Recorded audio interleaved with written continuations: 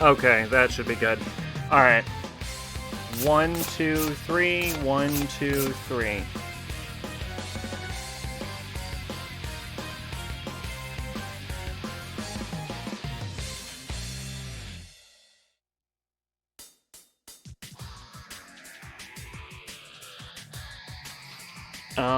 My fucking forehead keeps evaporating.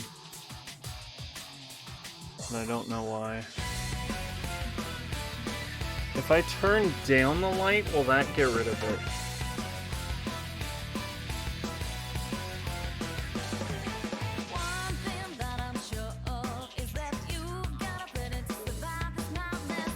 Probably not.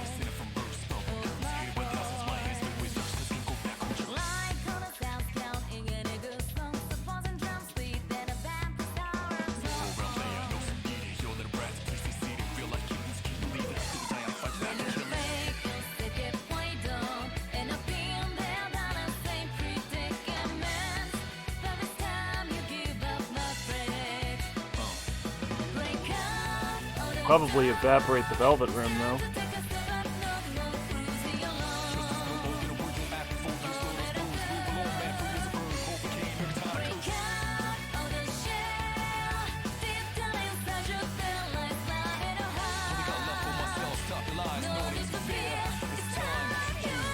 That actually looks okay.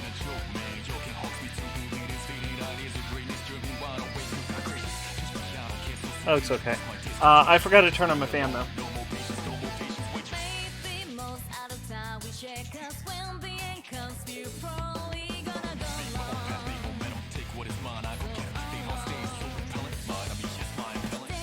Fucking boil without my fan on. Okay. How's that? Everything should be okay.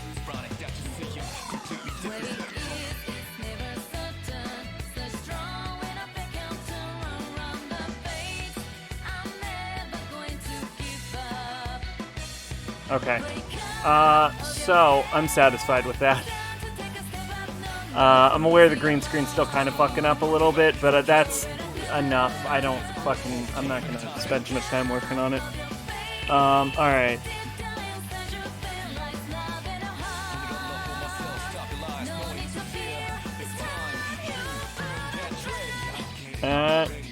Everyone.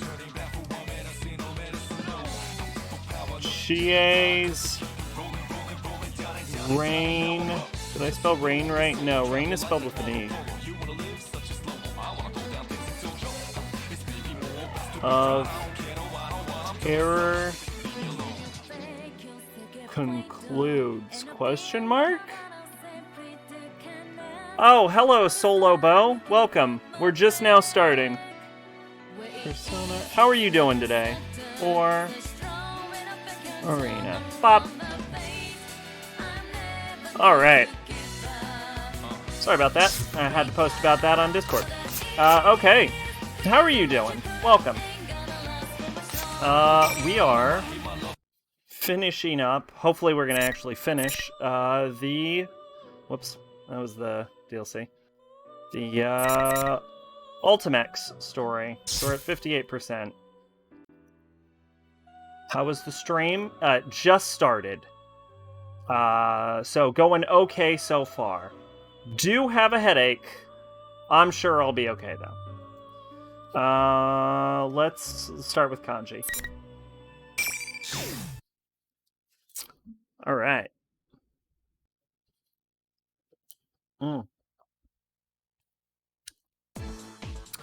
Yeah, we just started, so you picked a great time to show up. Just when we finally rescued Akihiko-san, we were about to catch a break. Who do you main? Oh, no, we're just doing the storyline. I don't really main anyone. For the story itself, we've been doing Chie, mostly because of the way they presented the story branches. But I'm not really playing competitively. So, sorry if that's disappointing. When we finally rescue Akihiko-san, we were about to catch a break in solving this case. Now we can't even get out of the room. We're all panicking. Damn it! What the hell's I guess going who on? do you main though? All except Akihiko-san, anyway, who is just thinking calmly to himself. Does he have some kind of plan? Yukiko, how many doors are there in the music room at your school? I would say probably I enjoy playing Mitsuru the best, though. Huh? Oh, if right. if I were to play There's the door we competitively. came through, and there should be a door that leads to the prep room in the back. All right, Junpei, look for that door. It should be around here somewhere. Huh? Actually, is this it? You a beginner? I would say so. I'm actually more playing it as a Persona game than as a fighting game. I've played, because my experience with fighting games is mostly just Street Fighter, and I'm not particularly great at Street Fighter either. I just have more of a vested interest in the Persona franchise. But yeah, I would definitely say I'm a beginner. Junpei-san looks around and finds a little door that was hidden behind some stuff further in the room.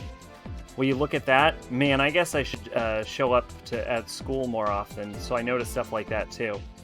Anyway, Junpei goes to the little door and opens it, easy as that. Whoa, what is this? It's kind of creepy.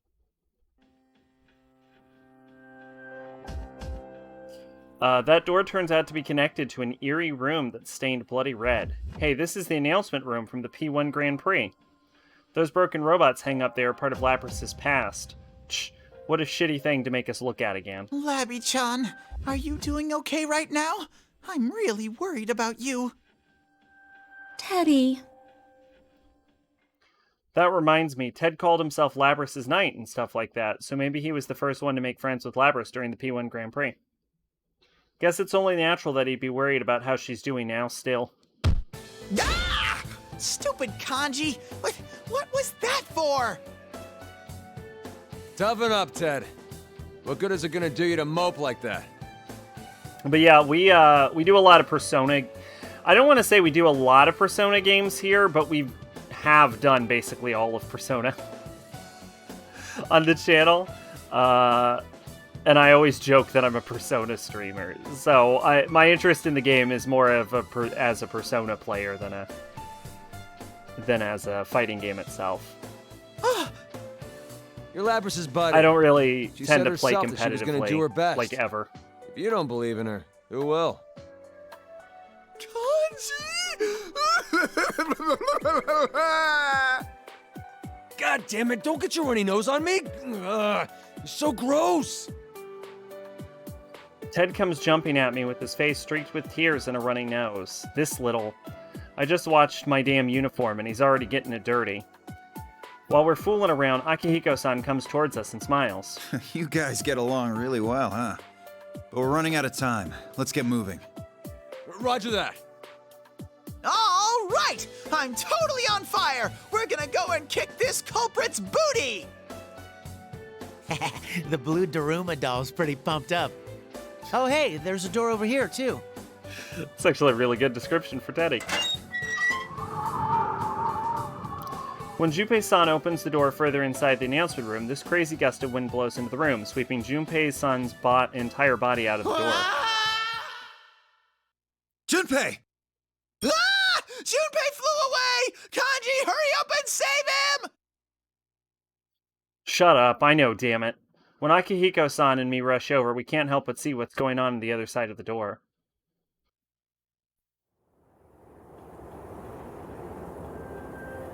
Okay, interesting. We're supposed to be inside the school, but this is that outside? A giant bridge fills the space and, well, it doesn't matter. It's just that route we've been taking so far is all messed up. I'll just assume that door got connected somewhere weird. I look around for Junpei-san and we find him clinging to the bridge's handrail for dear life. He's seriously one hell of a guy. That's like the most cliche thing that could happen. It's starting to make me wonder if he's doing this on purpose. This place. It's the Moonlight Bridge. Wait, is it called the Moonlight Bridge? Okay. Yeah, this is the level where we fight Takaya in, like, Strega. Huh? That huge bridge in the city? Why is it here in Inaba? Wait, isn't that... Igus!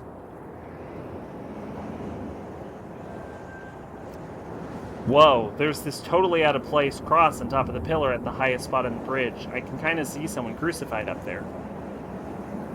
When I squint my eyes to get a better look, I can see for sure that's Aiga-san. What kind of insane eyesight does Akihiko have to spot her from this distance? Wait, that's not important. I can tell even from here that Aigas isn't in great shape. We gotta hurry up and save her. I'll go. I might be able to reach her with my persona. Nope, nope. I'll be the one to rescue her. I'll set Ai-chan free and get a kiss of thanks. Oh. Just as Teddy slips past Yukiko-senpai to dart outside, he gets knocked back like a rubber ball and goes rolling on the announcement room floor. This is more of that invisible wall crap. When did this happen? You're going nowhere. If you think that things will be that easy, you're greatly mistaken. What is that, Ken or something? That guy's voice, quiet and kind of higher pitched. We turn around and see these red pillars in the four corners of the announcement room. Yeah, I thought so. Who are these fakes we're fighting now? I look closer and see some kid. Yup, it's Ken. But we'd better not let our guard down. None of us noticed him coming after all. Ken? And Koromaru, too! Long time no see, Sanada-san. You should say hello too, Koromaru.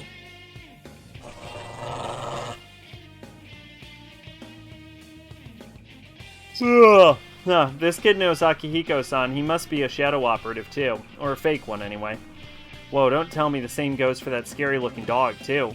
You think I'm just a child from the way I look, don't you? But let me make one thing clear. Don't underestimate me. Okay, so that's what's going on here. Stay back, you guys. Ow!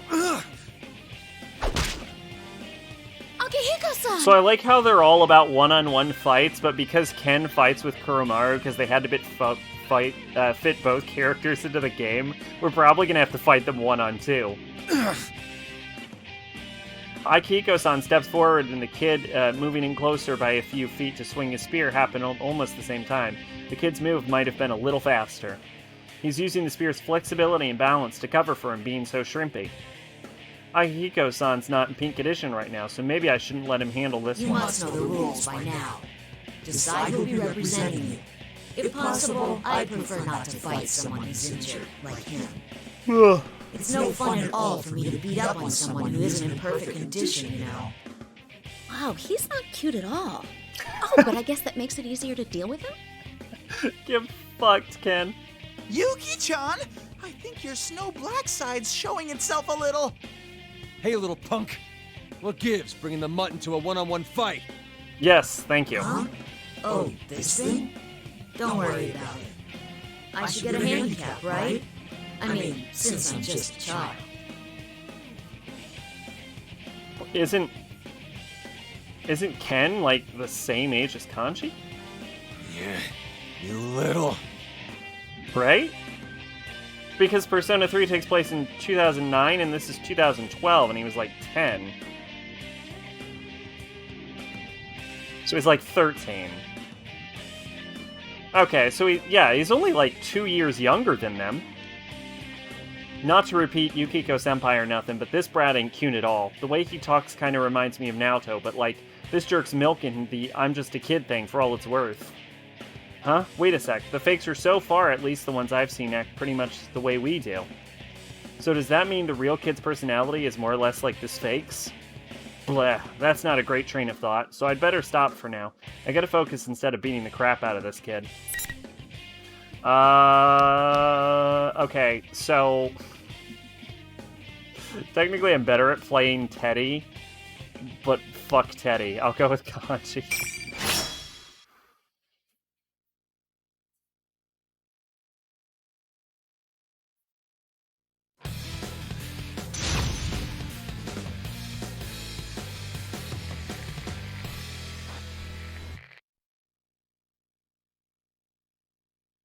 Final. Ow, God. So I don't think I've seen Ken fight yet. That's nothing. Slowpoke. Eat this. Yeah, oh, God. He's got so much range. Eat this. Nice little fake, you slowpoke. See ya. Slowpoke! Follow up! Slowpoke! Take this! Don't let them Second one! See ya! You got a good one in. Want some? There we go. Don't let this wind get to your head. Keep training. Yeah, that was not elegant.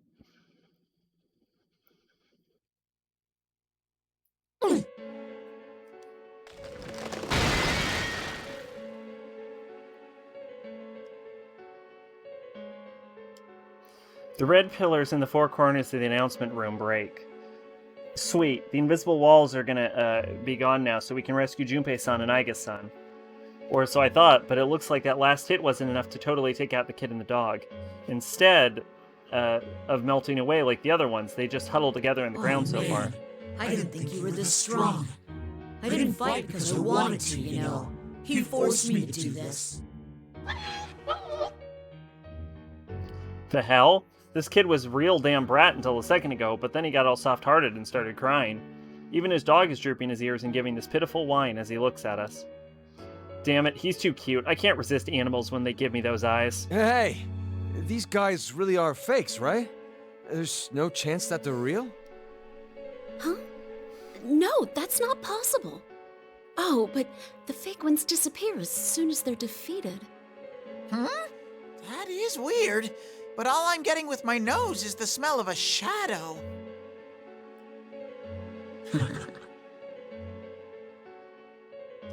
Hey, you three! Don't let your guard down! Sonata-san, it's too late now. Ah! Damn it! Oh crap, we let our guard down. When we finally turned Akihiko-san's voice, it let our backs completely exposed to that kid and his dog. That damn brat's too fast for us to do anything about it now. But right when I'm thinking that, this white streak leaps over us and slams the fake dog away from the pounce at Yukiko-senpai. What the hell? It's the actual Kuromaru, right? What? You're... Ugh. Oh god, I am tired. Pardon. At the same time, a spear comes flying from behind, missing us completely, but really nailing the fake kid. It was thrown so hard the kid goes flying back and gets nailed to the wall behind him. As we watch it happen, gaping like dumbasses. Two voices, one human, one animal come from behind us. Honestly, aren't you supposed to be the adults here? You let your guard down much too soon. The new arrivals look just like the fakes we were fighting. Actually, this kid looks even better than his double, and standing proud next to him is a pure white dog. Several of you I don't think I've met before. I'm the real Kanemata, and this is Koromaru. Oh, you're the real Ken-kun. It's nice to meet you. Oh, and you too, Koromaru-san. Watching you was pretty nerve-wracking. Do you understand what you were doing? It's unbelievable not paying attention during a fight. I'm sorry. I'm very sorry, too. This kid's even brattier than the fake.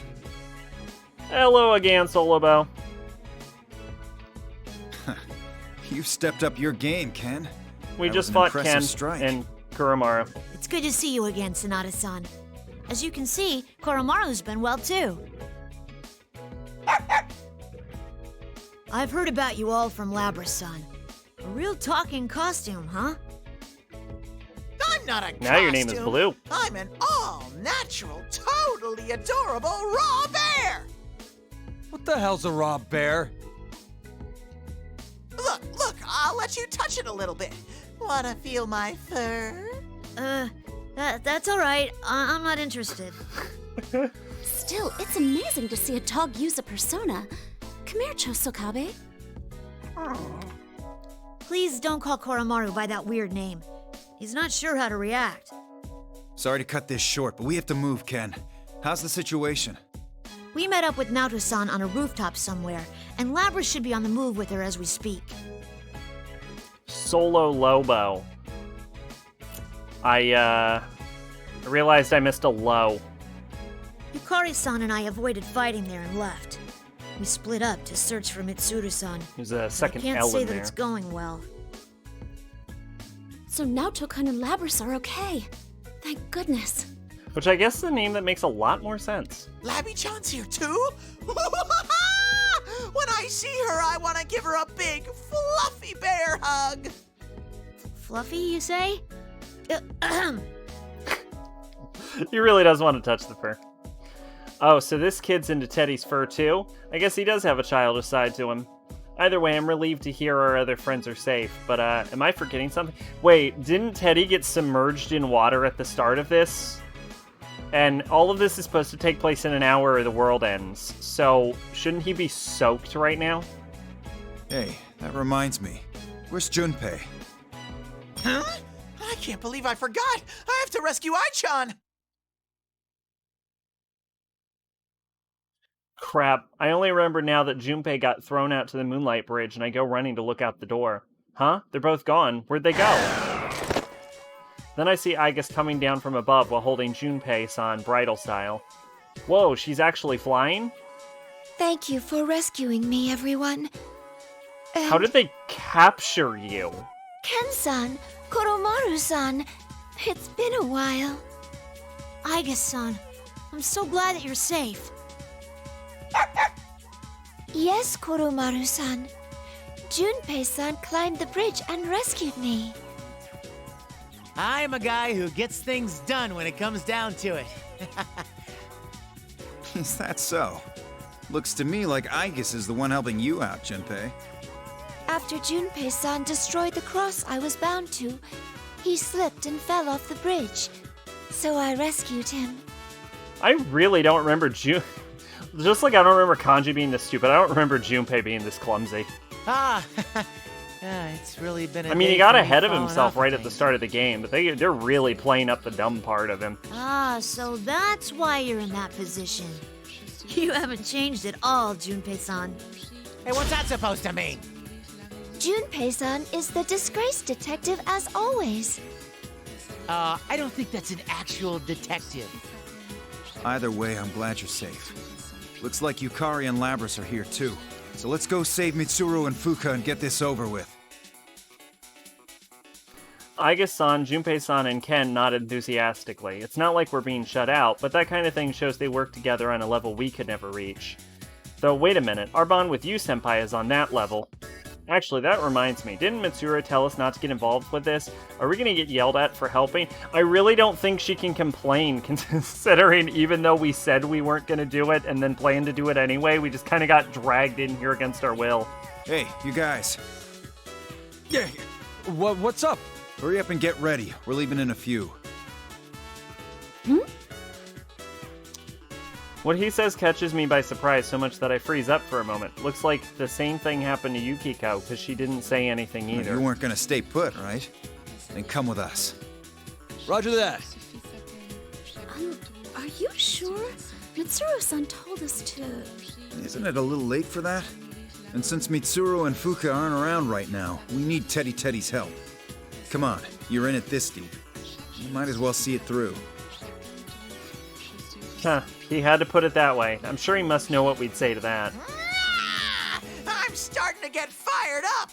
Leave it to me. I'll sniff Mitchan out. How very reliable. So Akihiko-san's Aki and Mitsuru-senpai is Mitchan, huh? This Bear Daruma really isn't scared of anything, is he? All right, my nose is gonna shine. Huh? I smell something gathering up there. What's this? Dude, this again? He said up there, though. Could he mean the rooftop after all?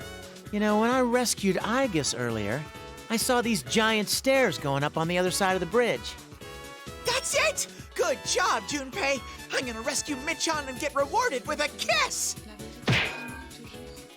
Akihiko-san and the others stumble quite a bit at that. Something tells me the Shadow Operatives don't have anyone as intense as our Ted. It's stupid, but I can't help but feel a little proud and smirk. Still a carefree bunch, aren't they? Just don't blame me if you end up getting executed. Alright, now that we've gotten an okay from Akihiko-san's group, all we gotta do is go show no mercy and crush the culprit. I'm having trouble reading today. I think it might be the headache. And also the fact that I haven't slept. Shut up, controller. We jumped down to the messed up scenery and head for the stairs.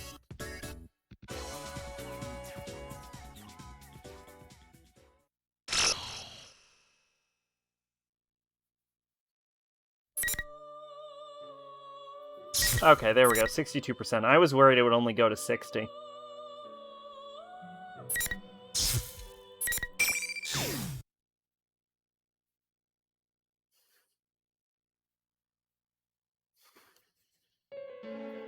What is this? It's just like the TV world. I don't have the words to describe how much the school has changed. The building itself looks the same, but on top of it's this weird tower. Now that I'm seeing it up close, it's really creepy. P1 Climax? So someone's holding one of those events in the real world? It was fine last time since I wasn't participating. But I bet I'm in the same boat as everyone else now. Geez, I hope I don't get stuck with a weird name like theirs. It's hard to be near the top because the fog is so thick, but I wonder if everyone's already inside the school building. Persona! I fully opened my consciousness, concentrating my efforts on the inside of the school. I had expected the interference to be this bad. Still, I'm sure I can do this now. As I concentrate harder, almost like I'm praying, a faint voice echoes in my mind. Yukari-chan! Are you... Hey! She pinged Fuka! Someone! That voice. Fuka-san? It's not coming from inside the school. On instinct, I run to where the voice was coming from and charge right into the gym. Oh my god. Was Fuka on first floor? That's bold. It's a total mess in here. Carelessly placed filming equipment, folding chairs stacked up to the ceiling, you name it. Yo, that static-laced voice. Wait, my voice is fucked up? Is my voice fucked up, Arsik, or are you commenting on Fuka's? Welcome, Arsik. Hello. Hello, me. Oh no, my voice is fine. Okay. Okay, voice in the game. Alright. You had me worried. How are you doing, Arsik? It's a total mess in here. Carelessly placed filming equipment, folding chairs stacked up to the ceiling, you name it. I look toward the stage in the midst of the creeping red fog, where I see an even more shocking sight. Fuka-san! Yeah, it's kind of weird that there would be static in a telepathic signal, but I don't know. Intended ear rape. Thanks, Atlas. Did fucking Yukari get beat by Shadow Yukari? Yo! Arsik with a resub! Thank you! You and John are the ones that keep the lights on. On the center of the stage is a prop-like cross. Fuka-san's crucified on it. It's like being held up to public ridicule. She doesn't look well at all, and she's breathing in gasps. Who would do such a horrible thing to her? Near the cross is a person in pink clothes collapsed on the ground. It seems like she's the one Fuka-san is calling so desperately to. Fuka-san, hang on, I'll come free you! How you doing, Arsik? I've asked that 3 times, because I demand an answer. I just realized you're in the limo. Fuck yeah! Welcome to the Velvet Room. Rise-san? No, don't! You have to stay back! I have yet to answer. It's fine, I'm just fucking around. I'm more commenting on the fact that I keep saying it, because whenever someone shows up in the chat, I never know what to say other than, how are you? And no one ever actually, like, answers the question. It's weird. Like, they always come in, they're like, yo, what's up? And I'm like, yo, what's up? What's going on? And they're like, so potatoes are a thing that happened. I'm very much a fan of potatoes. And I'm like, okay, tell me more about your potato thing. Doing alright, very stressful month. Oh shit, that sucks. Anything you want to talk about? Huh?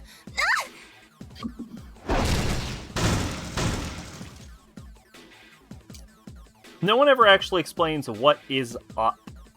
I had someone comment on that once. where they sarcastically replied up, and it turned into a debate about what up actually means. It's best not to get into it. After Fuka-san notices me and cries out, I sense an odd presence and stop. Soon afterwards, a number of arrows pierce the ground in front of me, giving off sparks. That was close. What's going on here? Like, what is up, really? Looks like you have a good sense for these things. No wonder you're their backup. I can't believe my eyes. It's from that live-action show on the air now, called Featherman Victory. What? Feather Pink? Month-long battle getting fucked by payroll. Like they... The like, checks just not coming in kind of thing, or just getting paid under what you were expecting? Because I've had payment issues before. Where it's like, hey, you're supposed to pay me, and they're like, whoopsies. I don't get what's going on here at all. But actually, taking a closer look, there's something about the stage Fuka's on. It's a stage from that club escapade on Port Island. Checks for 2 weeks didn't show. Yeah, that sucks. I've been there. On top of worrying about the girl collapsed on the ground, now I've got some kind of costumed hero attacking me. Is this the hidden camera thing? No, Rise-san! That's... Fuka-san, take it easy! Fuka-san's brow creases in pain as she tries to explain something to me. I don't really understand, but I'm getting a nasty feeling about that cross. All I know... So, did you get it all sorted out, though? I guess that's the important part. Then they fixed it, but it was still missing a lot, not to mention getting overdrawn over 300. Oh, God, that really sucks. So it's not, like, it's, like, halfway fixed, but not really fixed. Everything seems to be getting fixed slowly but surely. Yeah, that sucks. I'm sorry. All I know is that Fuka-san is in a lot of pain and that I need to rescue her as quickly as possible. But when I try to approach the cross, Feather Pink gets in my way. Please move aside! So, I need to free her! So I'm sure you already mentioned to them that, like, they're still missing stuff.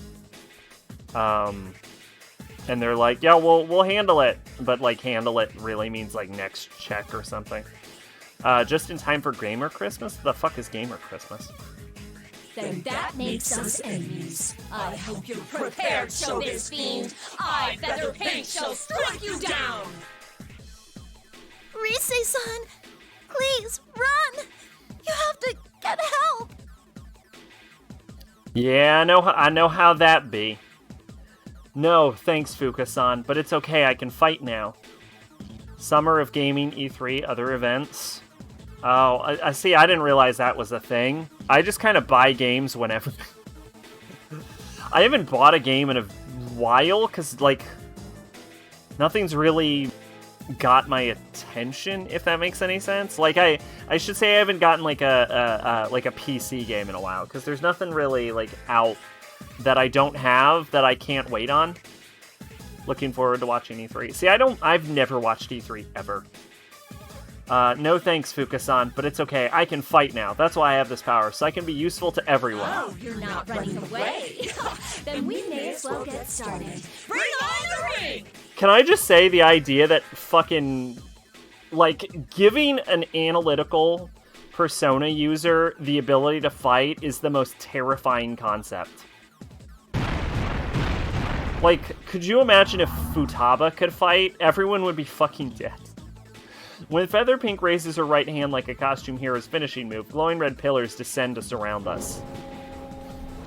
Like, she's not even, like, a half analysis type like Mitsuru or Akechi. She's, like, a full analysis. At the same time, the gym's red curtain falls, hiding the escapade stage. I can hear Fuka-san's voice anymore, or even sense her. Peace and quiet at last. Now, are you ready? Persona! Huh? Wait a second, she can use a Persona? Isn't that a little on the heavy side for my first fight? Technically, your first fight was Elizabeth, who was absolutely holding back. Ready? And action! Oh, did they just, like, send these two characters against each other because they're both in showbiz? Feather Pink attacks right on cue. It's not practice attack like in the shows, but a full force movement to kill. I shrink away, managing to dodge. She's really showing no mercy. Once again, I feel fear for an actual battle puts you. But my senpai fought through these feelings. I got a little twinge in my chest from guilt. Is E3 even a thing anymore, though? Like, I heard that E3's been doing very poorly the past, like, several iterations. I'm different now, though. I can do this, too. Persona! Like, I heard a lot of games get announced last E3, and I don't even think most of them are out yet. Hey, are you sure you should be here? Why not leave this stuff I missed the to us and podcast do your this thing from a weekend. safe Anything distance? big happen? I don't think anything particularly, like, noteworthy. I actually think it was a pretty solid episode. We talked about... I went on a rant about stop setting characters up against Goku because it's not interesting. We talked about, like, Castlevania. I did a review of the new D&D book, Van Richten's Guide to Ravenloft. John talked about the Devil Wears Prada album, and we did, like, Anime Dartboard. And there was also, like, an hour-long discussion about Army of the Dead. Isn't that all an idol's good for? You're more like a mascot than a member of the team, so you really Yeah, I should think be it was out just on a solid episode all around. It was very long, though, for the sheer lack of topics, but there was a lot of back and forth. Probably one of the better episodes. That hurt, because I know Feather Pink is right.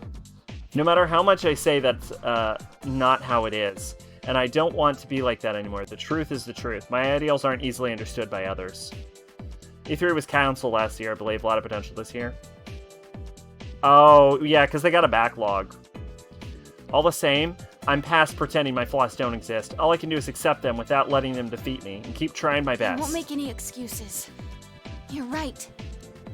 But no matter what you say, I won't let you beat me. Alright, Risei versus Yukari.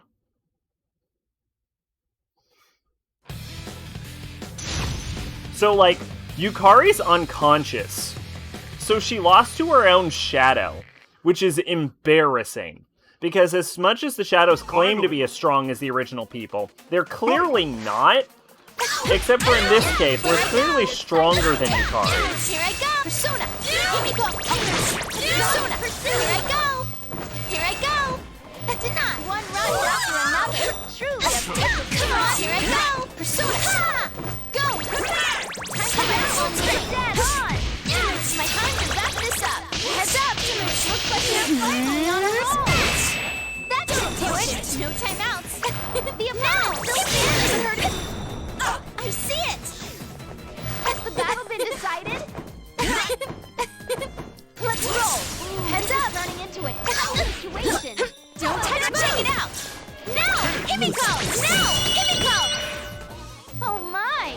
They lost! The unsightly pink sniper.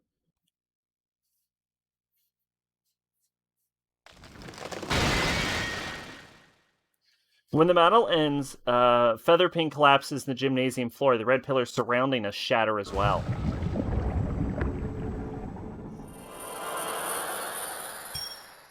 Oh, Arsik, you got really into, like, modding Skyrim, right?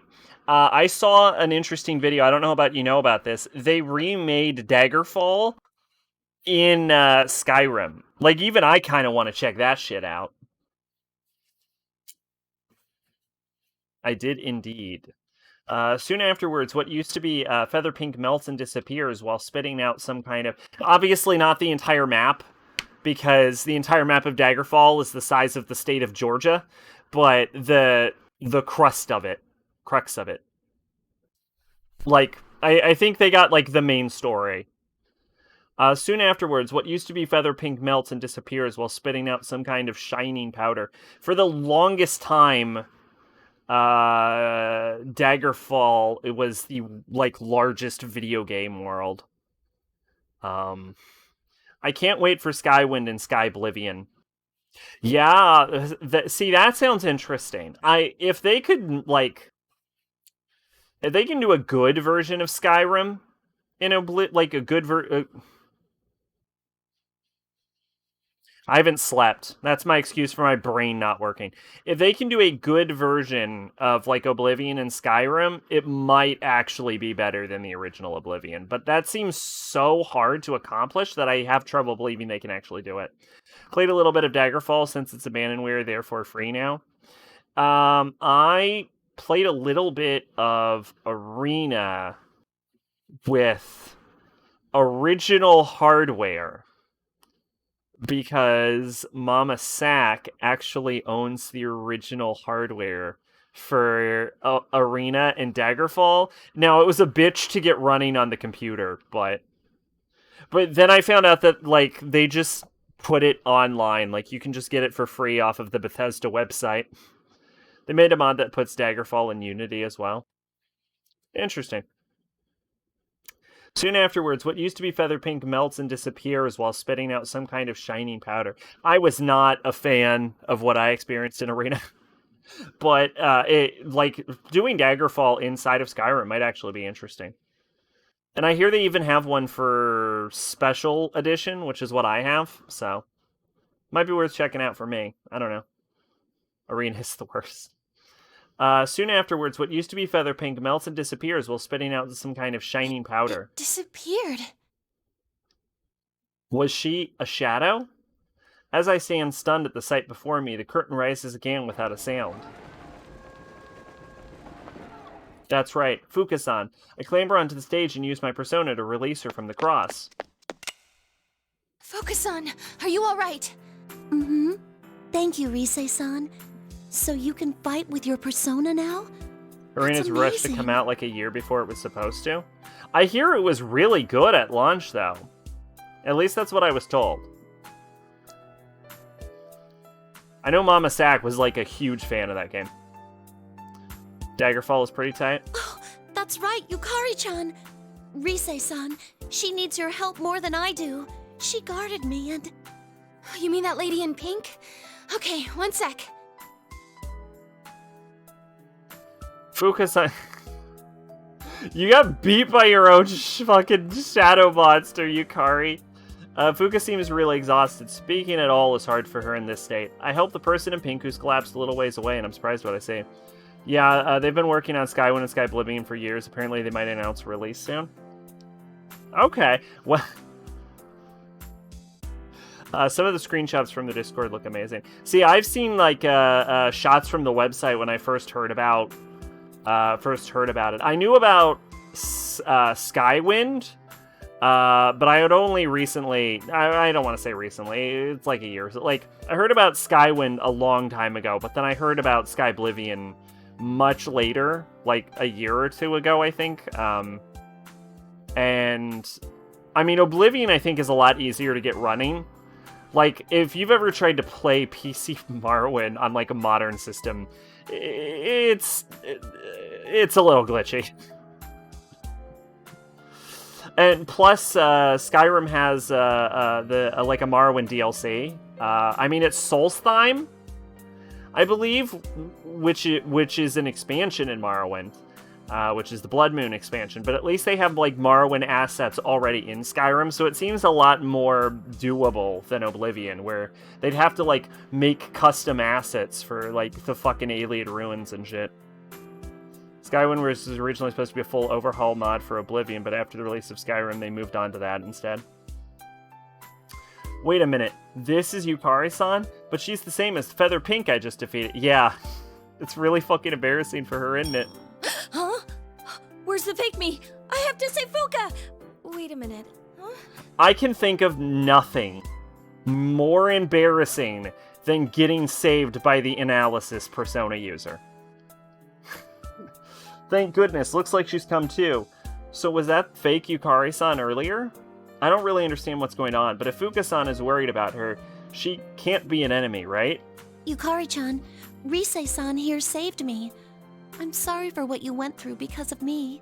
You should be embarrassed and ashamed. Oh, it's okay. I'm sorry I worried you too. I got caught totally off guard. Yeah, I would make that claim too if I lost to a fucking Rise-san? Thanks. Whoa, wait! Are you the real Rosette? You're so thin, and look at how small your face is! Oh, yeah. I still don't really understand what's going on here. After we introduce ourselves, Yukari-san, whose full name is Yukari Takaba, and Fuka-san tell me everything leading up to this point. It seems Fuka-san's group was on the move to Inaba after picking up an abnormal shadow rating here, but the enemy ambushed them and they were captured. Yukari-san is a shadow operative too, so she rushed to Inaba with Labras and some others to rescue Mitsuru-san's group. It sounds like the enemy is using shadows to make fake versions of us and forcing them to fight them. They also mention what's happening in Inaba right now is a lot like something called the Dark Hour, a phenomenon Yukari-san and Fuka dealt with once. I'm starting to get a grasp on what's going on, but it's happening so quickly that my head is going to burst. What should I do now? Fuka-san says her power is being drained while she was crucified, so she's pretty exhausted. Oh, is that the excuse for Fuka not being able to just, like, beast mode and instantly locate everyone? I'm worried about Yukari-san's wounds, too, and I'm feeling a little lightheaded from the constant fighting. After a brief gap in conversation, Fuka-san innocently speaks up. By the way, why are you dressed like that, Yukari-chan? It looks really well made. Huh? You're just noticing this now? Yeah, I think doing Daggerfall or Skyfall or what they call it, Skyfall? Really? I think doing Skyfall would be interesting, but I probably just will not find time for it. I've worn costumes from time to time too, but that one's pretty I just cool. got recommended a random It's YouTube pink video and on cute. it. Maybe I should try wearing it in a show. Transformation activate! Feather change! Or something like that. Skygerfall. Oh, that's a lot lamer. What a pro! You're pretty focused on work, aren't you? Say, didn't I hear that you're making a comeback? It must be tough to balance with school and whatnot. Homework and idle work. You could say that again. But I don't mind so much, since I have fun with all of it. That's so cool! High school girls sure are spirited. I envy your youth. Yukari, you're like 20. You work hard too, you know, Yukari-chan. Nah, I just do some modeling here and there. It just so happened I got the feather pink role in an audition. Oh, you're a model? Wait, and you're the real Feather Pink? Wow, that's incredible! I'm so jealous of how great you look! Do you have to watch what you eat too? Oh, of course. Oh, speaking of food, I found this great place that serves delicious lunch specials the other day. Wait, no, now's not the time to talk about that stuff. It's the perfect time to talk about that stuff. The world is going to end in like 5 minutes.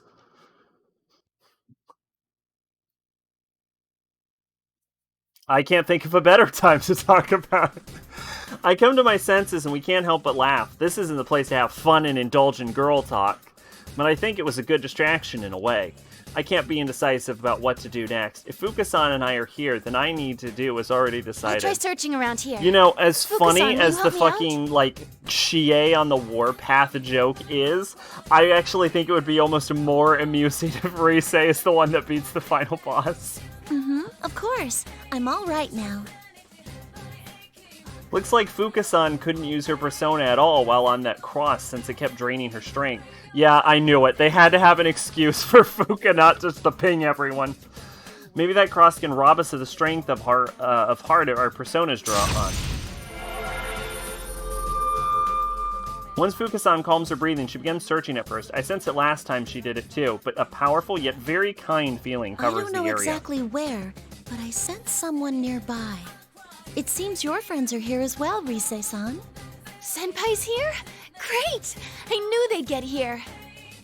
Fuka, can you tell where everyone is? I still think we should meet up with them. It might be hard by myself, but... Fuka-san reaches out her hand to me. I take it and open my heart. Yeah. Hard by myself because you're so drained. Our hearts synchronize and a warmth I've never felt before pours into me. We may not be able to contact with them, but we should be able to sense where everyone is for sure. Persona.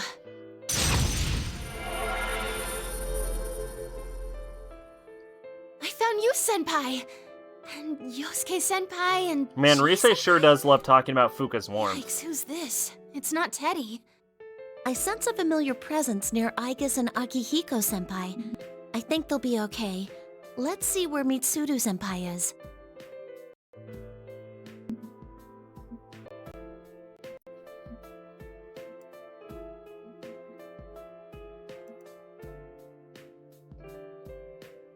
What the fuck is happening? Am I dropping frames or something?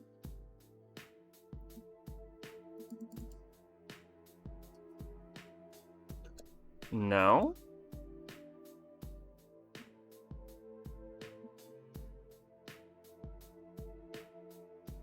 Okay, that was weird. Alright. Amazing, my senses spread over incredible distances compared to usual. I'm picking up on presences one after another, both familiar and not.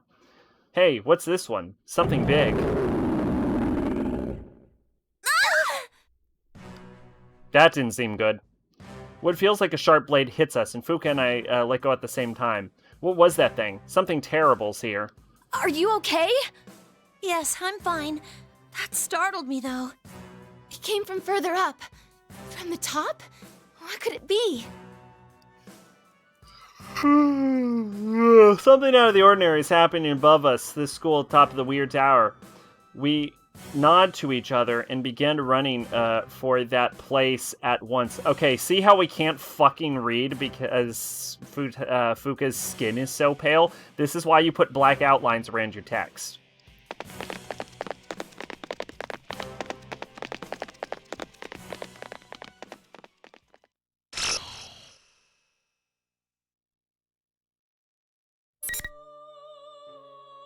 Yo, 66%. Nice. 2/3 done now. And then I think it's How Long to Beat said episode of Adachi is only an hour?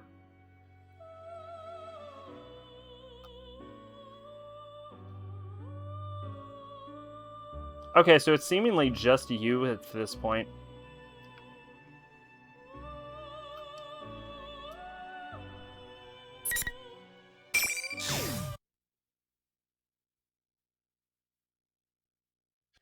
And we're only an hour into stream, so we're making pretty good time. Whoops. After shielding me from the enemy's attacks, Yosuke and Chie stagger a bit before crumpling. I try to prop them both up. What's going on here? Did he summon a persona? Yo, if that's not a fucking persona, I don't know what is. Such trouble you've caused. Thanks to you, I'm forced to show myself. The calm tone brings my confused mind back to reality.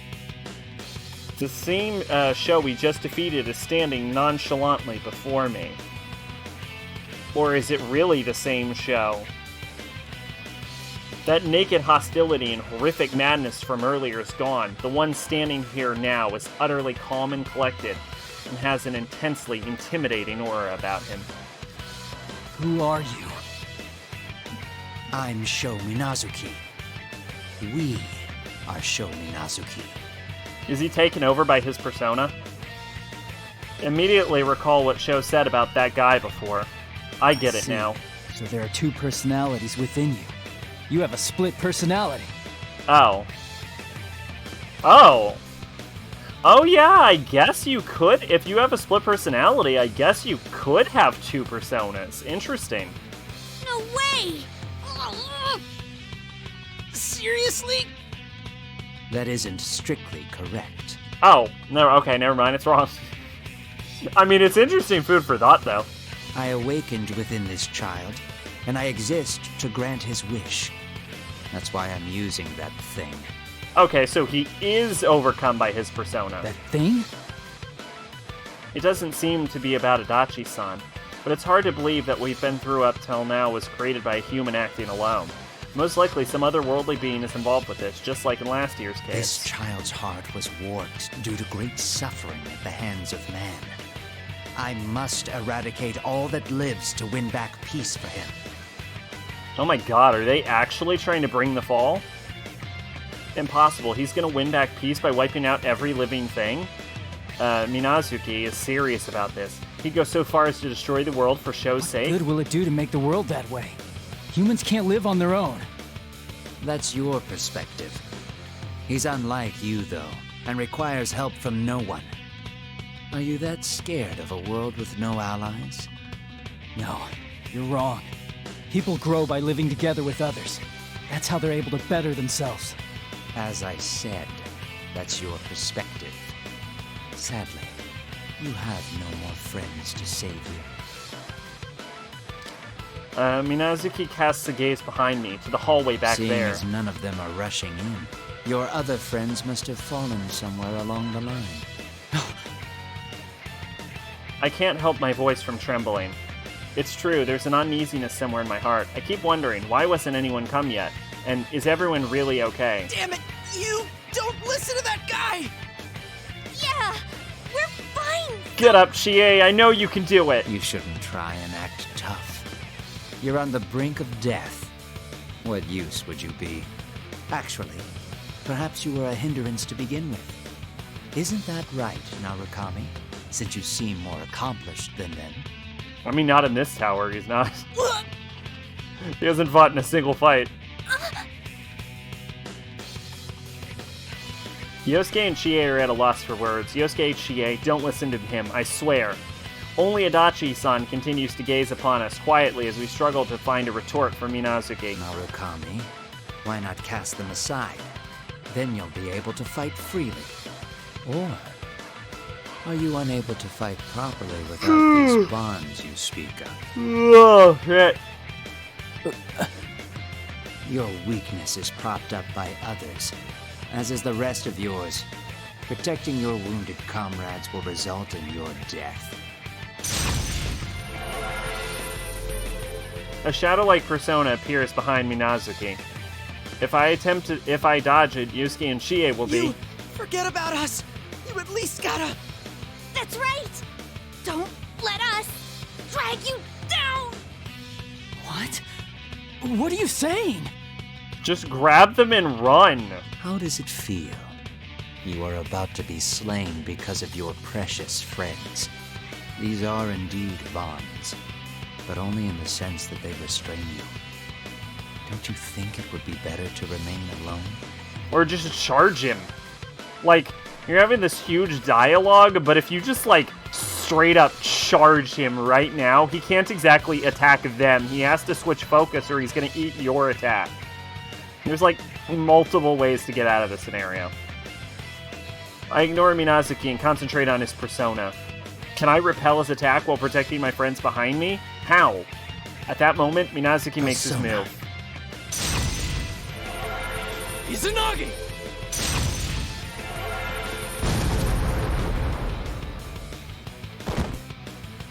I muster all my strength and send my persona at his, but it's easily repelled and I fall to my knees from the force.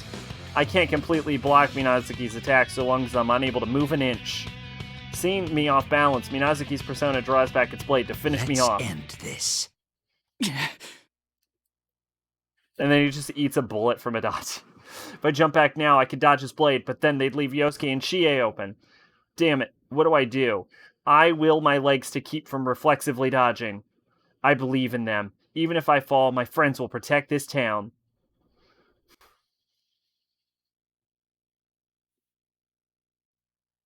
Persona! Persona! Aw, shit. Yo, that's a pretty cool image, actually. Also, fucking Naoto and Labras is some really solid cavalry. Like, that's the top two people you would have wanted to show up. Two personas appear before my eyes as if cutting through the red fog. They block the incoming attack from Minazuki's persona. The sound of running footsteps draw near. Before I can even turn around, I hear two voices. Yukun! Senpai, are you alright? Yeah. That's right, my friends aren't a burden to me. I made it this far because they were, with me. I'm not strong at all, but as long as I have my bonds with them, I can do whatever I want to. Sho, why can't you see that? More imbeciles. It seems deploying doppelgangers made from shadows wasn't enough. Don't move. Get away from Yukun, or I won't show any mercy. No need for histrionics. I'll concede now without them. Though, should I at least get rid of Narukami first? No, they look exhausted from their battle so far. They have had literally, like, one fight, I think. But Minazuki doesn't seem to be suffering at all. Just ignore me and save Yosuke and Sounds Chie. like a bad plan. Haven't you ever heard the saying, the cornered stag is most dangerous? I don't think you have time or energy to waste. Though Naoto was standing at the ready, her eyes opened wide at the voice that interrupted us. It's the natural reaction for anyone who is involved in that case. No. Why are you here? That is the question. Ah! Whoa! What is this shaking? It's begun. I'll be taking my leave. All that's left is to see this through. Minazuki looks at the creaking ceiling and then turns his back to us as if we held no interest for him. Hold it! Naoto and Lapras, deciding they can't let him escape, fan out to flank Minazuki. I ready my own sword again, and we all surround You Minazuki. truly love to swarm, don't you? You find your strength by herding together. But there are enough Persona fragments now. I have no need to deal with you anymore. What is this? My legs. This again. Minazuki's eyes begin to shine blood red, and we lose control of our bodies. It's that power that held us down at the school gate. No, it's even worse than that. It's got us all in its grip. I am overtaxed. I've been relying on this borrowed power too much. Though now is not the time to hold back.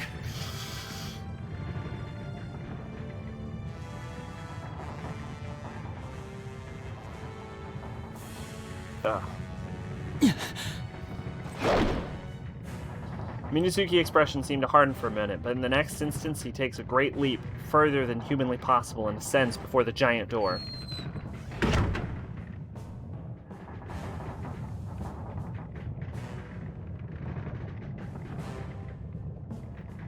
He disappears beyond that door, and the heavy sound of the door closing echoes throughout the room.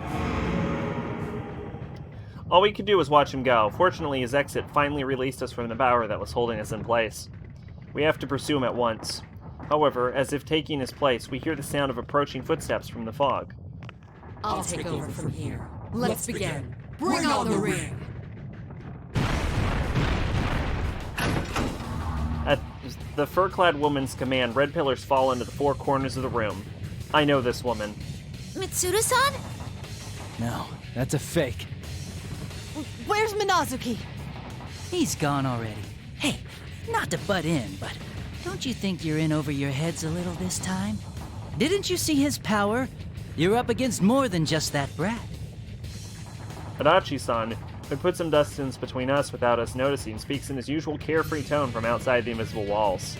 It's true that Minazuki's power isn't normal, but does that mean that Sho received power from something beyond human understanding, just like Adachi did once? I mean, don't you think it's a little late? He said he has all the Persona fragments he needs. So all that's left is to summon that thing, and then jam the fragments he's gathered into. That might have hurt. What was that for?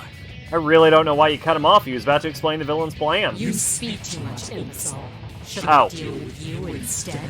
Oh, it was the shadow. Okay, that makes sense. Whoa, no way! Where'd you get that idea? All right then.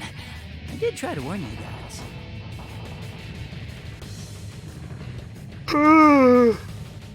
Adachi waves to us while leaving the classroom. Mitsuru-san points out a rapier at us. Now it's time for your execution. I'll send you all to the afterlife, one after another.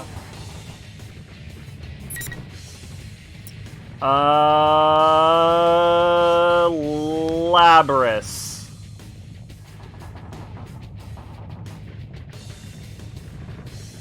Naoto. Labras. Naoto. Naoto. I should have chosen Lapras. I immediately regretted that. I clicked the button and was like, nah, I should have chose Lapras. Oh well. Because I played as Lapras less.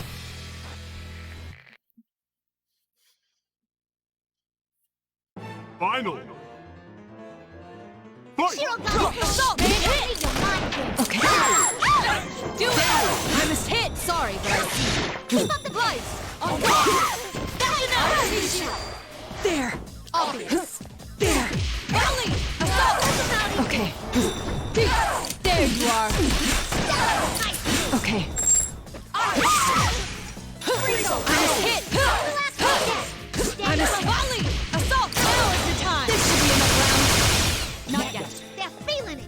Jump! I must hit! See, it ends here! Go! Do it! Do it! I'll teach you! I must hit me! Assault! Okay. The one who doesn't give up wins in the end.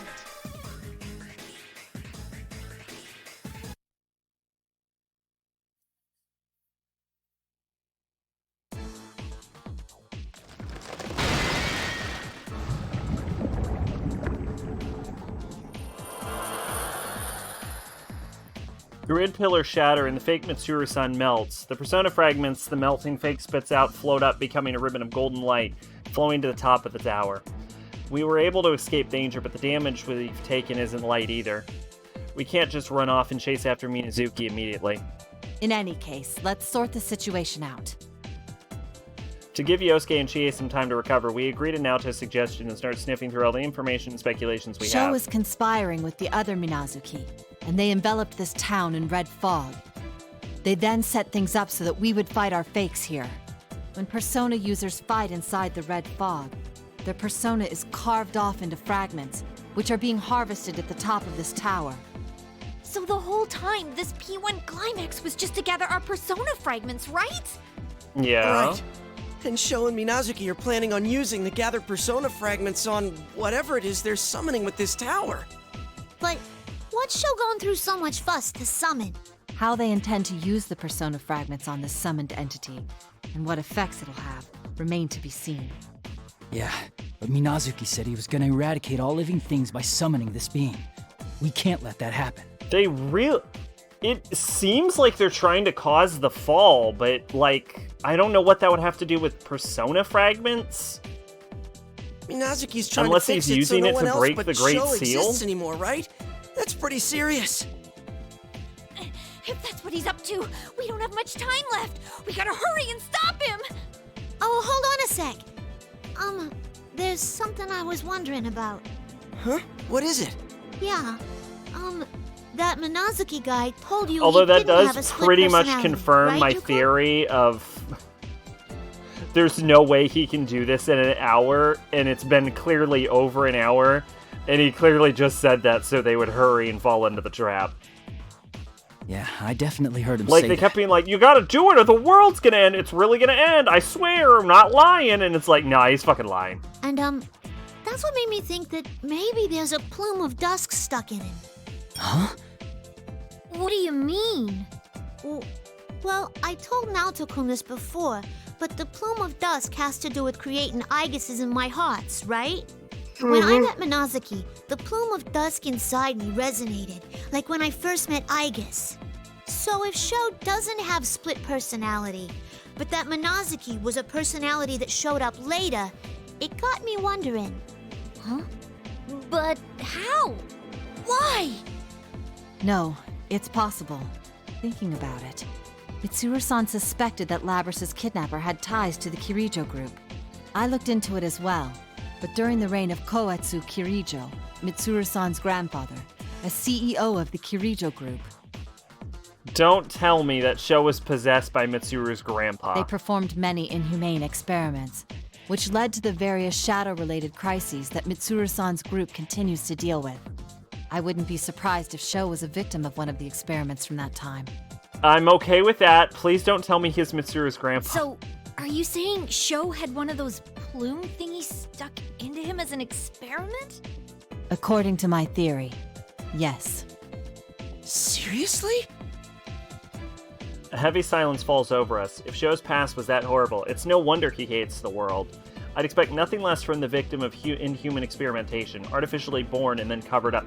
Okay, but even if that's the case, his whole it's better to be alone and your bonds are a weakness thing doesn't fucking make sense as part of his character.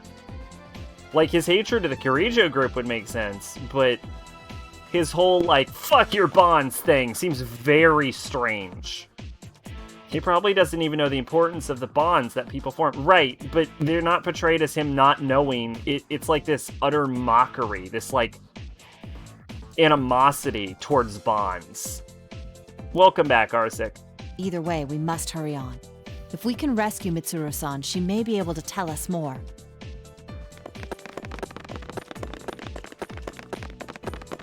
Everyone nods, and we begin heading to the top of the tower. This is the... Listen to this sound effect. It's like someone's just, like, tapping on a desk while occasionally dropping their keys. Not one person has mentioned a word about our friends who aren't with us. Rise, Kanji, Teddy, Yukiko, and the other shadow operatives fighting alongside Lapras. You shouldn't even know about Rise. Rise wasn't even in town. But it's not because we're not worried about them. It's that we believe in our friends to look after themselves, rather than go all the way back to town to check on them. We trust in them and put our energy into climbing this tower. Well, also, you literally don't have fucking time. We have to move fast if we want to prevent Sho and Minazuki's plan and protect the town that's precious to us. Plus, we need to know what Adachi-san's really up to.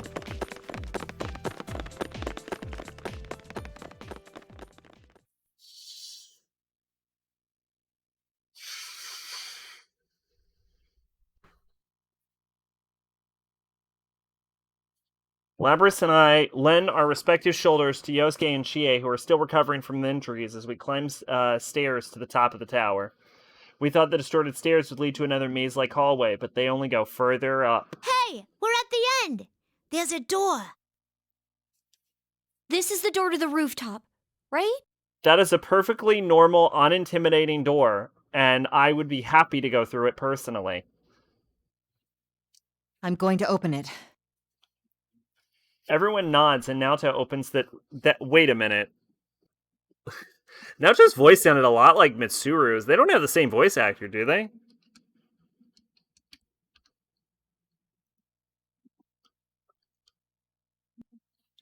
Hold up. Who voices Mitsuru? Tara Platt. No, they probably don't have the same voice. It probably just sounded like... Yeah, she probably just sounded a lot like her, because I don't think Tara Platt voices Naoto.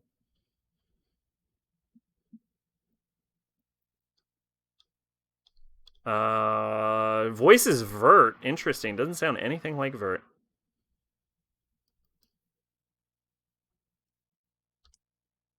Persona...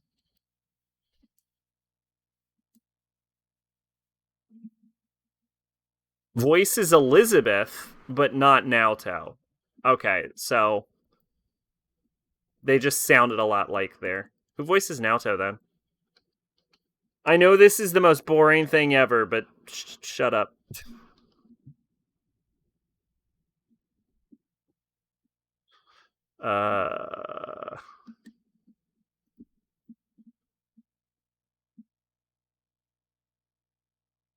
Anna Greaves. Oh, no, wait. There's like 30... You know what? Fuck it. There's like 30 different Naoto credits. What we see beyond is a bizarre area we've never laid our eyes on before. Outside, what looks like a landing, an enormous red moon shines bright in the sky. There are countless cross-like objects embedded all over the ground, too, making it seem like an execution ground. Where is this? It's not part of Yasogami High. That much is certain. I've never seen this area before. Hey! Over there! Is that Mitsuru-san? Just like when we saw on the Midnight Channel, Mitsuru-san is bound to the cross Chie points to. Is she unconscious? Her head hangs limp and she doesn't react to Lapras calling her name. As we try to hurry over to her, a figure moves to block our way. Deploying enclosed battlefield. You will go no further. Shadow Igus? The summoned red pillars fall from the sky and surround us. Even here, they're forcing us to battle each other. I've been waiting for you, sister. Shadow Igus. You ain't Igus. You're a fake, too. Lapras is right. That burning golden hue in the figure's eyes is a dead giveaway that it's a fake. Indeed, I am a fake, sister. But is the distinction necessary for us? What? We are weapons forged in the shape of humans. Aren't we all fakes from the start? Fakes of humans. Yeah, but y'all have, like, multiple personas. Have you forgotten? We have no comrades. You even fought and killed your sister units, no? Damn it! Labris, don't listen to her! Labras's past is filled with gruesome memories of battle. Her makers advance the product line by having their prototypes fight each other. She was forced to destroy her sister units, basically kill the rest of her family. But... It's okay, Yosuke. What? But... Labris will be alright. That's right. In the P1 Grand Prix, Labris faced the shadows within her and accepted it. Our Labris, standing with us now, shouldn't be swayed by such a cheap trick. What's wrong, sister? Do you not hate humans? Yeah, I do hate humans. Yeah, fuck humans. All my homies hate humans. Then? But not like how you mean it. Sister? As much as I got a grudge against humans, it was humans that saved me. Yeah, the ones who made me did horrible things to me. To all the ones in my model. But hating all humans because of them is wrong. I like Yukon, and Mitsuru-san, and all the rest of them. It ain't right for you to destroy the world they all live in. How unfortunate. I would have thought that you could understand my master, Sho Minazuki's desire for solitude. His solitude? Don't waste your breath. I will see you die here, sister. The fake Aegis charges towards Labris at high speeds. This isn't good. Labris is tied up supporting Chie and is in no position to fight back. I had the same problem propping up Yosuke, too. Which only leaves one person who can deal with this right now. Naoto, I'm counting on you.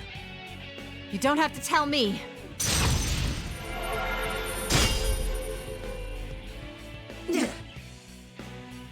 Naoto's persona, summoned with perfect timing, stops the fake Aegis-san's attack and forces it back. Naoto-kun! Great move, Naoto! You really helped, Naoto-kun. Nonsense. Let's make ourselves clear. As long as we're around, we won't allow you to so much as lay a finger on Labris. I don't know what kind of solitude you or your creator are suffering, but we don't lightly forgive anyone who hurts our friends. Then there's nothing more to discuss. Releasing limiters, switching to battle mode, annihilating targets. Yeah, obviously, Naoto. Again. I mean, this time I feel totally justified in doing Naoto, because I don't think Labris should have to fight another sister. And we can't play as fucking you in this game. Get out of here. You hasn't fought in anyone yet, and I'm not gonna make it happen. I'm sure the game will make us do you at the very end. There! What should we do? Okay. Damage! How dare you! Huh? Okay. There! Alright! How dare you! How dare you! Okay. No way! Please! There! That went through her. I guess I missed mine. Taking aim down there! Whoops. Okay. There we go. Damage! Yo! I'm sniping! Instantly! I've just been using that to close the distance. I didn't know you could... Do it! I must use it. Use your winning strike! I must hit! Let's stay focused. I didn't know that I didn't know you could hit with that first, Good job. Like, I didn't know that was a 2-hit combo, because I've just been using it to close distance. I didn't know it was like hit, then hit.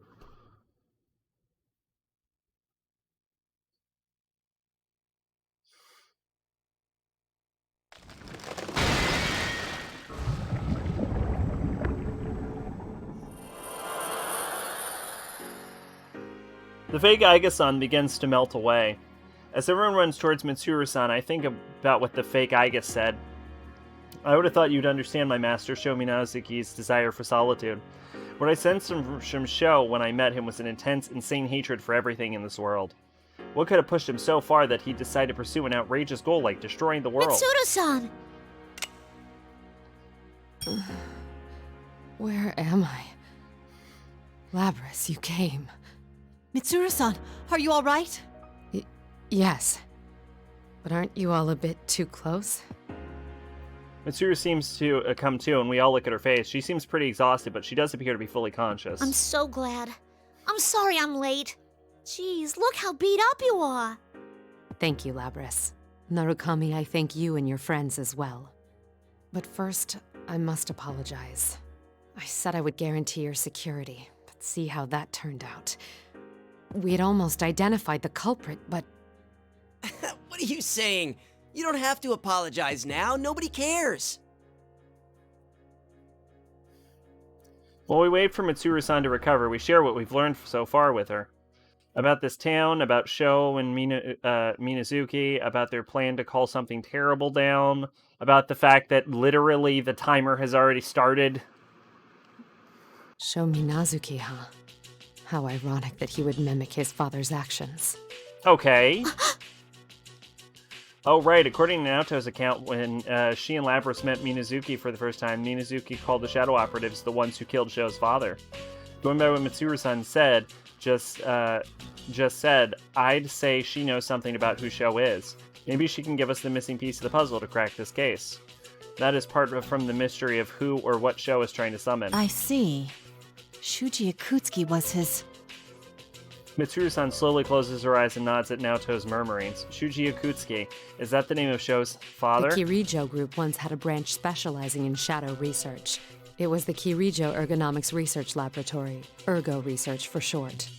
My grandfather, Koetsu Kirijo, provided Ergo Research with a vast budget to perform various experiments over many years. Experiments like Labris and Igus, anti-shadow suppression weapons with humanoid bodies that harbor personas, as well as countless inhumane experiments, such as creating artificial persona users through suppressants. Mitsuru-san's expression grows even sterner. The damage that Kirijo Group left behind, so their cursed legacy, is why Mitsuru-san and her shadow operatives are so devoted to their duty of exterminating shadows. Sho Minazuki. His name was recorded in the Ergo Research Archives as the youngest test subject. Shuji Ikutsuki was the researcher of record. Afterwards, Ergo Research was dissolved in an explosive accident, burying their research. But in the confusion, Ikutsuki saved some of it. Okay. And that included Sho Minazuki. Yes, there's more to the story, but I've confirmed this much in what we've deciphered thus far of Ikutsuki's personnel file. Sho Minazuki seems to have been Ikutsuki's favorite test subject. Test subject? But he's a person! How could he do such a horrible thing? The Kirijo group of the time was an evil place, suffused with his arrogance. It isn't hard to imagine how he was treated with Ikutsuki in charge. Minazuki was raised in a solitary environment, never interacting with anyone. I suspect his experiences from that time greatly affected the development of Minazuki's current personality. For the first time, Mitsuru-san seems genuinely distressed. There's a lot on her shoulders. She wants to put an end to the scars on history that the monsters of the Kirijo group have left within her generation. But she's not alone. I'm sure Mitsuru-san's companions will keep supporting her, keep sharing her burden as they walk alongside her. Hey, Mitsuru-san.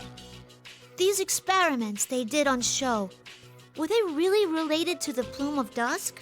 That's correct. The central thrust of the experiment was to embed a Plume of Dusk into Minazuki. No way! So that's what the Minazuki personality is? Just as Labris and Naoto had thought, a Plume of Dusk was implanted into Sho's body, which seems like it gave birth to a new self in him. That's one mystery down, though it's not hard to imagine how cruel Shuji Ikutsuki's experiments were since he didn't care at all about what was sacrificed for them. The thought must be reminding Labris of her own past, since I notice her meekly lowering her gaze. Yosuke hastily speaks up to lighten the mood. Can I ask you something? Do you have any details about whatever it is he's trying to summon? No, I know nothing about that. But if it's similar to what we encountered at Tartarus, it's nothing welcome.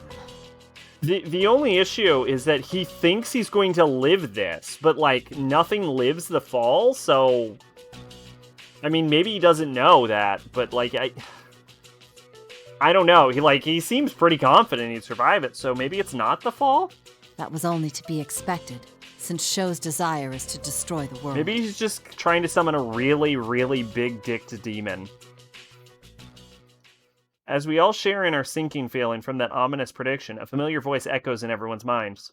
It's a persona communication. Senpai, I finally got a hold of you. I'm so glad you're safe. Voice. Rise, you're all right. Mitsuru-senpai, are you okay? I was worried, you know. Is that you, Yukari? You came. I'm sorry, but no. Thank you. You're always such a help to me. It's better to hear thank you than I'm sorry. I'm fine too. Kikuno-san has evacuated to safety as well. Oh man, no, bring her in. I want to play as her. Yamagishi, thank goodness. It seems I've also put you in danger. After we finish confirming that we're okay, Rise raises her voice as if remembering something. Since we have no volume control on the Persona comm, everyone flinches at once. Oh no, I forgot to connect you to Kanji and the others. Senpai, Teddy and Aigis are safe too. Just a sec, I'll put you in contact with them. She forgot something that important. After some time, we hear the familiar voices echoing in our mind again. Chie! Yukiko? Is that you? I'm so glad. Kanji-kun and Teddy are fine too. What about you, Chie? Are you hurt? No, I'm okay. I got a few scratches, but it's no big deal. Huh? Are you sure you're okay? Yo, Senpai! Sorry we're late. Sensei! Damn it, Teddy, I told you to quit rubbing your runny nose on me! They never change. Even in a situation where we can't communicate properly, the rest of them are still in our thoughts. Because we all believed in each other, we all gathered here without anyone telling us to do so. That's when I recall what the fake Aigis-san said to Lapras. I would have thought you could understand my master Sho's desire for solitude. If what Mitsuru-san told us about Sho was right, then not only did he never meet anyone who would understand his burden of solitude, he never even had the chance to form a relationship with anyone. So in that respect, there's not much separating Sho from us. Even if one person reached out to him, he couldn't have had the chance to change too. Sister, you came to rescue I us. still don't think this Thank explains you. his contempt I'm for all right. bonds. Aigis! Whew. I was really worried about you. Man, it's getting crowded here. You guys really know who's who? You're the only one who doesn't, Junpei-san. Though there are a few I haven't personally met yet either. It seems everyone's all right. You have the devil's luck.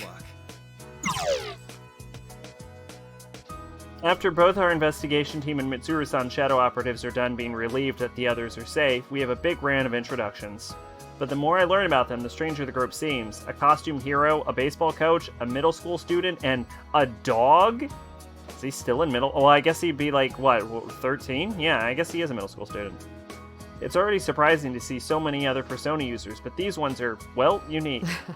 Quite a spirited crowd. But don't let your guard down yet. The battle isn't over. Mitsuru-san smiles upon us, saying so. It hasn't been long since we met Mitsuru-san and her people, but I can tell just by overhearing their exchanges that they're bound by a strong trust, just like we are.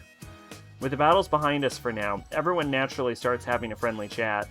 I decided to take the opportunity to bring up what I was just thinking about Mitsuru-san. Mitsuru-san, I'd like to talk to you about Sho. You wish to save him yourself. Is that what you were about to say? Huh? It's written all over your face. It would hardly be a surprise to hear you say it. There are many things to sympathize with regarding Minazuki's past. He too is a victim of the Kirijo group's dark side. Still, that does not give him license to endanger the world or hurt people. It doesn't change the fact that he is an enemy who must be defeated. Yet, you still wish to save him, correct? Yes. If Sho wished for the world's destruction because of the solitude forced on him, then we know how to save him from that. Mitsuru-san lets me finish, then fixes me with a solemn Either gaze. way, things must be settled with Minazuki. We should brace ourselves. Right, we can't lose this one.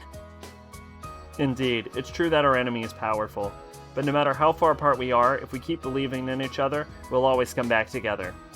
And that fact gives us great strength. Another earthquake! Uh-oh. Isn't it getting stronger? Huh? This is Careful, everyone! It stinks of shadows! What? Everyone instantly tenses up. The relaxed mood is shattered, and Rise raises her voice as if bracing herself. Wait, this can't be! What's wrong, Kujikawa? It's shadows. Countless shadows are gathering at this tower. What?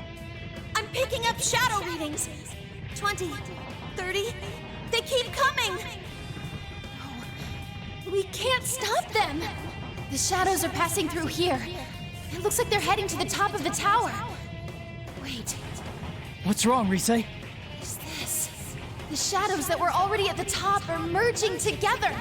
Okay, well that's bad. They're fusing. Shadows are merging together? Something tells me summoning that Show mentioned has already begun, and a quick glance around tells me everyone else is thinking the same thing. When I look down the edge of the tower, the horde of shadows has already swallowed the ground and is now trying to cover this tower. This is bad. Rise's group is still near the tower's base, and Kanji's group is somewhere near the middle. At this rate, it's only a matter of time before the shadows reach them. What do I do? Should I call them here at once, or should we head down to them? But if we do that, then we can't do anything about the summoning that's gonna happen any minute. You should stop fucking panicking and go kill Sho. You have to go, Senpai. We'll hold things here. Huh? What are you surprised for? Of course we'd say that. You're the ones closest to the top. You're right. Mitsuru, this is no time to fool around. Leave this to us so you can get to the roof. What? But... Mitsuru-senpai, you can't lose focus. Don't worry, we're pretty tough.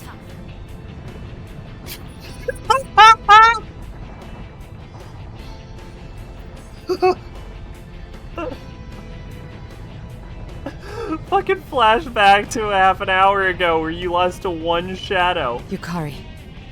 All right. It's a bit lonely here, but I'll do my best for your sake, Sensei. Teddy. Go, young man. There's no time to be indecisive. The bases are loaded, so go swing it. Junpei. Mitsuru-san raises her head and looks at us. Her expression is pure determination. You can see she's made up her mind to trust in her companions, and that's that. All three groups, separate and intercept the shadows. Yamagishi, Yukari, Kujikawa. Head to the lower levels. Destroy the enemy, but take caution. Akihiko, work with those on the middle level and block as many shadows as you can. Don't bother giving chase to whatever gets past you. We'll remain here and intercept the shadows as Narukami advances to the highest point of the tower. Me? You're the least injured of us all, and considering your skill, you're the most logical choice to send. He's the least injured because he hasn't fought. Please go, Senpai. We'll protect this place. Yeah! I'm getting psyched. Go on ahead, Yukun. Go get him, partner. Make sure you pull this off for our sake. I'm counting on you, Yukun. You can't let Sho get his way. Go put an end to this. With that, all of us here, and probably the ones still in the lower and middle levels, nod at once. Everyone gives me support, a supportive push, and I take a step forward. You understand, right? Don't do anything reckless. And... I understand. I'll come back. If I can't do it, then I'll ask for help. There's no shame in leaning on your friends, after all. No matter how many times I fail or make mistakes, I can do anything with them. I won't give up. I knew someone once who I suspect thought the same way. For an instant, Mitsuru-san's eyes are hazy, thinking of something or someone else. The moment passes, and at once her steely gaze returned to the countless shadows surrounding us by climbing the tower's outer wall. We will clear a path for Narukami. Is everyone in place? Yeah! Yes. Of course. Leave it to us. Mitsuru gives the order, and everyone readies themselves to move. The shadows appearing one after another seem intent on completely storming the stairs. I'm on my way to now. Once we get the signal, everyone attack! Here goes. 1, 2... Why don't you just start attacking?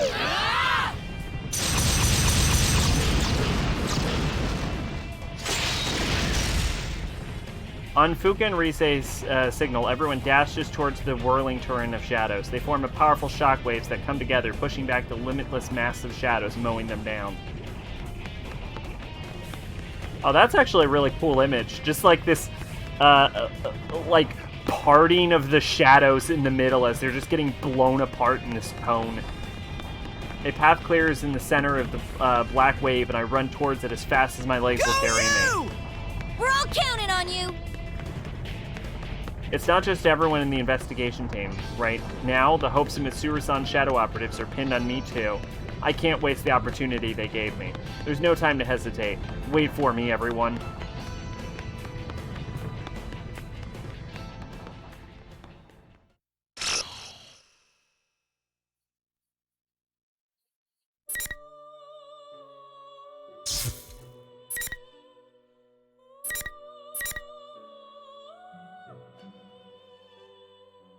Interesting that it opened up a side path. Oh no, it was all of the paths colliding. Okay.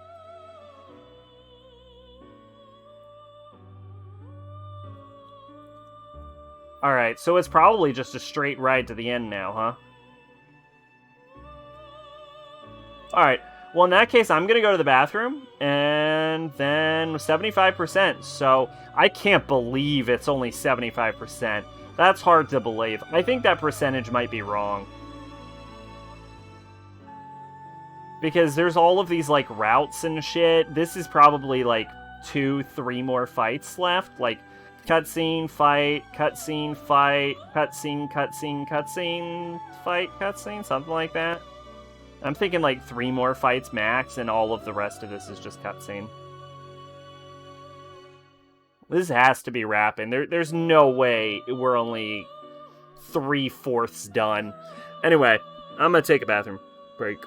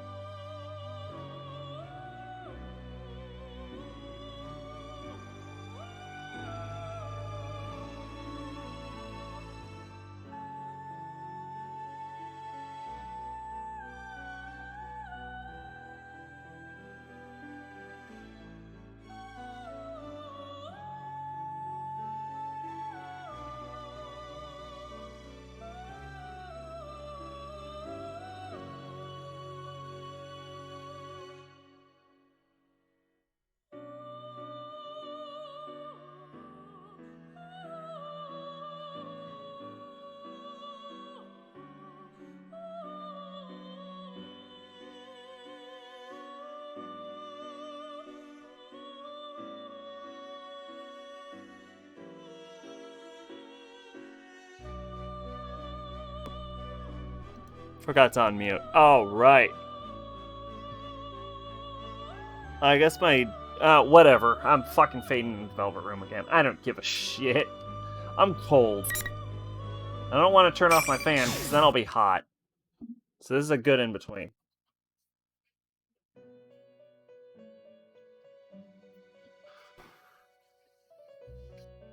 When I come to, I'm surrounded by blue. I'm seated in the usual place. They really needed to force the Velvet Room in here, even though there's no reason for it to be in the game. Seated in the usual place, in the usual room. Why did they summon me now? Actually, it's probably because of my situation they summoned me. There's no need to be impatient. I already know that this place exists outside of time. You seem surprisingly calm. Your third ordeal has arrived. Do you think you can overcome it? I don't answer. Whether I can do it or not isn't the question. I have to do it. As if I'm seeing my determination, Margaret gives a satisfied smile. I see. Your mind is already made up. And that's a fitting answer for you. What is Sho trying to summon? How is he going to use the persona fragments? Just as I'm about to ask her to tell me if she knows, Margaret cuts me off. All I can do is watch over your journey. What is happening in your town must be ascertained with your own eyes. Honestly, I knew she'd say that. I can only shake my head and smile. Instead, I decide to ask something that's been bothering me all this time. Is Marie all right? Marie is fighting desperately right now. Calamities in your town directly affect her. Your actions will decide the girl's fate. Just as I thought, she seemed so weak when I saw her because the abnormalities in this town are affecting her. Looks like I've got one more thing to fight for. One last thing. The young man who rejects everything and wishes to destroy the world? You hold the key to his salvation. Depending on what you choose, you may be able to awaken him as an official guest. Okay. Sho as a guest? What's that supposed to mean? Just as I'm about to ask, the scenery distorts and becomes hazy. We're gonna bring him into the Velvet Room?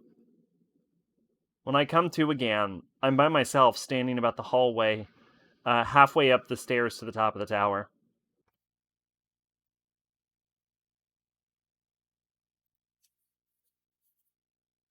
It's gotta be so disorienting to get just, like, dragged into the... Yo, this is a cool area, though. Look at that. It's so disorienting to be dragged into the Velvet Room in the middle of a hallway. The long stairs finally comes to an end, and I step into the area at the top of the tower. Strange patterns are inscribed in the floor, and all around me at regular intervals are these eerie pillars. This was carefully arranged, much different from the distorted places we've seen up to now. Up above is a large vortex glows ominously, swallowing countless shadows gathered here, and directly underneath is a giant crystal of some kind. Whatever that shining emerald thing is, it's floating in midair. That... doesn't really look like an emerald to me, but... And there, right beside it, Sho and Adachi. I can't help but tense up, but on closer inspection, Adachi's on one knee, like he's kneeling before Sho. Huh? What's happening? Neither Sho nor Adachi noticed me yet. I bet Adachi tried to stop him and then got fucked. I hide behind the pillars and slowly get close enough to make out their voices. Bastard! What are you thinking? You know how important this thing is! Are you trying to ruin my plan? Important thing. Plan. That must mean the floating object over there is all the persona fragments they took from us. That's a lot of persona fragments. We only had a few fights. How much of the personas did we lose? Yeesh. Sho was looking down at Adachi until all of a sudden he kicked up at his body. Adachi's knocked back from the direct hit and he gives a pained groan. What? What in the world is going on here? What I said. I tried to destroy those persona fragments by striking when I saw the chance. You worthless rat. I knew you weren't worth shit. But to think you were biding your time for this. Well...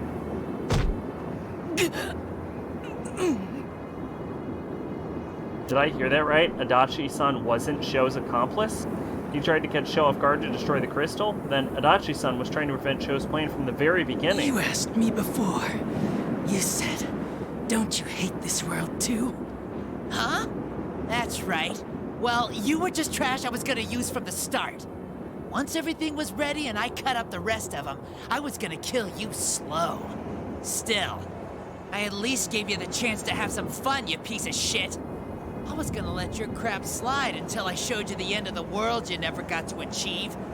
Why not? Right? Don't think we're the same, you little brat. What? What was that? You think the whole world hates you just because someone didn't treat you right. You're nothing but a little kid throwing a tantrum. I can't even argue with him. No, I seriously hate this world. Don't put me in the same shoes as a half-assed brat like you. Please. Adachi's insulted because he thinks he's the greater edgelord. You're so finished, you bastard. I'll kill you just like you want. Sure, I'm lame. Whatever. But you don't know yet, do you? Those guys don't play around. You better be prepared. Die, you piece of shit. Joe grabs Adachi-san by his collar and points a sword at the detective. I've bided my time long enough. I was hoping for a better opening, but I rush in now. Stop it, Sho! Sho glares at me while breathing heavily. There's nothing but hate in his stare. Oh, you're early. Way to ruin the moment. Is Adachi-san safe? I glance to check on him and feel a slight bit of relief. Really? He's hurt badly from the beating he took at the hands of an agitated Sho, but it doesn't seem to be life-threatening. Was this just Adachi's version of the most complicated fucking suicide he could think of? Just to be clear, I didn't do it for you guys. I just wanted to set things right for myself. I know, you're not that type of person. Adachi-san came here to honor his promise in his own way. Finding that out was more than enough for me. The load on my chest that's been there all this time is gone, and I actually feel good now. You're such a know-it-all. It's not very attractive. With that typical bit of sarcasm, Adachi falls unconscious. That's when Sho suddenly barks a strange laugh.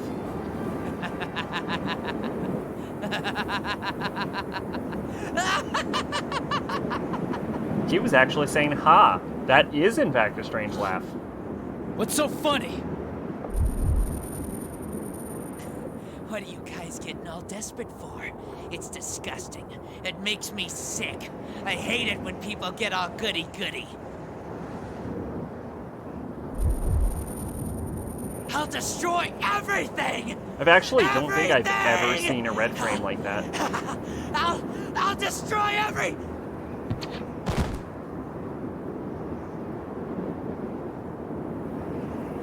Aww, he tuckered himself out. It happened all of a sudden. Like a machine blowing a fuse, Sho's enraged rant stops and he falls silent. His body goes limp like a marionette whose strings have been cut, but eventually it spasms and stands eerily straight. He's getting too worked up. It's a bad habit of his.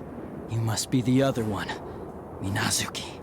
I didn't think you would put up this much of a fight. Perhaps I should have killed you back then after all.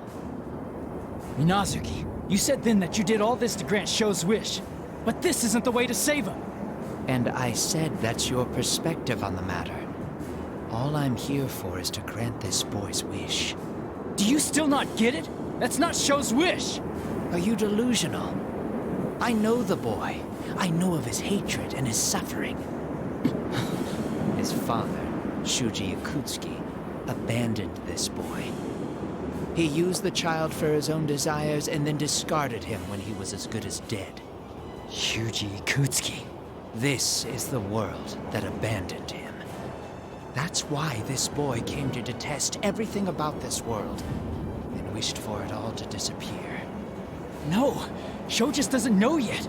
What he's been through isn't all there is to the world. It's not too late. Silence. I know what I am. I am a shard of one who brings about death. So, like, how long ago did this happen, though? Because, like, the whole event of Persona 3 happens after... If this boy wishes Mitsuru's for the death of dad all, died, or grandpa then I will dies. use my true nature to destroy this world. That's not it. I can tell Sho's hatred does run deep. Maybe he'd wish for everything in this world to just disappear, but that's not what he truly wants deep down. Sho adores the bond between people and yearns for that himself, but because he can't have it, and the world doesn't accept them, he's had to live with such dark emotions he has no idea how to deal with. Okay, I'm not sure where we're getting that from. He just doesn't know how to express himself. Minazuki was born from the Plume of Dusk, so he's just responding to Sho's darker desires. He's fixated on granting Sho's wish to destroy the world, but that's not what Sho really needs. For Sho's sake, too. I will defeat you. Very well. Come and fight.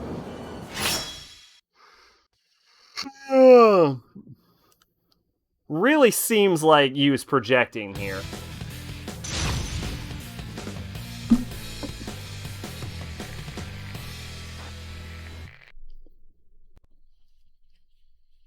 Finally! Come forth! The Star-Faced Dark Messiah. Over here!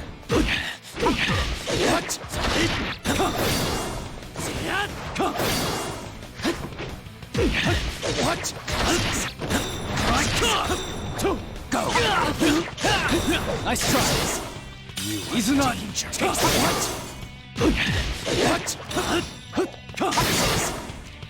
Here! This is impossible.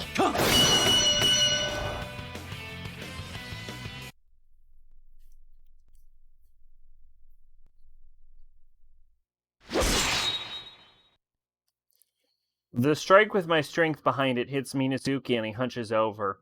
I take my sword back in my hand and swing it with all the power I can bring to bear. Minazuki's knees buckle as he falls to the ground, or so it seems. What?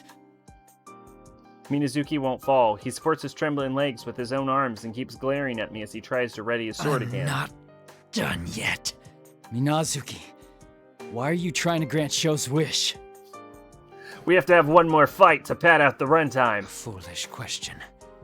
I awakened within this boy. It's only natural for me to grant his desires. Though he kept a cool head thus far, Minazuki bucked his response at me. He keeps trying to stand despite his injuries, and all I see is the strong will of someone determined to protect what's important to him. Minazuki, you still don't understand. You're just like us. You are strong, but you don't realize it either. Your strength.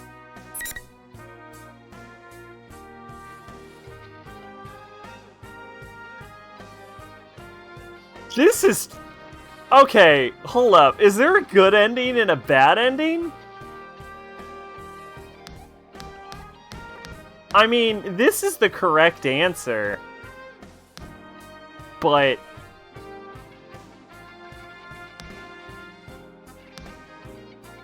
Alright, I'm gonna say the top one, but I'm gonna try to redo this, maybe. It's founded on the strength of your bonds. I don't know exactly what you are. Since you were born from a plume of dusk, maybe you really are a shard of one who brings about death. Okay, I have no idea where you ever heard that from. But no matter how you hurt, or how badly you're about to fall, the power that lets you stand up for someone else, that comes from bonds. Impossible. I am this boy's. No one lives alone. You protected Sho and supported him all this time. You should know that by now. That's right. No one can live by severing ties with other people. If Sho doesn't know how to do this because of the life he's led, then we just have to show him how. I'm sure even Mitsuru-san and the other Shadow Operatives will accept Sho, just like they did with Labris. If it's such a simple thing that even the fake Aiga-san figured it out, so there's no way that you can't see this, right, Minazuki? What's with this sappy drama? What? What? Ha! You must be Sho-chan's Minazuki-kun. You're disqualified from the P1 climax. Time for you to make your... Oh my god, I forgot General Teddy was even a fucking thing! That's right, he wasn't a shadow! Kagutsuchi, you bastard. Fucking right! Kagutsuchi? Did you think I didn't know? Of course I did! I knew from the very beginning about your idea to use the power left inside Adachi Baby to suppress me!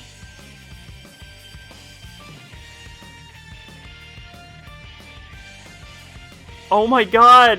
Shu really is the Musubi reason! So you deduced even that. Oh, and...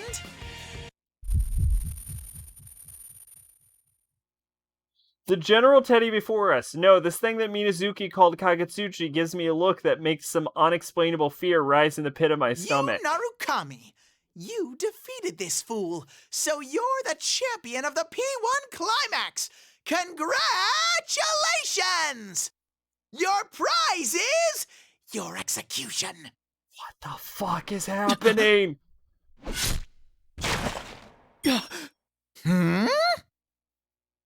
It all happened in the blink of an eye. Minazuki, who should have been behind me, disappeared, and the next instant, he was closing in on General Teddy. And then, the blade he was holding was run through General Teddy's body.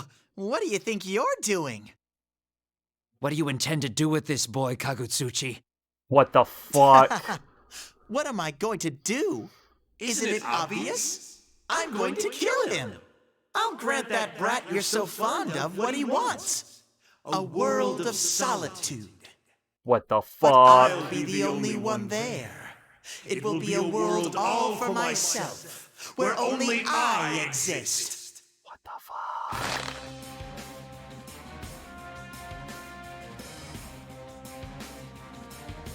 General Teddy's mannerisms change, and he effortlessly hoists up Minazuki, who just pierced him with his blade.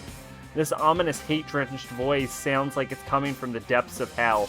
What in the world is this thing? This body had reached its limit anyway. It's only a fake made with shadows, after all. It was never meant to support itself for long. Fortunately, a horde of shadows to create a vessel, and persona fragments to control it have been gathered. What? Well done, my puppet. It is thanks to you that everything came together so splendidly. All that's left is to fuse that brat with the shadows as a base, and then devour the persona fragments to inhabit my new corporeal form. You, Narukami. I was born when this town was enshrouded in fog. I have quite the connection with all of you. That actually makes sense, because Izanami was the one who gave birth to Kagutsuchi. What? I pay no heed to others. I am the collective will of those who abandon all connections and strive to live only for themselves. Okay. Yeah, I guess that makes sense. I will incinerate everything. I will rob, murder, trample, and cast you humans down into the depths of despair. My name is Hino Kagutsuchi, one who kills all who live in this world. What called itself Hino Kagutsuchi laughs, and then the scarlet fog, incomparably thicker than before, pours out of General Teddy's body. The fog enters the helpless Minazuki through his eyes, ears, mouth, and wounds he sustained during the battle. You bastard!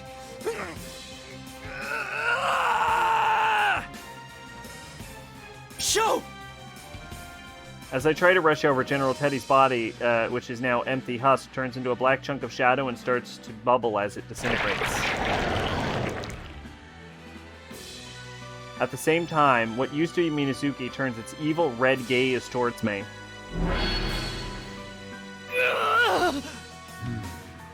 How I love to hear that. Oh, okay, so it was Kagutsuchi's power that was doing that. What do you think? I had lent this brat my power, but my full presence is a bit different. You're Kagutsuchi! It has immense power, far beyond what Sho used when I faced him. My entire body is being crushed against my will. My joints scream out in pain. Even my lungs are compressed, preventing me from breathing normally. Don't worry. I won't let you die so quickly. You will live to witness my advent. and will be the first sacrifice to my power. I won't let you do this! Your nerve astounds me, but I wouldn't be so sure. Your allies are about to be overwhelmed by the flood of shadows. You all fought so long within this red fog, just as I planned, and you are exhausted to your very souls. You have no hope of defeating me now. My first puppet was quite useful for that purpose. I had directed it at you with the aim of harvesting your personas, but... You mean Labrys? Ah, is that what you call it? Had I taken your shadows for my own, their own wills would have made them less obedient than I required. I learned that in the previous battles. Thus did I prepare this fog and my new scheme to carve away at your personas. Personas are the suppressed strength of heart. Nothing is better suited to suppress the will of shadows than that. So that's why!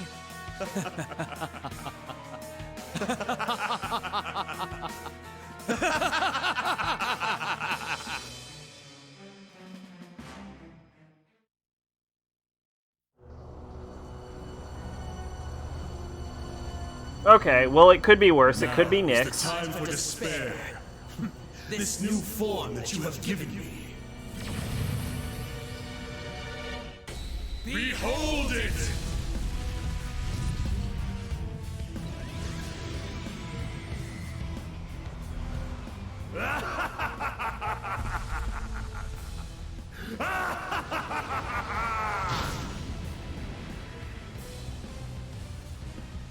You know, honestly, that kind of makes more sense as a Kagetsuchi portrayal than the fucking disco ball.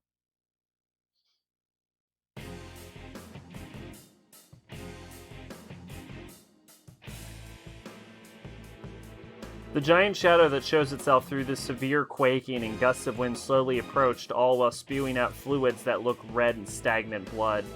This is the vessel we ended up giving Hino no Kagetsuchi, a giant form made from the fusion of countless shadows, a real monster. This is the body it was gathering shadows to put together, but... Everyone, lend me your strength. I will defeat this monster and return to you all. We're gonna make it regret not just crushing us. Okay, how is this fight gonna work? You're so weak. What a pitiful...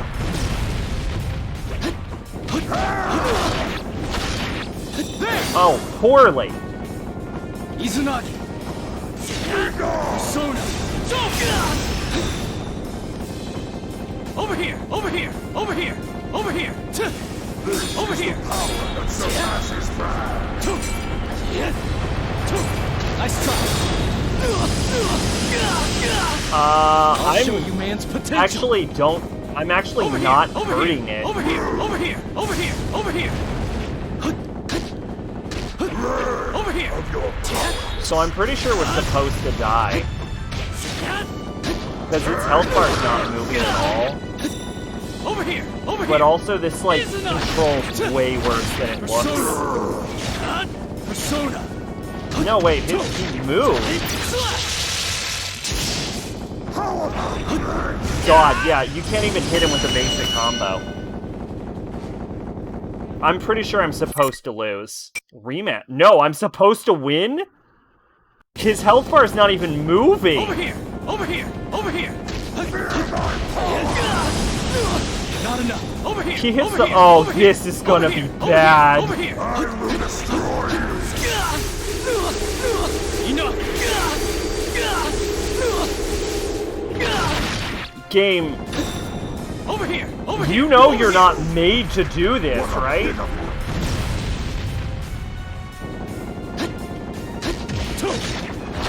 Humans have no possibility. Okay, yeah, once I get hit with that, there's no getting out of it. Not enough. It's Over just here, a 25 hit over combo. Over here! I'll show you, man's. Over here! I don't. Izanagi! Over here!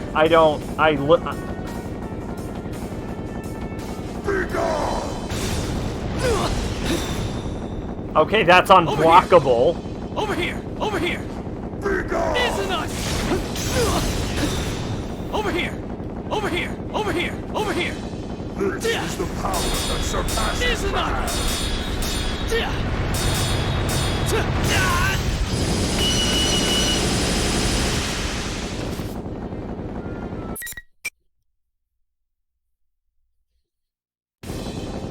Over here! Over here! Over here! Over here! Over here! Over here! Over here! Enough! Over here! Izanagi!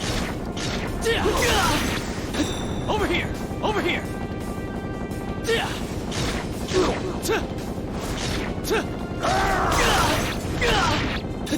Over here! Over here! Izanagi! Fear my power! Over here! I don't know what... It just died. Its health bar didn't even move, it just suddenly stopped living.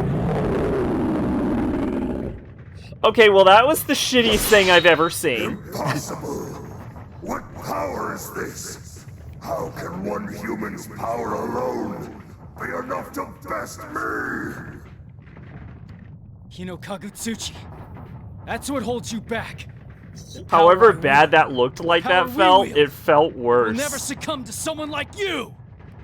Silence, pest! I will not lose! I am stronger than anything! Kino Kakatsuchi's giant arm swings up into the sky. If this place takes a direct hit from that enormous thing, never mind sweeping me off my feet, it could destroy this entire tower that, what with all that quaking. Hey! Faster than I can call my persona, the other Izanagi flies towards Kakatsuchi from behind, slashing the giant arm and knocking it back. Son? What are you doing? I set everything up perfect for you, and you still didn't finish it off before I woke up. The way he scratches his head and rolls his eyes, without a doubt, that's the Adachi-san, I know. Up until now, he's dropped hints for us here and there, never doing anything to help us out directly. Seemingly surprised at this change noticeable only to those who know him. Adachi-san furrows his brow. He's displeased in an ever so slightly embarrassed way. Hey, what are you spacing out for? I don't have time to waste either. So let's hurry up and put it into this! Right. This is... like... I feel like this is supposed to be a dramatic, triumphant moment. This is just a really weird ending. I can feel it. The two Izanagis respond to each other and melt into what I've never felt this fusion of conflicting powers before. They eventually coalesce into a sword, which launches itself toward Hino Kagetsuchi's enormous roaring form. Izanagi! Nagatsu Izanagi!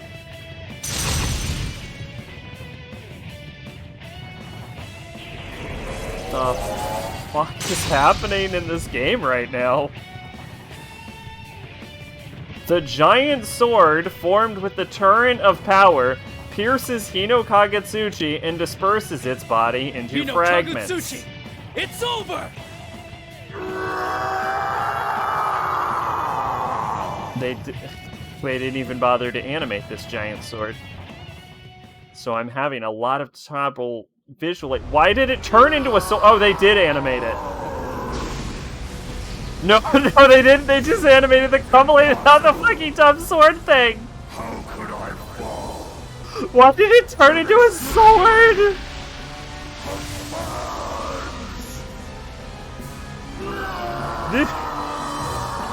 This really is the worst Persona game.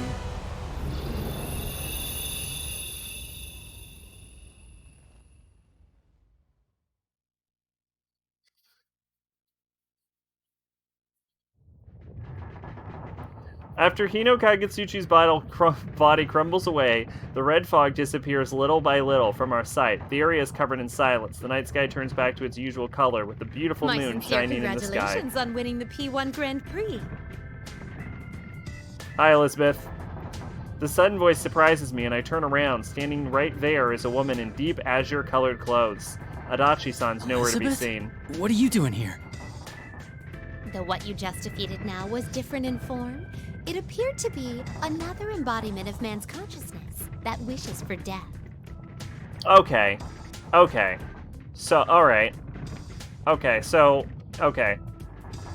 And suffice to say, I had my own reason to witness its end.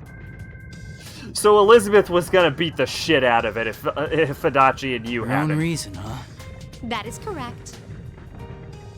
I don't really get it, but she probably means she came to witness Hino Kagetsuchi's end. It's fine since it's over now, but she couldn't have at least helped out a bit. I feel like she just got here 3 seconds ago, you. Not that I'd ever say anything like that to her face. I've heard before that Elizabeth has her own wish, that she's trying to grant it, was why she left the room. Maybe she's cooperating with us in her own way. This tower will disappear momentarily. That's right, I completely forgot about that. This tower is a transient thing that appeared in the red fog, and so now that the fog's gone, this place will go back to its usual self. Can I ask a favor, Elizabeth? Please carry me. A favor? Depending on what you ask, I'll have to demand payment. I'm not sure about that. But can you please send all my friends in this tower somewhere safe? You're really lucky she has that power and they introduced it last game, because that is not a power that it seemed like she had before. If that is all you ask, it's as easy to grant as having an orange at a kotatsu. You've actually used a kotatsu? No, it was merely a figure of speech. I've never so much as seen a kotatsu. Very well then, I will transport your friends to somewhere safe as you wish. Oh, where would this somewhere safe be? Monkey Paw! You didn't tell me you wanted to be somewhere place has occurred safe. to me. Later, fucker, and that's how you die. He just splats. I shall send you all there. I wish she wouldn't decide things like that on her own. It'd be nice if she'd just tell me where she was gonna send us. She didn't say she was gonna send you anywhere, you.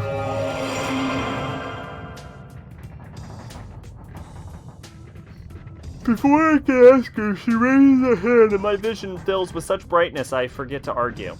Wait, where is she sending us? Well then, you. Hasta la vista, baby. Until the day we meet again. Farewell.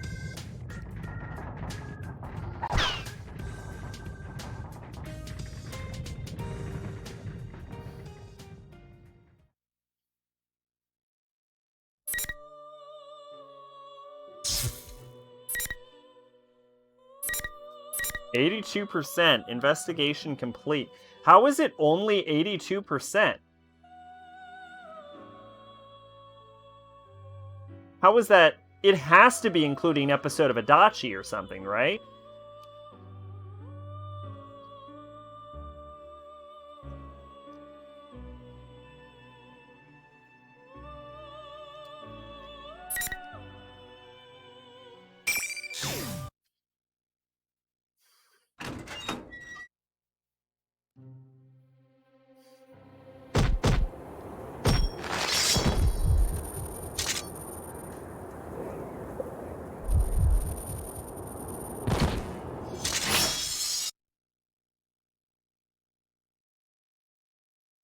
Oh, unless every different fight is its own, like, percentage.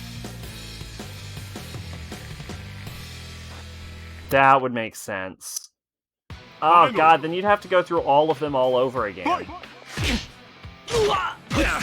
What? Nice try.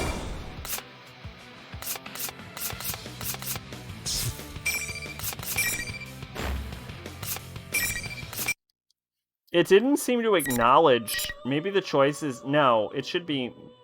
Yeah, it should be Minazuki.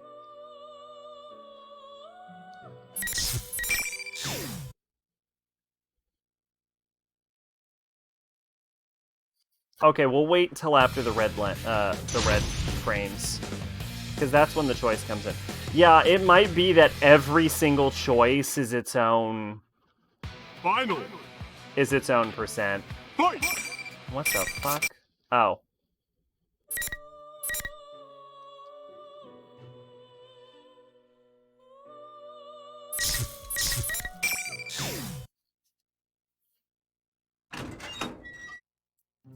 In which case, I don't really feel obligated to... What are you guys getting all desperate for? It's disgusting. It makes... I'll destroy every... He's I did not and you so you is fun. This is the world. That's not so this. For show's sake too. I will defeat you. Very well. Come and fight. Oh, it was after this. That's right. That explained. Yeah. It was after the fight. That's right. It was here.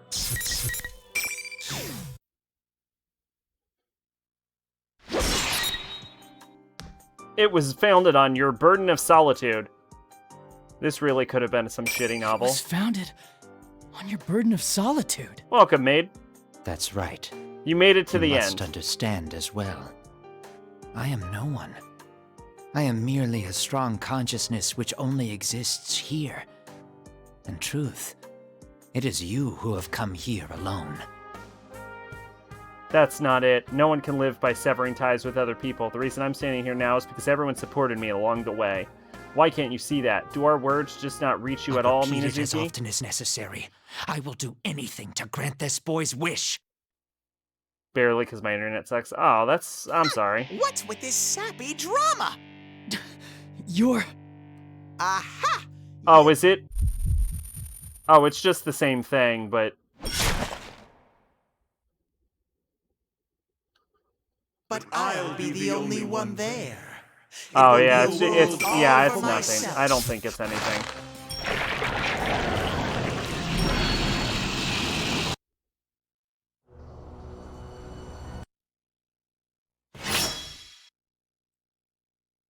It's getting progressively worse and worse. That sucks. It almost seems like it comes off and on from what you've said, but I guess you would know better because it's your internet.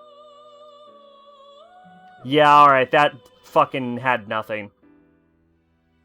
Well, I think it used to be yellow and now it's red, maybe? No, I think it's always all red.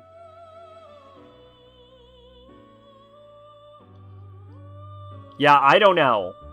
It's lying to me. It has to be fucking lying. That's the only way. Unless it is counting every single fight's different option, it's gotta be fucking lying to me.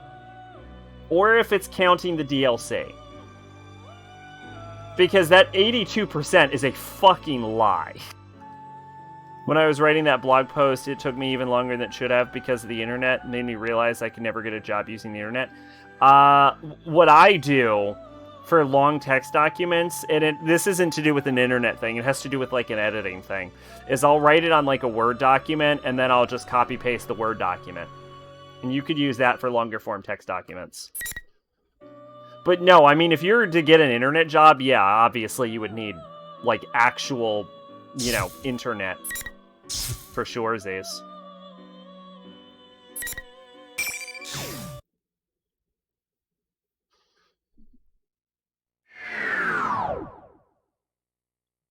The light slowly dim. It's my neighbor's internet, and they just let us use it, and they're cool. My parents refused to get their own Wi-Fi. Yeah, yeah.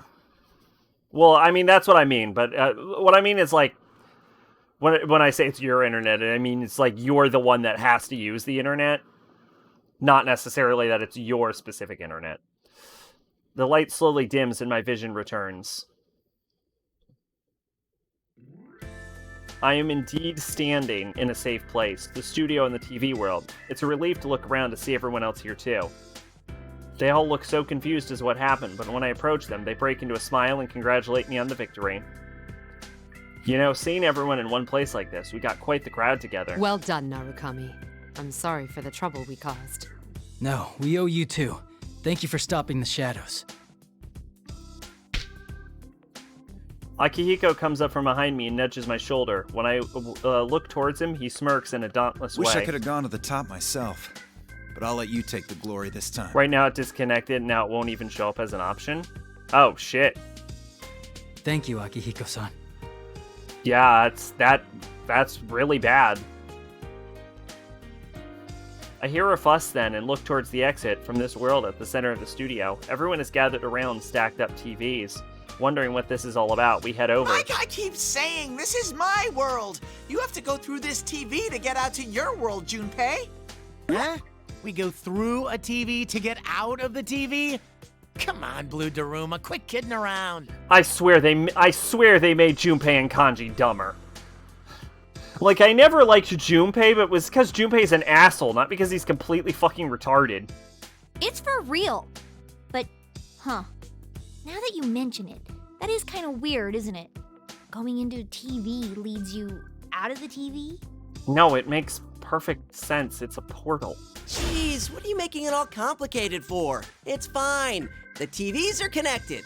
These things only get confusing because you overthink them. I don't believe this. Look, you just gotta show him. It seems Teddy and the others are trying to explain about the TV world to the Shadow Operatives we've just met today. Junpei-san just isn't getting it, and Teddy and Yosuke are having a hard time explaining it to him. Then again, Junpei might be too distracted with the shock of seeing Kanji stick his head into the TV right next to him. Dude, what are you doing? Whoa, crap! Kanji quickly pulls out of the TV and stumbles backward. Unfortunately, right behind him were Teddy and Junpei, watching a little too closely. He just shot his head out of Juness in the middle of a crowded street. No! No, wait, it's fucking midnight.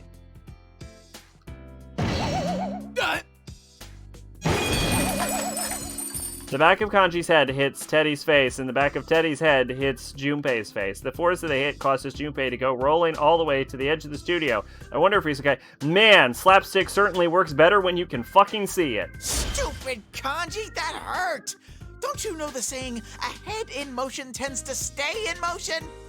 Shut up! It's your fault for rubbernecking! When I stuck my head out, I saw a security guard making the rounds. Huh? Huh? Junpei, why are you sleeping on the floor? And just when we were trying to explain things to you.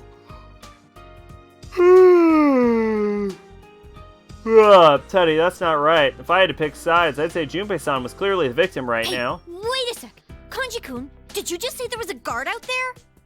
Huh? Yeah. So? Then the town's back to normal. The people who disappeared must be safe now, right? Oh, that's right! Good job, Junpei. You did great! I'm not sure what I had to do with it. All right, it finally feels like we won! We saved the town our very own selves. We did it! Yay! A cheer erupts from all my friends on the investigation team at once. Seeing us in high spirits, the Shadow Operatives also come forward and join us all and congratulate each other on the brave fight. Except for Yukari, who should be horrifyingly ashamed. I'm so glad I was able to protect my friends. A friendly reminder that fucking Rise won 2 fights, but Yukari lost hers. As someone looking at me, when I turn around and see a figure watching us from the distance, that red hair, the uniform jacket tied around his waist, and the sword in each hand, that's... Show. Everyone turns around at this and tenses up, but Sho doesn't say anything. He just points the tip of a blade he's holding at me. You! It's not over yet! That's... He must mean that he'll come challenge me to a fight again someday. Come at us however many times you want, but next time, we'll fight one-on-one. Fair and square. For a brief instant, it looks as if Sho's mouth forms a smile. It doesn't last long, though, because he turns to run and quickly disappeared. Sho! Sho, you just ran further into fucking Shadow World. Sho, you're gonna get a massive headache. Was I seeing things? No, I doubt it. Boy. So he survived. Not for fucking long. He's a human that just ran off into the fucking TV world. Yes. With no glasses.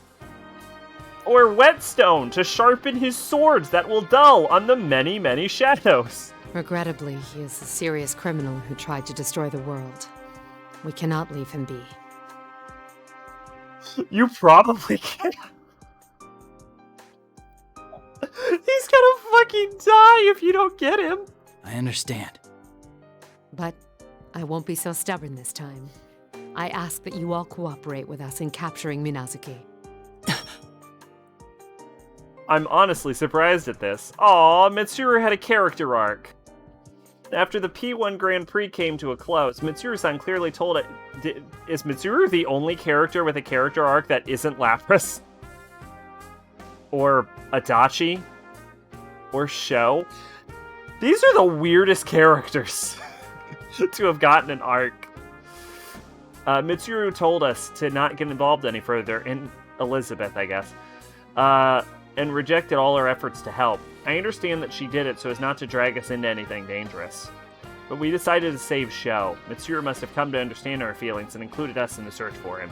Sho's never had a chance to interact with people. He has no idea how, so we'll fight with him as many times as it takes, explaining our true feelings to him each time. We'll do it over and over until it sinks in what it means to get involved with people. As long as Sho keeps trying for us, I'll answer him with all my strength. So in a way, my answer is already decided. With that, the members of the investigation team who seem to have been listening chime in from behind Leave it to me. My persona's gotten real strong. I'll find that show in no time so Senpai can breathe easier. Meanwhile, Fuka's like, already located him. That reminds me, that dude was wearing our uniform. I guess we should start by beating the crap out of everyone at school? No violence yet, Kanji-kun. An investigation must be carried out based on thorough examination and confirmed evidence. Was he wearing our uniform? I didn't notice at all. I remember Minnie's smell, too. He can run, but he can't hide from Teddy's nose. Yeah, okay, so he's gotten in fucking Teddy's nose range. He ran off 11 seconds ago, so he's in Risei's range, and they have Fuka with them in the TV world. They're gonna find him in 11 seconds. Dude, will you stop giving everyone and everything those weird nicknames? Does your nose even work anymore? You've been sneezing this whole time. Hell, he's probably in Mitsuru's range right now. No, I haven't. That was because of the red fog. It was filled with a terrible curse and... Curses don't exist. Although given what Kagutsuchi was What? after, I suppose it did have an effect of that sort, in truth. What is your fucking basis that curses don't exist? Why are we so scatterbrained? Can't you guys stay on one topic for 10 seconds? Oh, sheesh. Good. It's like always. I can't help but smile and join in with everyone. I'm not alone. Even if it turns out I have to fight Sho again with my friends, and I will handle it. We're the investigation team after all.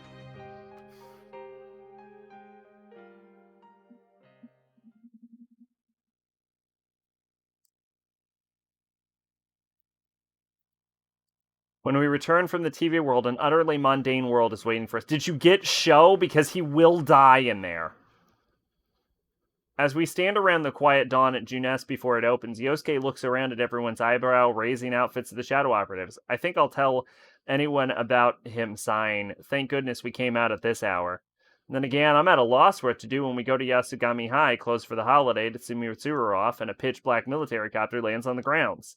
After seeing them all off, we return to the empty pre-dawn food court and take our usual seats. Sitting here makes it feel like I'm really back. Indeed. It seems that for now, the case is closed. Man, that guy sure gave us some grief. Wasn't the world on the brink of ending? Mm-hmm. Although, I felt a bit sorry for him. Huh? For who? You can't even figure that out? She's talking about how Sho probably didn't want to turn out that way. Yeah, I also assume he didn't want his father to experiment on him, put in a fragment of death into his forehead, and then try to go on a world-destroying binge by summoning Kagetsuchi through his alternate personality. Yeah, he's a really clumsy kid. I keep thinking about how similar I was, you know? I also remember the time that Shie's father shoved a piece of death in her forehead. She developed an alternate personality that she had to destroy the world. Would you like to elaborate, Shie? According to Mitsuru-san, ever since No? Ikutsuki Okay. Garden Show, he was left for dead in the hospital's care. I surmise that is where he learned of Ikutsuki's death, and later heard this plan's proposal from Minazuki. That reminds me. That thing that showed up at the end. Hino Kagutsuchi, right? What was that thing really? Yeah, it said it was born when this town was enshrouded in fog. And that's not all. It was all over my fuzzy head, but what was that collective will of so-and-so part about? Something about solitude or some shit? I don't remember. I guess it was formed from the hearts of people who only think about themselves, never caring what happens to others. Yeah, when the fog covered this town last time, the hearts of people who only cared about their own safety gathered and formed that Hino Kagutsuchi. That's a sad way to be. I wonder why some people think like that. Well, there's nothing we could do about it except to do our best. By the way, partner. Yeah? Did you see Adachi up there? What happened to him in the end? No way! Adachi-san? That bastard was here? Oh yeah. I hadn't told everyone yet. By the time I turned around after defeating Hino Kagutsuchi, Adachi was already nowhere to be seen. Don't worry about but him. He'll obey the rules. no one asks any more questions after that. Really? Okay. None of us say much, but there's a strange kind of trust we have about Adachi-san, who told us that he'd obey the rules of this world. And in this case, at least, Adachi was true to his word. All right then, let's go home. But man, some long holiday this turned out to be. Seriously, Yukun came to visit and we didn't get to talk at all. Oh well. But now that it's all over, I think I had fun. Yuki-chan, have you turned to violence? Thinking back on it, I did see some dangerously scary faces from you. Teddy, would you like to see me angry? Ah! There! That's exactly what I'm talking about! I somewhat understand what Yukiko-senpai means. Despite the lost time, we've gathered as a group again. I'm glad for that much.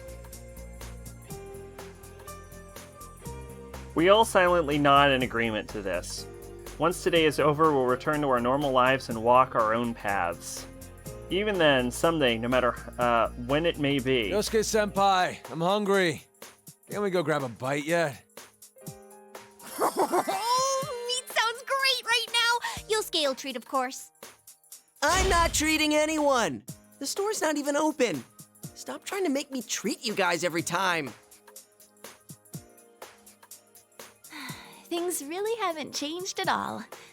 Oh, Senpai, look!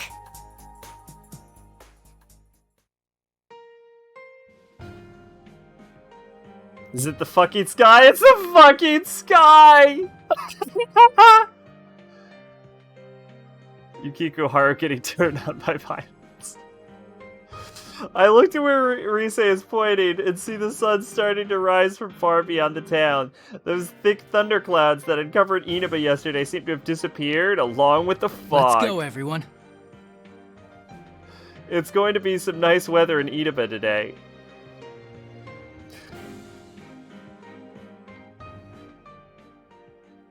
Is the game just gonna end? Is it gonna resolve any of these plot lines? Please tell me credits. Okay, alright, there's an epilogue. Oh my god. I would flip the fuck out if it just ended.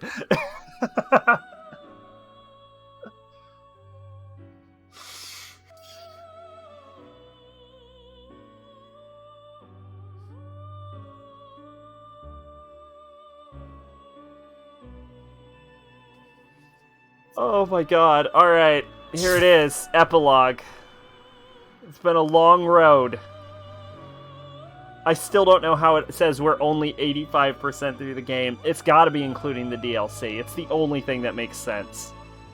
Or it's including all of the fights, in which case it's like 3 lines of dialogue or something. I don't even think it would be worth doing it on stream. Like, we've only been streaming for 2.5 hours. I still don't think it would be worth going back to every fight in the game. And like that, the long holiday is almost over. We're on our way to the station. I said I didn't need anyone to see me off, but since I didn't get much time to relax, deep down I was happy to spend even a little more time with everyone. As we get closer to the station, a familiar figure comes walking from up ahead, and we're about to pass each other. She speaks to me. Hi, Marie. You're not Thanks dead. for your hard work. Yeah, same to you. It's not like I really did anything. I was getting my butt handed to me and you weren't around. Like, that was fun. You were keeping Dojima-san and everyone else safe, weren't you? That was a huge help. Stupid no-tact love machine. You're being too honest with me. Stupid. Okay, stupid no-tact love machine is the exact correct description of you. Marie blushes, somewhat embarrassed, but she was protecting this town from the worst of Hino Kagetsuchi's effects. That must have been extremely hard on her. This town, do you like it? Where did she get a velvet room hat from? Did she steal that from someone? She's not a fucking resident. Huh? Yeah, I love it. Go home already. Get out of here and come back soon, jerk. Aww. That's kind of cute. That was an even bigger outburst than usual. I wanted to express my thanks to her more, but, well, seeing her in good spirits again relieves me. I'm sure she'll continue to watch over everyone in this town. As I watch her run off, I hurry and catch up with my friends who've gone on ahead. When we reach the platform, Dojima-san, who is already here, hands me my belongings. Thanks for bringing my things all the way here. Don't worry about it. Man, you seem pretty busy. So, if you're headed back, What do you think Yu's parents thought when his parents asked, "What do you do at your uncle's?" And he said, "I fucked a mother goddess."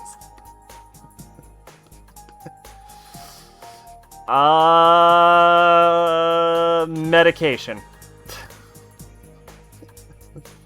Yeah.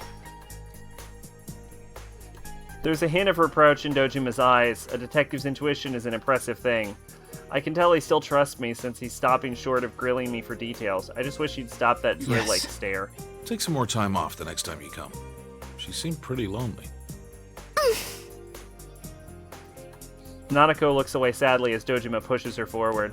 She's pouting a little. Nanako, I really feel bad that I couldn't spend more time with it. I mean, let's be honest. Yu's just gonna fucking move here once he graduates. Oh, Yukon, it's almost time. What his job is going to be, I don't know. Does Yu do anything career-oriented? They kind of hinted at something in one of it, like at one point in Arena, but I don't remember what it was. Well then, time to disband the investigation team for real this time.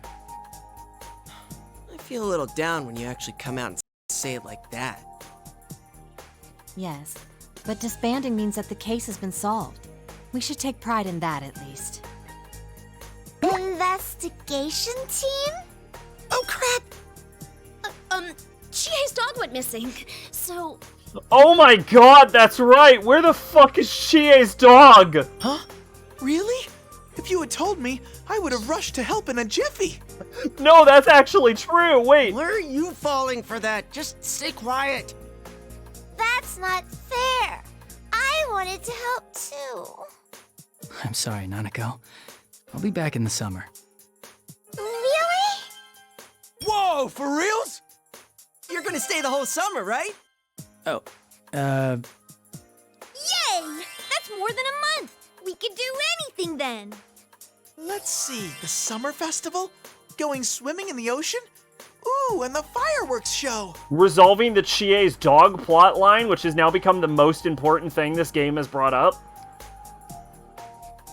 Somehow we've gotten sidetracked to the subject of me staying here for a whole summer vacation. I actually hadn't decided myself how long I'll be here then. In spite of myself, I glanced towards Dojima-san. We wouldn't mind at all. Nanako would love to have you around. Yay! The train will be arriving shortly. Please step behind the white lines for your safety.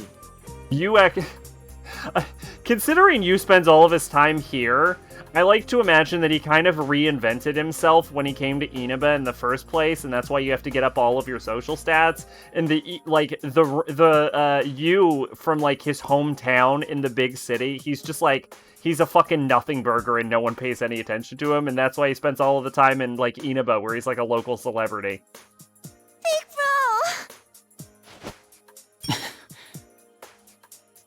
As I lift my luggage, Nanako rushes over to hug me. She was pouting before, but it looks like her sadness has reached its limit. I don't want you to leave. I want to play with you too. Nanako.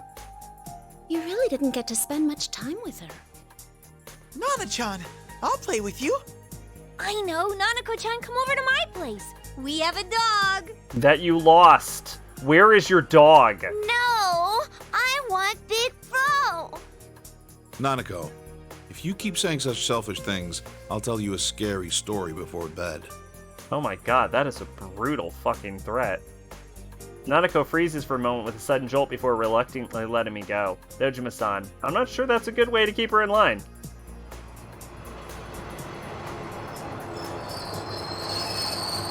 I'll have more time over the summer vacation, Nanako. We can play more then. Okay. Wow, I didn't know Nanako-chan doesn't like scary stories. Yeah, if she sees a scary story on TV before bed, she can't go to the bathroom by herself. I'm the one who gets woken up in the middle of the night.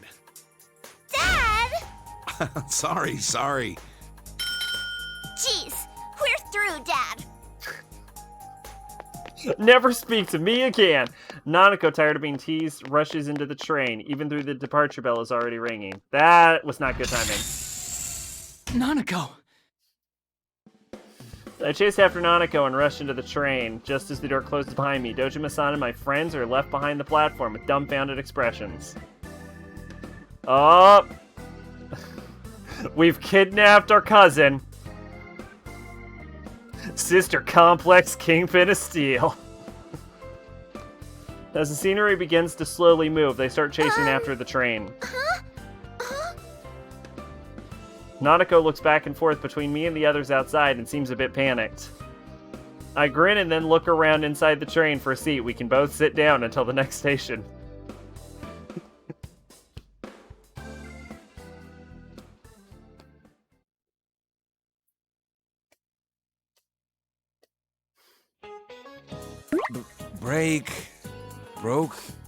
Broken?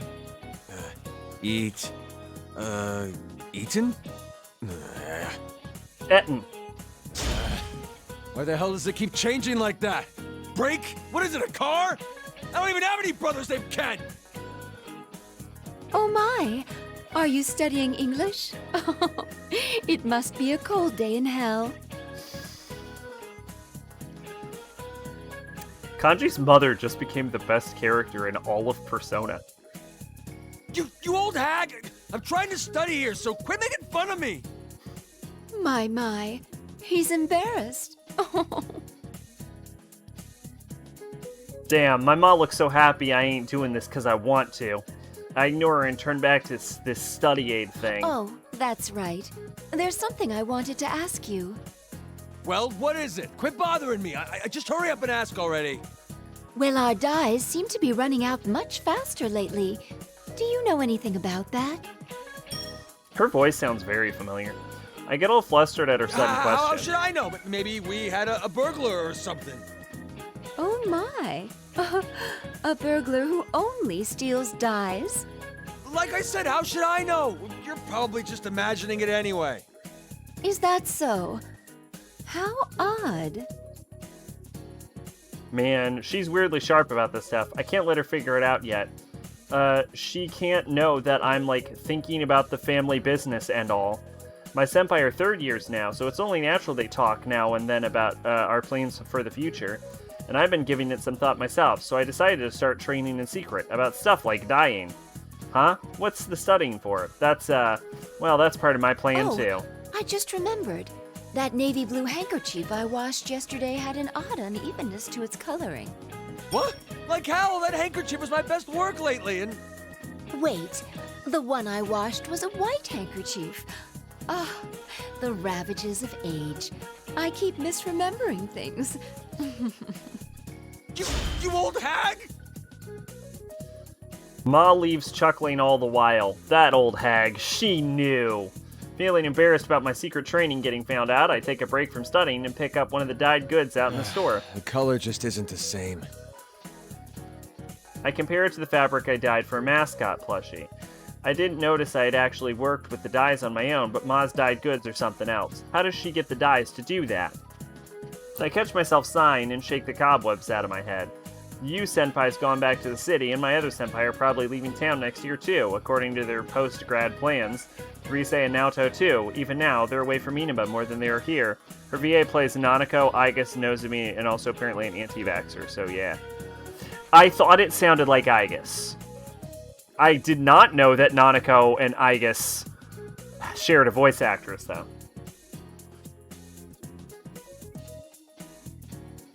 H-Bomber Guy recently made a very interesting video about the anti-vax movement. Apparently, it's even more bullshit than you think it is. To be honest, it's sad to see us all go our separate ways, but the funny thing is, I don't feel as nervous about it as I did. Maybe it's because I found a goal I can be proud of. And that goal is to become a pro craftsman, spreading my dyed goods across the world. You saw it? Okay. I do that, and my friends who leave Inaba won't be lonely no matter where in the world they end up. But first, I gotta get better at dyeing, and I need to learn to speak English too. Kanji aggressively yelling at a garment. With a new resolve, I look up at the Tatsumiya shop curtain. Seeing those vibrant, perfectly dyed colors, I can't help but feel a wicked laugh rising up in me. I ain't giving up, goddammit! Hell yeah, Kanji, you yell aggressively at that garment.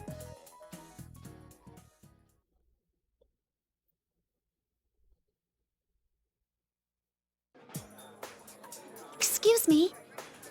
We don't have to go through every character, right?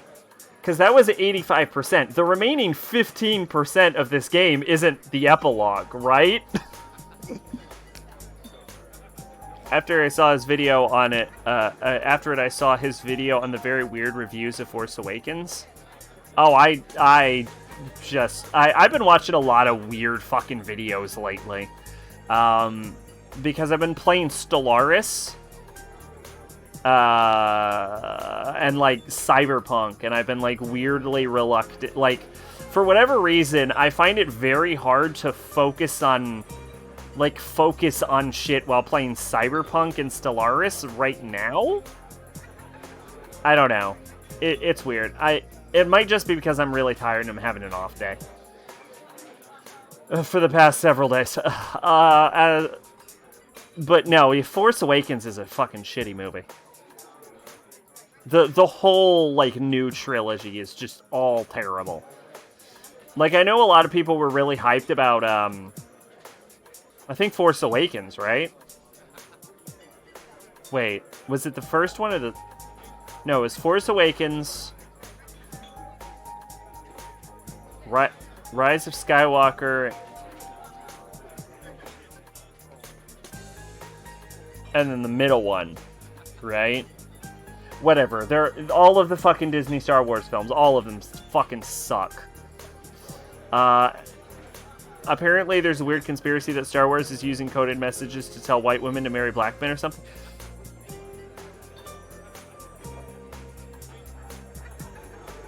What?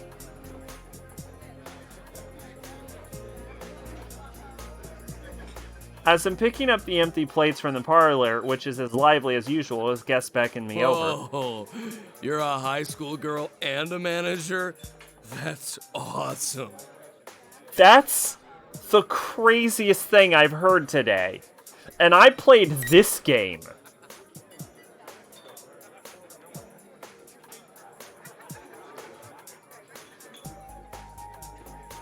And also, I learned about the weird history of a video game called Nocturne. And it was fucking weird. Hey, Could you wash my back later? Oh, wow, that was creepy. Sir, please don't joke like that. Well, I might consider it if you held a party here every day for the next year.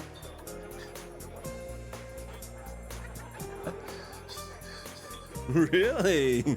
I'll take you up on that. Alright, if anything, I think that's grosser. Like, this might just be me, but I think hitting on a high school girl is kind of gross.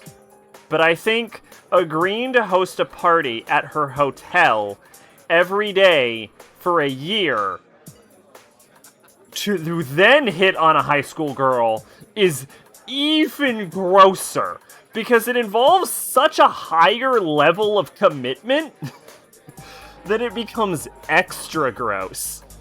Women bleed on the birthing bed, men bleed on the battlefield line from a Star Wars review. I mean, women can also bleed on a battlefield. Thank you for your patronage. Of course, I must ask that you pay for everything up front. Huh? While the guest is stunned, I exit the parlor. Even people like him are important guests. It would be easy to lash out, but I've started to learn lately that there are other ways to deal with them. Yuki-chan, are you okay? Are you sure you're not pushing yourself too hard? Don't worry. I'll make sure to lean on you and the others if I'm ever feeling stressed. Please help me out if that happens. Really? You've gotten so dependable all of a sudden. I can't help but smile a little at the waitress's delight.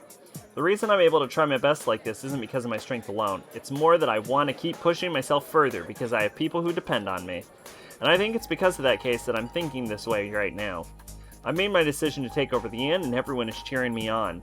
To live up to their expectations, I need to train hard so I won't be a disgrace as the inn's manager. Even when it comes to cooking, I don't have as good as the chefs. I don't have to be as good as the chefs. I just need to be able to make some simple appetizers by myself and not kill everyone involved. As I moved to the corner of the kitchen I was borrowing, I checked the contents of the pot. I think it's missing a bit of tartness. Maybe I should use yogurt. That could work, but when you open a pot and purple smoke starts coming out, nope, you've done it wrong.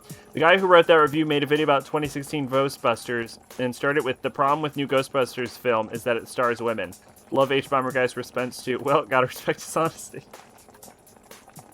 I would like to say that a lot of people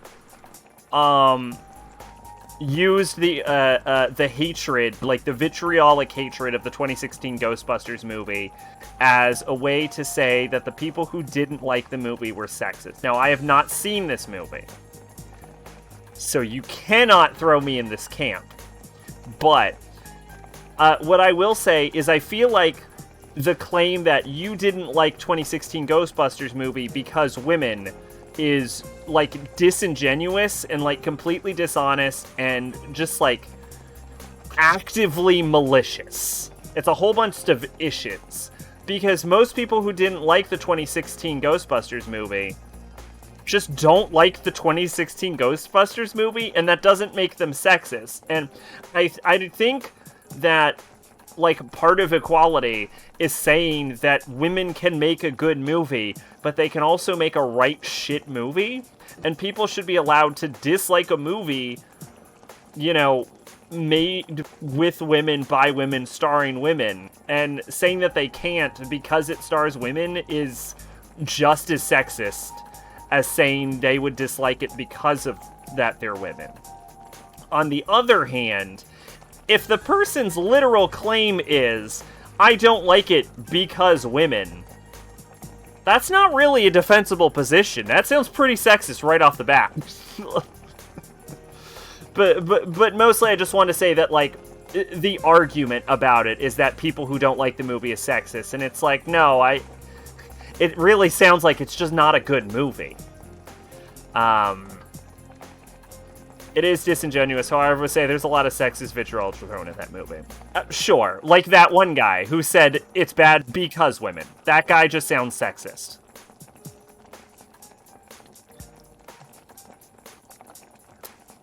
"2016 Ghostbusters made by man."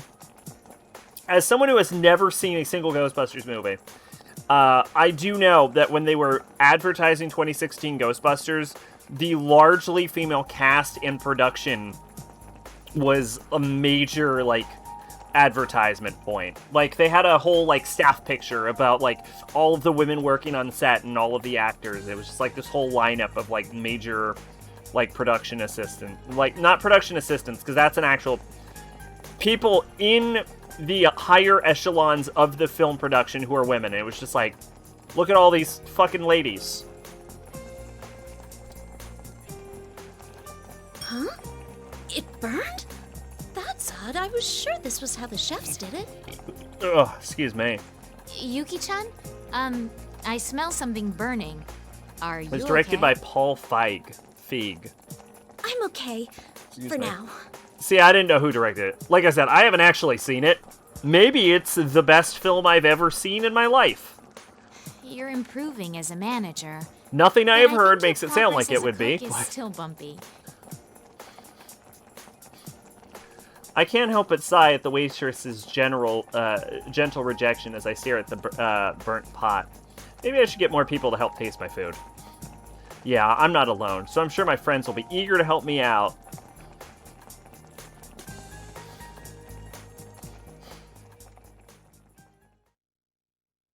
But yeah, no, like, I have seen, like... I have seen some sexist comments directed at the Leave film. math for later. I gotta But start with most of what general I've seen is questions just people who didn't like the movie. The best part of the movie is their secretary. He's played by the dude who plays Thor. Yeah, Chris Hemsworth. That's what I've heard. I've heard Chris Hemsworth is the best part of the film.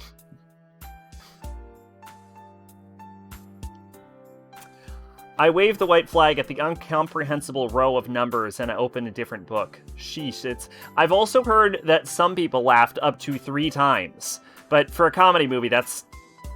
You should be aiming higher. Sheesh, this one's pretty thick, too. What is this? Some kind of old manuscript? Oh, I'm in great shape at least. How come there aren't any practical skills in the primary exam? I give up the endless list of format sentences and plop onto my bed. The comfortable feeling in my pillow slowly lures me to sleep. So sleepy. It's no use. I know when I'm beat. The sample questions for the police employment exam are too I tough. bet Master would totally ace the written exams too. I mean, he'd make it to the top easy. I'm pretty sure Akihiko actually has decent grades. I remember declaring to Akihiko-san my dream to become a police officer when I got to see him again during the incident the other day. So she called him Master, which is something she only does in her route. So...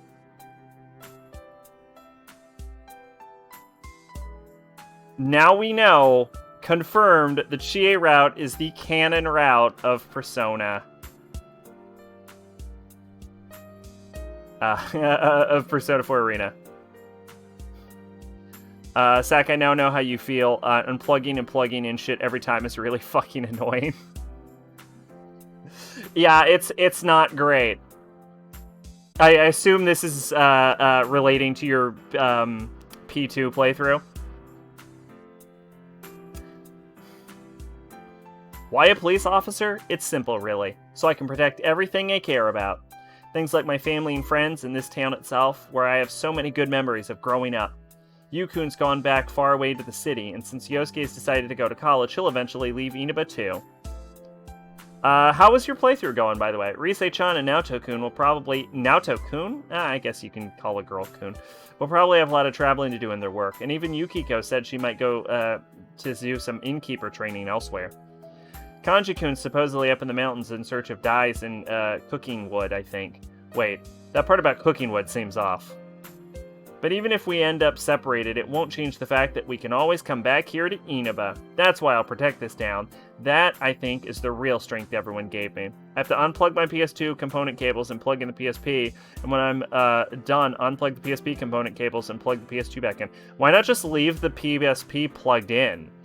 And then when you're done with it, then swap the cords back to the PS2. All right, I'm gonna become That's a what I police do when I have officer. to change no consoles. No doubt about it. I'll If just leave the Master's at whatever top, one I'm I'll work using my way plugged up in. to his level. And that's why I can't be bummed out, just because I'm stumbling a bit over the subjects I'm not so good at. I lightly slap my cheeks to wake myself up and get a second win, and then I jump out of bed and head to my desk at once more.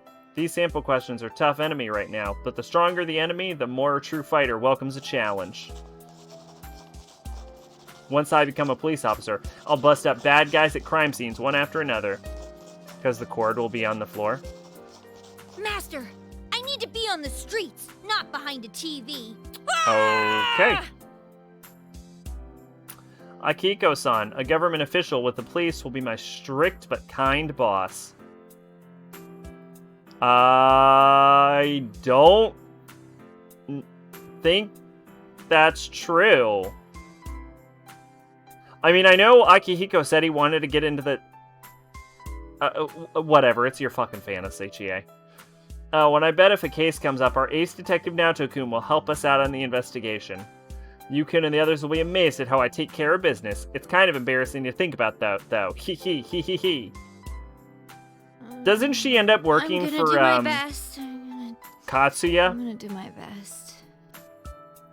My paranoid ass was like, is this okay? Will it damage the cords? Then I ignore it and just play the game. That's actually a cute picture.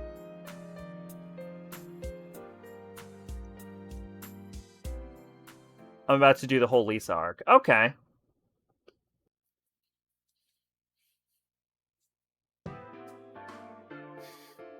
Sometime after Golden Week incident, I was in the drawing room of a certain dummy company in Okina City, whatever, shut up. You can't read either.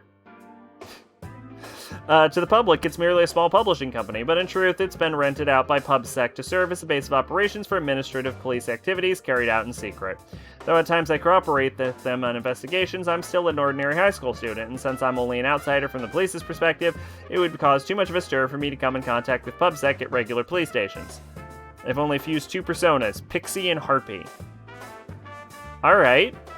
I remember... I remember the longer I play Persona games, the more I fucking avoid fusing. This, in other words, is one of the few places I can be at ease. I've come here a number of times after the case, and I've grown acquainted with some of the part-time employees. Given my position, it may be dangerous to get too close to PubSec, but the relationship is extremely useful as a source of information. I'm gonna be honest, I also did my damnedest to avoid fusion for as long as possible in Nocturne. I hate fusion so much, I try to just not do it. I'm trying to get hermit cards to make Nekomata. The fact that it's pipeline I established myself undoubtedly gave me greater confidence as well. The greatest system for acquiring demons in any Mega 10 game that I experienced was in Strikers. You just beat them up and there's a random chance of you getting the demon. It's the best fucking system. Upon hearing the details of this case, the man from PubSec is lost in thought for some time, but then he tells me with some chagrin that the security inquiry into the Kirijo group is concluded. Innocent Sin is the easiest game to not fuse because every time there's a difficulty spike, if you make the right choices, Philemon gives you a persona. What do you mean? Yeah, I would argue that the P2 cast is one of the only two Persona casts with Third Awakenings. You probably believe that this investigation is about the potential dangers of the Kirijo group, but that's not the truth. Second Awakenings. Whatever. Don't think about it. It was ordered by top public safety officials who aren't keen on Mitsuru Kirijo's influence. They're trying to find fault with her to rein her in. Then, were these top officials dissatisfied I'm with my tired, alright? report? I haven't slept. Oh, your report was detailed and accurate, but that was too fair for their liking. Are you asking me to report a distortion of the truth? Don't glare like that. The officials used Kirijo's disappearance this time to order an investigation on the Shadow Operative's facility. Yes, I know about that. I'd heard from my friends. But these investigation results aren't what those at the top hoped for. If this continues, they may abandon rational judgment in their desperation. In other words, you think they would begin to suspect me as taking sides with Kirijo? Yes, but that's not what we hope to see happen. In all honesty, enabling their power struggle has no upside for our organization at all. We are very satisfied with your work. That's why it would be less than ideal if you lost favor with the top officials and became unhireable. I understand. Though they're all part of public safety, you're saying the top officials and the on-site investigators have different views. That's the nature of the beast. You have my permission to continue visiting this place from now on, so I ask that you play along this once. Permission to continue? So, you leave a thread for me to follow while telling me not to get too involved. A bit self-serving, wouldn't you say? I was rereading my thing on Revelations, and I feel like I was trying hard to balance being informative in my own opinion, because I don't talk about half the stuff I like about Revelations, because it involves filling plot points. I don't know, the writer's never a good judge of what was written. I was planning to wait until you'd done all the games, and then I would just read it all at once. A harsh assessment. Both the inner truth and the outer veneer matter in society. That's how it is. I was only joking. I thank you for your generous consideration. I'll have to spoil Innocence and even talk about Eternal Punishment, so it really doesn't matter in this case.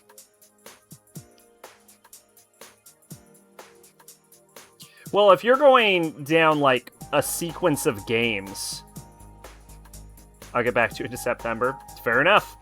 If you're going through a sequence of games and you're reviewing all of them, I think the assumption is that a game sequel would spoil the first, the first game in the series. You're just doing the mainline titles, right? I give a bow and leave the room. When I step outside the building, I see a clear blue sky spreading overhead. I take a seat on bench that catches my eye. The afternoon sunlight, just now beginning to heat up, shines down on me. It's been a while since I've had a time such as this with nothing pressing to occupy me. Look, you can't do as well as the person that wrote Persona 4 Arena. As poorly as the person that wrote Persona 4 Arena. Ultimax's text is a lot better, but Arena's text is fucking terrible. I cannot take playing those spin-offs. This case forced me to think about several things. First, Shadow-related incidents are not limited to the Midnight Channel. Second, Shadow Operatives, the only organization that can counter those threats, are in a politically unstable position. Finally, there may be more powerful remnants of Irgo research, like Show somewhere. Oh, I didn't even think about that. This bears further investigation. Oh, I forgot to show the Naoto picture. Yeah, I will say in no uncertain terms, this is the worst Persona game. Since I am both a detective and a Persona user, there should be truth that only I can unearth from my unique position. The scope of this investigation will be vast, and I can no longer be able to remain an Inaba. Persona Q would be good if they didn't simplify all the characters. No matter what kind of physical distance I put between myself and my friends I made here, our hearts will never be apart. Having made my resolution, all I must do is make my first move in my investigation. It seems I'm about to be very busy. What I will say is that Persona 4 Arena, like P4A, not Ultimax, not the Ultimax story, but the Arena storyline, would actually be great if it was told in any better method. Like, if it was a real video game, Persona 4 Arena would be great. Because the whole story about Labrys was really good and really interesting, and Labrys is a great character. And you've seen Mitsuru's character development over the course of, like, this game, and over the course of Ultimax is really good. And especially Elizabeth's character development is, like, They did some really interesting things with Elizabeth's character, and they introduced so much lore in Arena. But the problem is that, like, it's told in the most repetitive, long-texted, long-winded way fucking possible, and it just becomes unbearable. Akihiko in P3 mentions protein once. Akihiko in spin-offs, protein. I love protein. In this game's defense, I will say that Akihiko, actually, in Ultimax, Akihiko I don't think mentions protein a single time. The only reason he mentions protein in Arena is because he is in Mexico, and he implies he hasn't eaten in a while, because he's basically just a hobo now. And he feels like his muscles are decaying because he hasn't eaten fucking food. So I feel it's justified in Arena. Excuse me. Now, if we want to talk about flanderization, I swear Kanji and Junpei weren't this that must stupid. Be the place. A few days after the incident during Golden Week, after coming to Akina City, I find what I'm looking for and start walking towards it. What I'm looking for, you ask? The sign for a cram school. See, I've decided to go to college after graduating from high school. I know I'm off to a kind of a late start, but that's my fault for ignoring my guidance counselor's results. Mitsuru is right. Off-grid living is a delusion. Thanks to this case, I feel like I'm finally prepared to face my future. It's like I finally made a breakthrough. A breakthrough? When I was chatting with you while reflecting on this case, he gave me this puzzled expression when I started talking about this stuff. I told him vaguely about how I couldn't muster up an interest in— oh god, are we gonna have to do a fucking Teddy epilogue? Interest in the future, since we'd all been going our separate ways, because I'm having so much fun with my friends here and now. It came off a little unfocused because I tried to cram in everything I wanted to say at once, including how this isn't because I'm unhappy with the way things I kept are. wondering if there was any way I could spend my time with everyone forever and ever. Mm-hmm. But I realized that that's just running from reality. Everything in this world changes, and that's what makes it interesting. These bonds we have to keep changing too, but that doesn't worry me like it used to. No matter how far apart we may be, no matter how different the paths we may take to fucking— God, shut up, Yosuke! I rely on everyone. I want to be someone everyone can rely That's why, on. for now, I'm focused on finding a big project that won't bore me until I die. Have you ever seen the PQ opening that redrew all the characters as SMT and Fire Emblem characters? I have seen PQ opening parodies, but I'm not sure if I've seen that specific one. First, I'm gonna go to college and expand my horizons. I guess for The how long fucking I thought PQ about openings it's are a great. pretty standard path. No, I think that's just like you, Yosuke. Isn't the long consideration really the important part? That's what my partner said after listening to my endless spiel. He might be right. Taking time to consider things must be important too.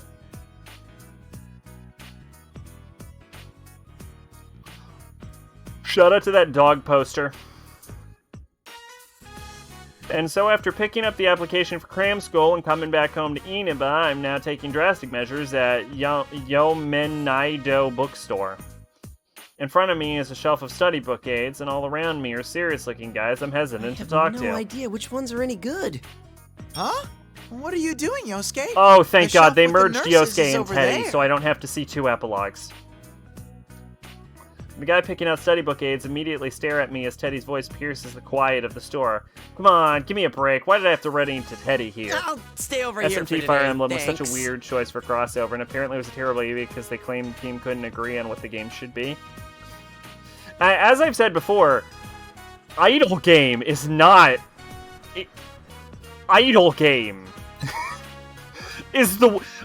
Like, SMT and Fire Emblem should have been the most grim, dark fucking thing imaginable. It should have been like... If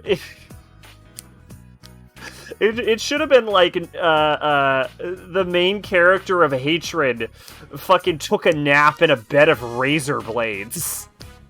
with like fucking Mayhem playing in the background. Like,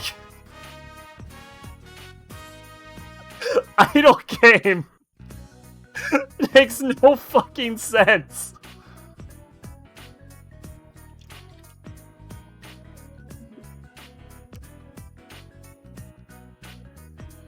Strain 42 loves Tokyo Mirage Sessions, but even he hated the Force music videos. I mean, I haven't played Tokyo Mirage Sessions, but do you even kill a single one of your friends in that game?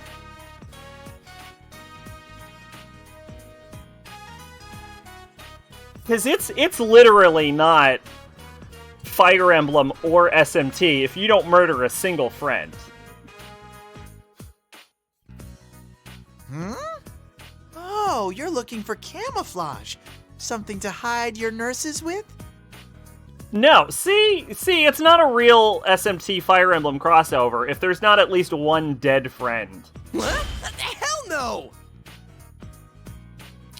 Teddy proudly rushes over to the certain corner. I always stop by.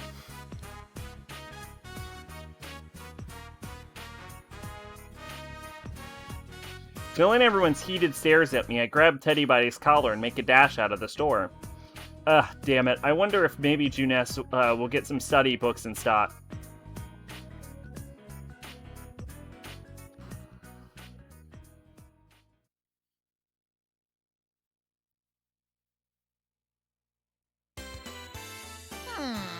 This part seems to be lacking a bit. It should be more showy, extravagant, all out! Hurrah! I feel like I'm on a roll! And all the SMT is just spell names. Some stores and locations are named after demons, and Fire Emblem's Awakening characters are your perform.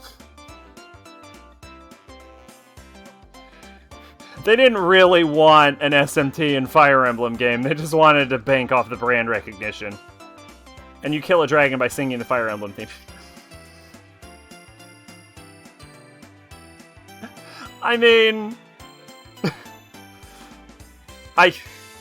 At least you kill a dragon. That's kind of Fire Emblem.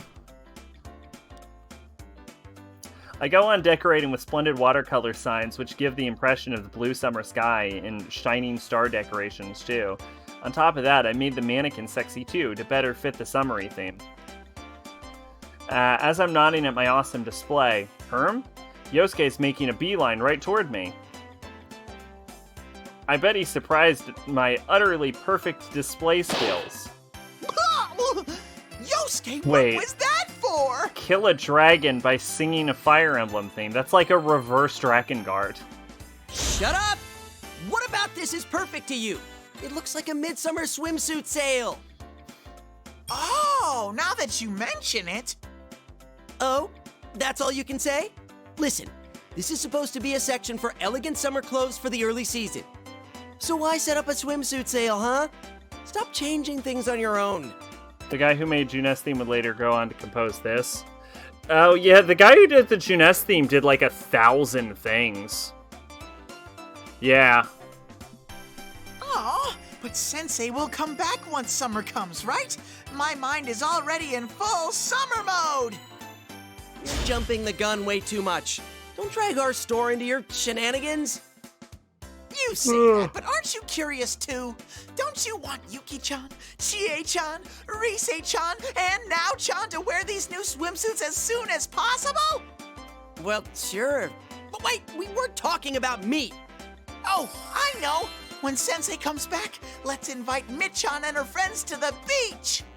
Mitsuru-san and her friends, huh? Oh, they're regular working folks. I mean, they're a special unit, so I don't think they could just... Yosuke! The game will end if you give up. Just imagine what they'd all look like in swimsuits. You know, I respect Yosuke for knowing that Mitsuru is too much woman for him.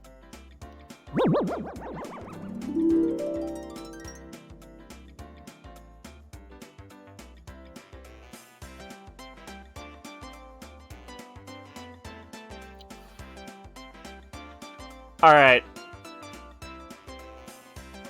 Alright, here we go. Swimsuit judging. First thing I want to say, wait, they all have so many frills. Fuka's is kind of cute.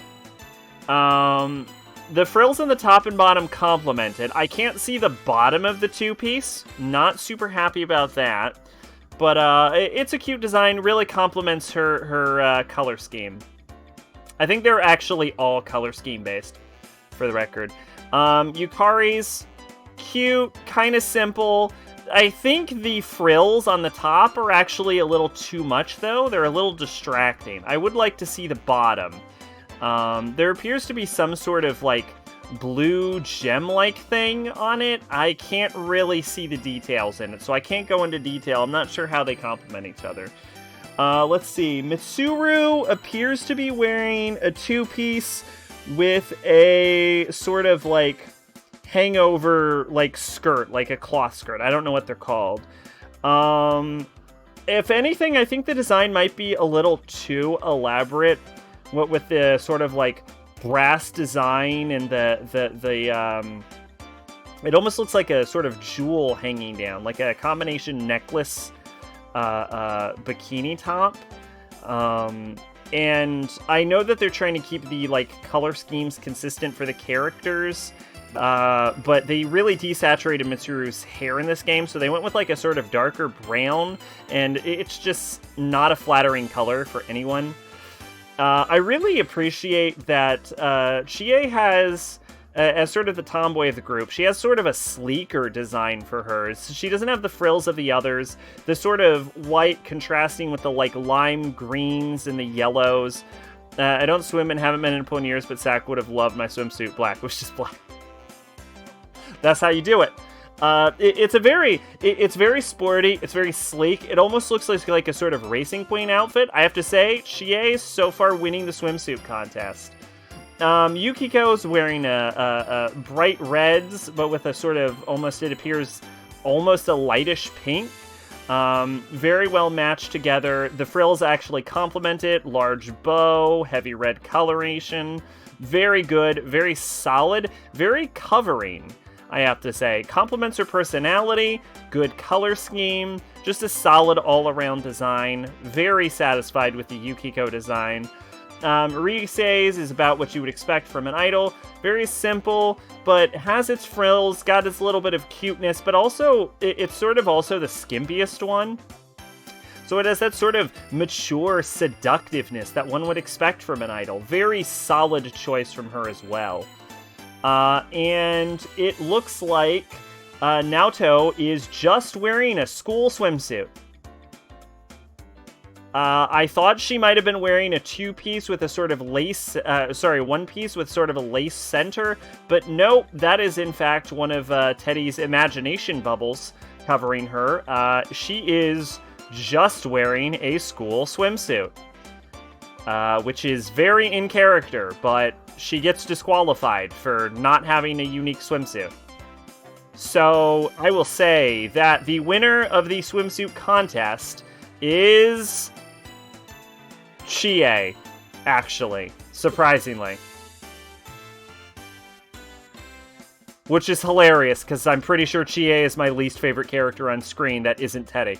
But I can appreciate a good-ass swimsuit.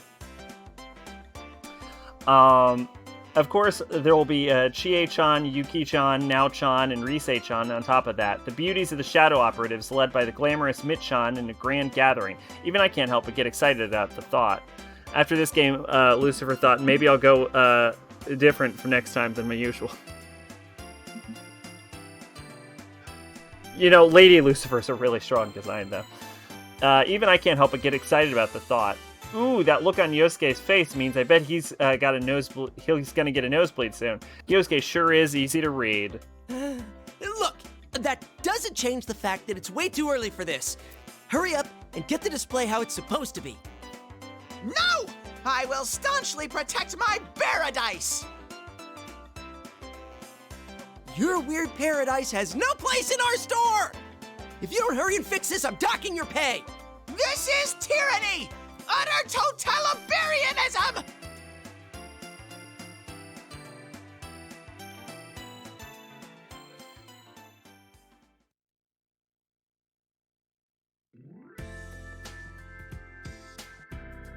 Oh god, I Let's forgot about start from Risei. Act 3. Ready? Go! Look, a white bird. Could it be the same one we saw together last summer? Who cares about birds right now? If there's something you want to say, then say it. Please don't be that way.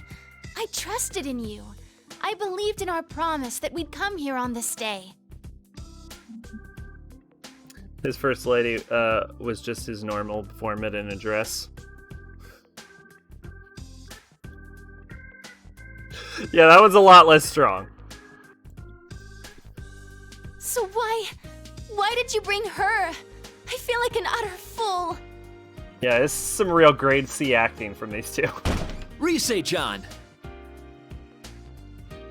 Inoue-san's voice echoes across the quiet rehearsal room. Geez, I already told him that the rehearsal's a little behind schedule. Inoue-san, we're still rehearsing here. Oh, sorry. Please forgive me. Inoue-san quickly apologizes and bows to everyone. I bow too, apologizing to the actor I'm rehearsing with and the director for holding up the Ichikawa, rehearsal. It's time. You're free to go. Everyone else, take it from the top of that scene. Huh? But... Go on or they'll yell at me. The promise was we'd do this without getting in the way of your other work. Though, I mean, your acting was great. Nope, no it wasn't. Thank you. Is there anything else? What do you mean, anything else? Anything I should work on? I just told you that your acting was great. You're rushing this too much. Well, I don't know. I guess you need to work on accepting your strengths and trying to build on them? Sure. I love how phoned in that advice was. I don't know, do the things you do good, do them gooder. Accept my strengths? That's right. Hey, I take back what I said. Everyone take a 30-minute breather. At the director's orders, the tension in the rehearsal room lifts. I grab my towel and bag before hurrying over to where Inoue-san is making himself scarce near the entrance. So what do you need to talk about, Inoue-san? Why is she wearing the school uniform? Oh, right. The response to your TV appearance I was going to say this earlier when I was talking about T2, but I talked to Todoroki, and he said Mass Circle could be the Phantom. No, it can't be. If there was any doubt, he's possessed by Kyoji Kuzunoha. There you go. And that's why we'd really like to set up an actual schedule and put a huge media blitz behind your comeback. So Devil Summoner is an official Persona timeline game. No, I told you that's not what I want. I'm not even close to my peak performance yet. No, I mean, honestly, the further you go into the series, the more you realize these things do not play well together. Huh? But they're all really good deals, you know? Nope. Don't you remember how we talked this over with the agency? I want to put my schoolwork first right now. Oh, can you bring the car to the front? My persona grew a lot during Golden Week, though that's because I had help from that Elizabeth lady once again. I couldn't express my true self on my own. Excuse me. I need more confidence and a firm footing, so I don't feel lost no matter what I come up against. Huh? Risei-chan, where are we? I have voice training after this. Come on, you're my manager. Get your act together. Yeah, I have never seen a series of supposedly connected games so play so poorly together. Oh, right. Sorry. Can you give me a ride? I want to hear about what kind of work came in. Of course. I'll bring the car around, so wait at the entrance.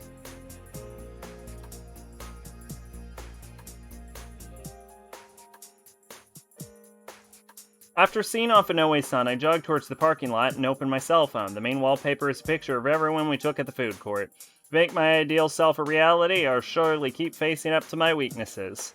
But I'll have help. As long as everyone believes in me, I can overcome those weaknesses as many times as it takes. From the entrance of the studio, I look up to the blue sky. There's a little closer to summer now, and we wait for Inoue-san's car to take me to the next rehearsal. And then there's, like, the dumb fucking situation with, like, Devil Summoner and Devil Summoner... Not Devil Summoner.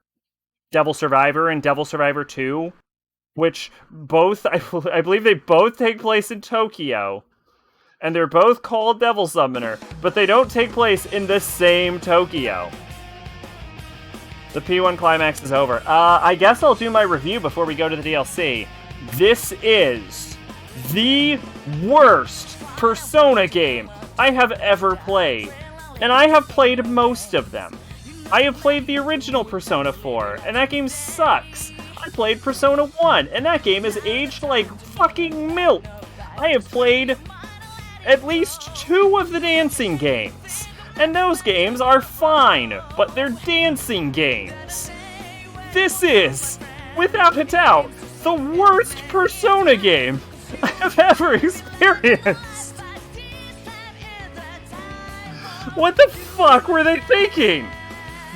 So first off, we go through P4A, and P4A has like 9 routes, and they're all canon, but like none of them make any sense. Like, they're all canon, but they actively conflict with each other. So it's this weird, dumbass Resident Evil 1 scenario where somehow all of the routes are canon, but none of the routes are canon, so you don't get to play the canon route.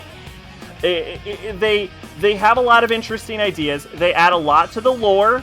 They add a lot to the mechanics of the fucking world. They add Lapras, who's fucking great. They give fucking they give a great character arc to Elizabeth. All of that would be good. The components, the story beats that are composing Persona 4 Arena, the P4A story mode DLC, should result in one of the best Persona games, but the way it chooses to present that in a series of 9-route fighting game like routes where you only fight 5 times per route, but each route takes around 3 hours because there's so much text that demands it gets a better editor, because they repeat words per paragraph in the next line. Like, it's not even well-written text, it's really shittily written text. Most of it is a complete and utter waste of time, as evidenced by the Ultimax storyline, which cuts out 90% of the text that would have been fucking left in this fucking game. Horrible case of fucking tell, not show. It is absolutely abysmal. Like, for all intents and purposes, P4A should be great, but it is just garbage because they chose to tell the story in the stupidest, most asinine way possible. Fuck. Anyway, moving on from that game, we have Persona 4 Ultimax, which is the sequel to that game. And if all of the story beats of P4A were interesting, P4A Ultimax is like, hey, you know how we had interesting story beats in P4A? What if we didn't do that this time? What if we just told a really dumb story where we take the plot of fucking Persona 3 and Persona 4 and we slam it awkwardly together to create some kind of, in Persona 4 Arena, to create some horrible, chimeric abomination? It's literally just plot of P3, P4, and P4A just awkwardly slapped together. This fucking ending scene where fucking Yu and Adachi team up and their personas fuse into a sword. It sounds like the ravings of a fucking madman. I mean, I appreciate the story. There was more fights in this game.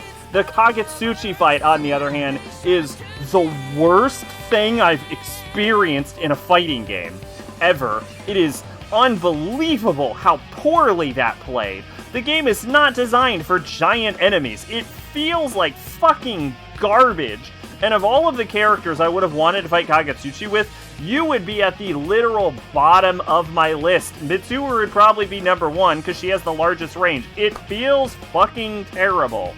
It is not good. The story is fucking stupid. It's just an amalgamation of the 3 games. This program the characters was brought to you by are the like following sponsors. interesting enough, I guess. They have an interesting story arc with Mitsuru learning to trust her allies, which is cool, I guess. They give Rise magic fighting powers for some fucking reason.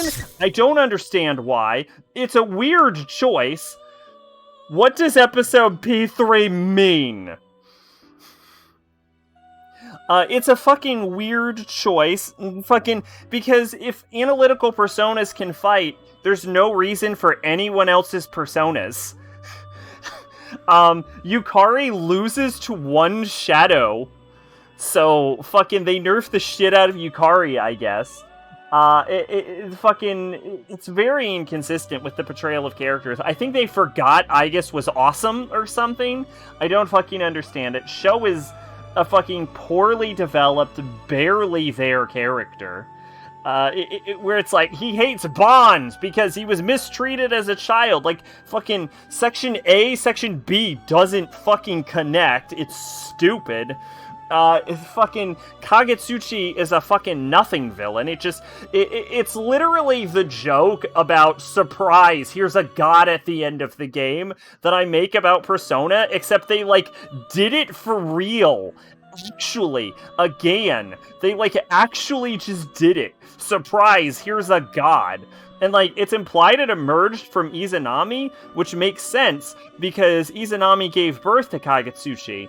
But, like, they don't connect the dots. Like, it's the closest Persona gets to having fucking symbolism without having symbolism. Like, it's almost there, but it just isn't, because they don't give enough of a fuck. It's total set dressing.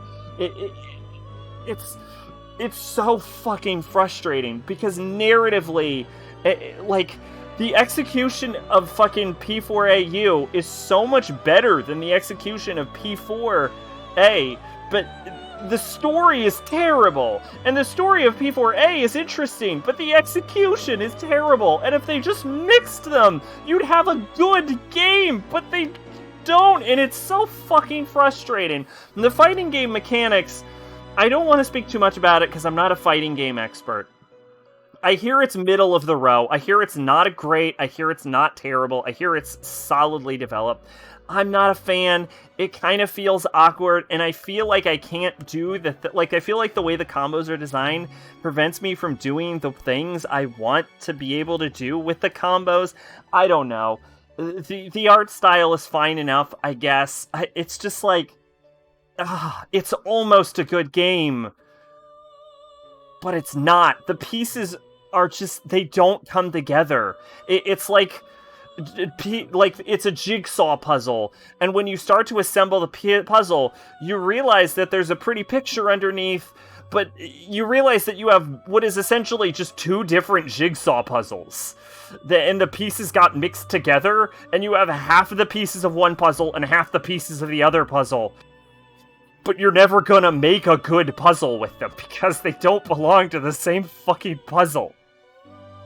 That's what P4A is. Persona 4 Arena Ultimax is two puzzles that you have the pieces for that just do not fit together.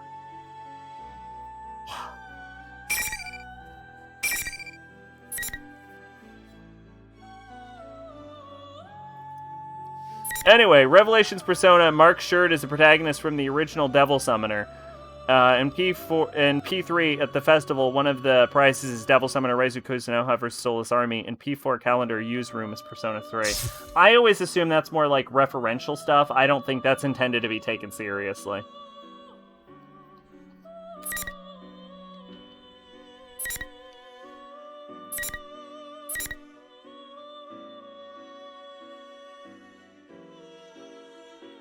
No.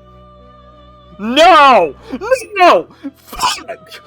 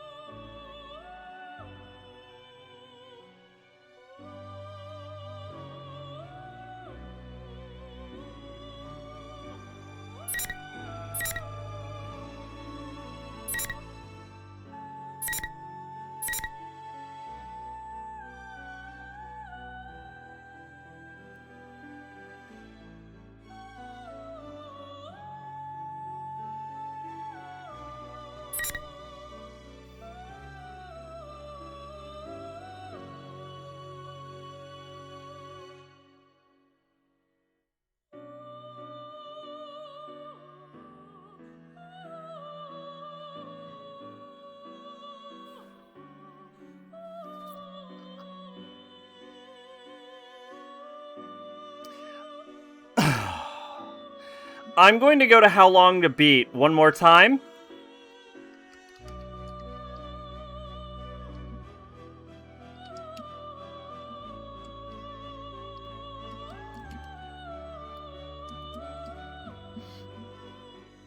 How long to beat?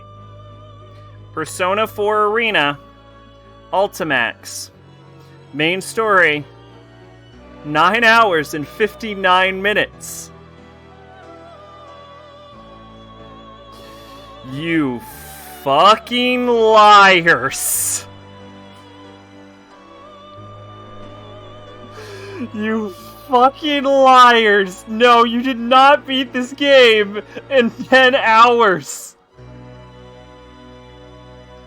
Holy shit.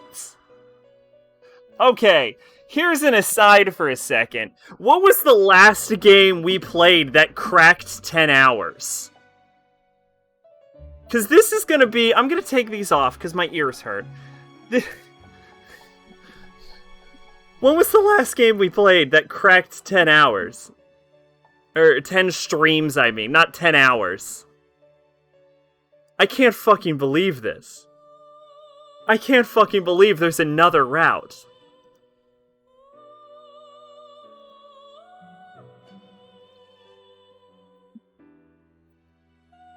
Alright. Strikers, 8 parts.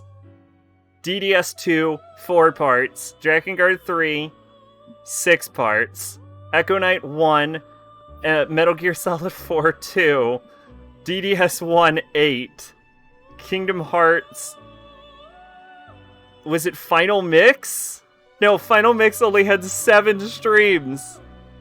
Parasite Eve, Amnesia, Fatal Frame, Fist of the North Star, Resident Evil 4, Silent Hill 3, Persona 1, fucking Final Fantasy 7.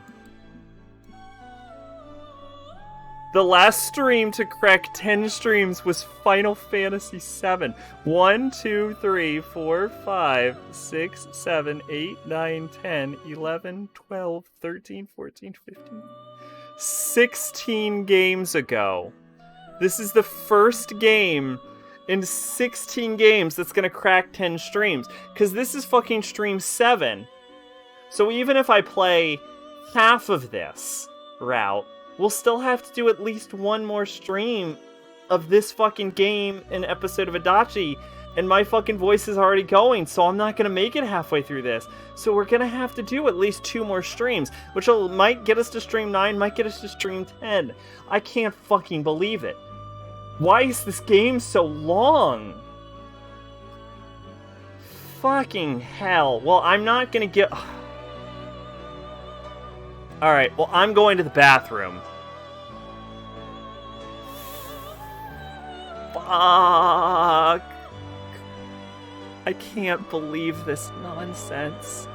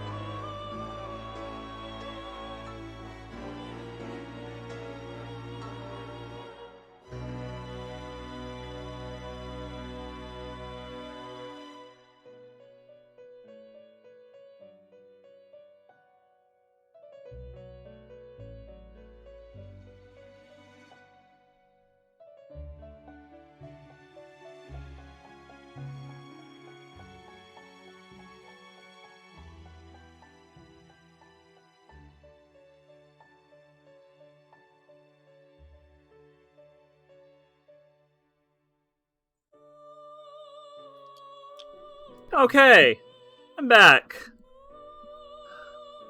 I cannot. Intern Jim had a field day transferring his entire EO3 library to an actual. I cannot. I just can't. Look at all this.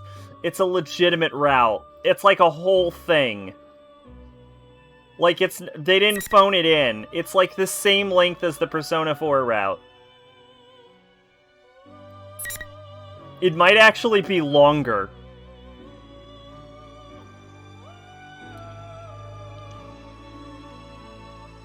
I bet I'm gonna have to fight Kakatsuchi again. Alright, well, rip the band-aid off.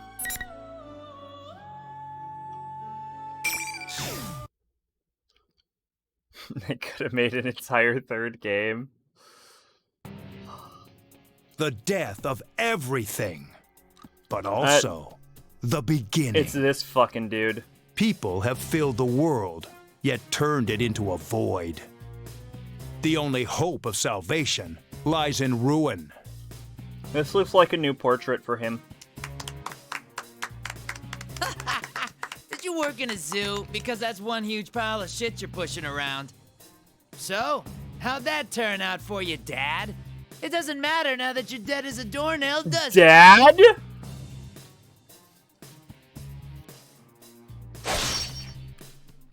You wanted the world destroyed, huh? Isn't that right, you worthless pest? Fine. I'll do it. I feel like that would have been a bigger revelation had I remembered what that dude's name was. I feel like that was a revelation I was supposed to have in Persona 4.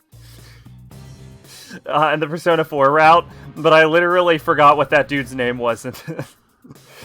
So I had to wait until the Persona 3 route. This shitty world with its shitty people and shitty lives will disappear, and I'll be the only thing left. After all, if the Father's fallen into darkness, then the Son must rise. Just kidding.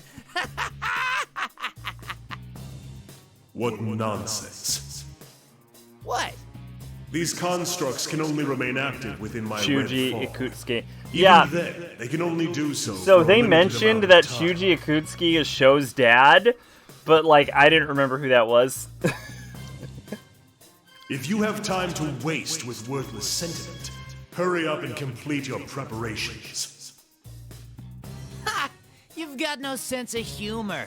I thought it was Keep up just your a dude's whining and name. I'll have to kill you too.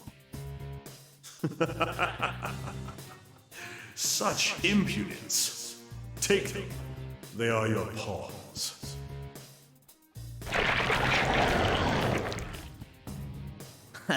They're pretty well made.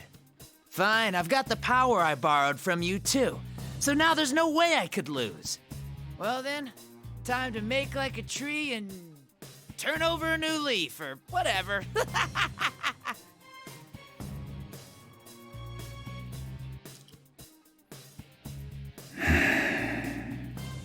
Huh. A puppet version of a puppet. I'll make sure you get the job done this time.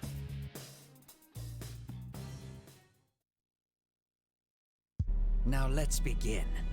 For the sake of his world. Oh my god, they even have animated cutscenes. They really, like, went for it.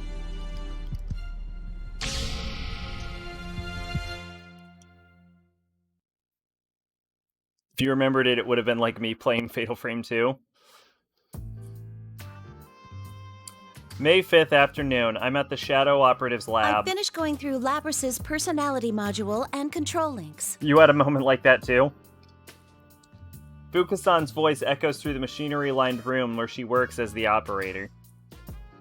It seems that it'll be a little more time until she finished with her work. I knew we could count on you. I'm sorry that I asked you for such a big favor. Oh no, I couldn't possibly stand by after something so important happened.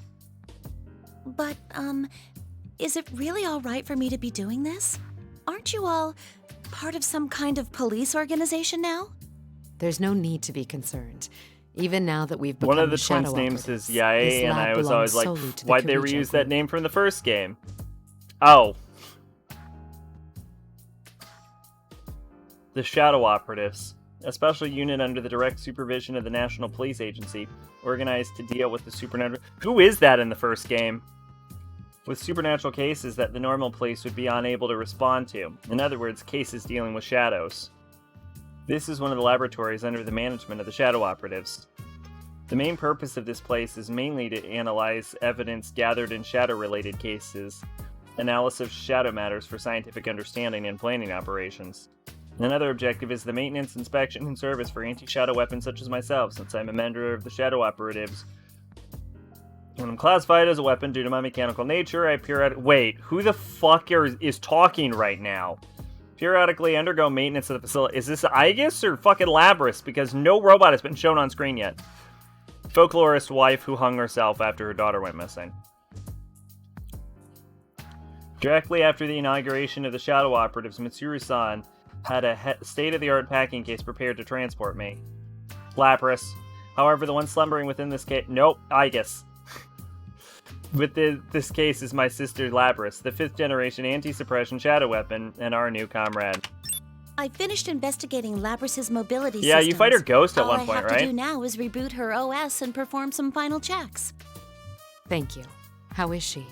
She'd sustained some heavy structural damage, so I was worried, but thankfully none were critical. You know, I actually forgot that Fuka knows how to use a computer at all. Because it gets completely overshadowed by her being an absolute censor beast. Since my sister had been forced to push herself far beyond her limit during the events of the other day, her entire body had taken serious damage. I'm glad she's okay. Fuka-san's words caused me to sigh with relief. I see. And what did you recover from her memory? I'm sorry. I searched through it, but I found I was no playing records that would 2 lead a to few days finding ago. I the was one reading a behind note, what and it was happened. signed Ryuzo Munakata, and I swear to fucking God, Beethoven's Ninth Symphony played in my head. If we want to pursue him any further, we'll have to wait for a report from intelligence. But it seems that will still take some time. I see. I see Mitsuru-san tighten her fist with that quiet utterance. The culprit is someone capable of manipulating the data in my sister's memory.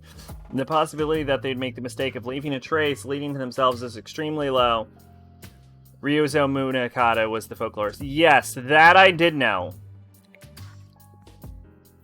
Even when one knows the outcome, people often feel indignant when the last bit of hope is crushed. It's understandable. Arbit, I didn't know that Chu was connected to one in any way, though. Which means the IA can't catch a break. It's understandable. Our ability to find out who kidnapped my sister has been completely stymied. Then we have no clues to go on. Don't be so hasty. We might get new leads from intelligence, right? Ever since that attempted airplane hijacking, Well, at we've least learned we that switched the to the Public better Safety Division cast. has been making some disquieting moves. If we don't make a move soon, there's no telling what they'll do to take advantage of the situation. We have to find a lead before they do anything. Though Akihiko-san has known Mitsuru-san for a long time, Mitsuru's expressions remain stiff as he tries to console her. But that's only natural. The Shadow Operatives are still a delicate position with regards to where we stand within the National Police Organization. First, he's going to be forced to be a sacrificial ritual, then she escapes with her boyfriend and has a kid, and then they move into a spooky ghost house and kills herself. We're often met with cold stares from people who should be our fellow investigators when we're dispatched on cases. The logic of such actions eludes me, but I cannot pretend that they do not exist. I understand how you feel, Mitsuru-san, but we must solve one problem at a time. That is why we have gathered here today. You're right. I'm sorry. Please work with me here in reviewing what information we already know. Mitsuru-san implores us for assistance. Our gathering here at the lab today isn't just to hear about the results of Fuka-san's tests on my sister. We've come to share... Look, I know Fuka's good with computers and all, but, like, looking at experimental, magical, military-grade technology in a top-secret lab seems like it should be beyond her wheelhouse. I just made this connection that means Miku and Maifu from the first game are related to the twins from the second game, the ghost twins from the past, not the main characters. The entire family line is fucked.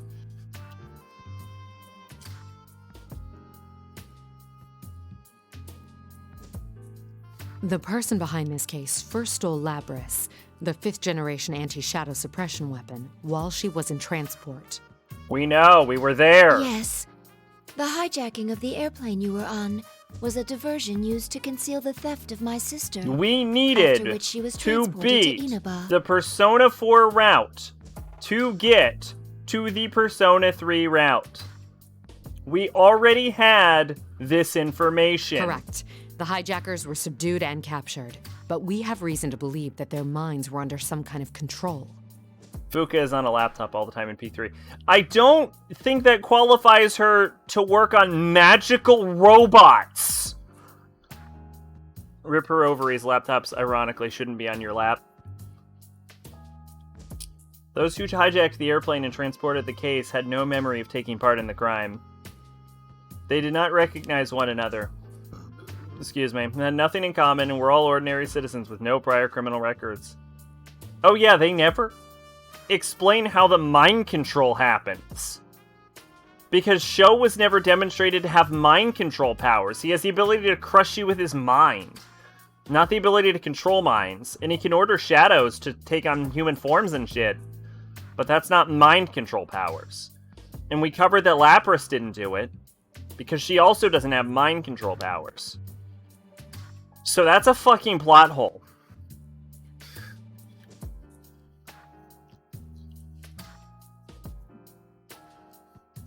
They did, however, all claim in their testimonies that they saw red eyes. Through their interrogations are still ongoing. It seems that it won't be long before they're released. Maybe he does have mind control powers?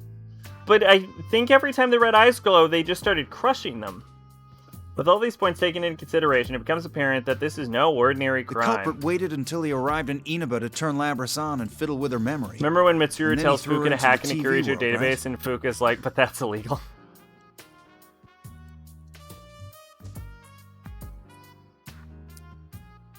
I don't, actually.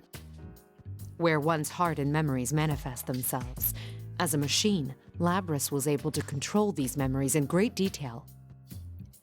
In other words, the enemy used her in order to set a trap for us. If you give someone permission to hack into your fucking system, is it illegal? When we entered the television world in pursuit, we defeated her shadow and made indirect contact with the culprit.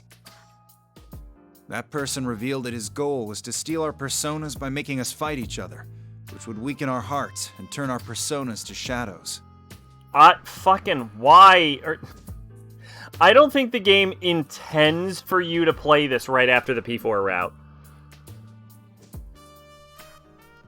Once he'd accomplished that, he would combine them all so we could have even more powerful shadows.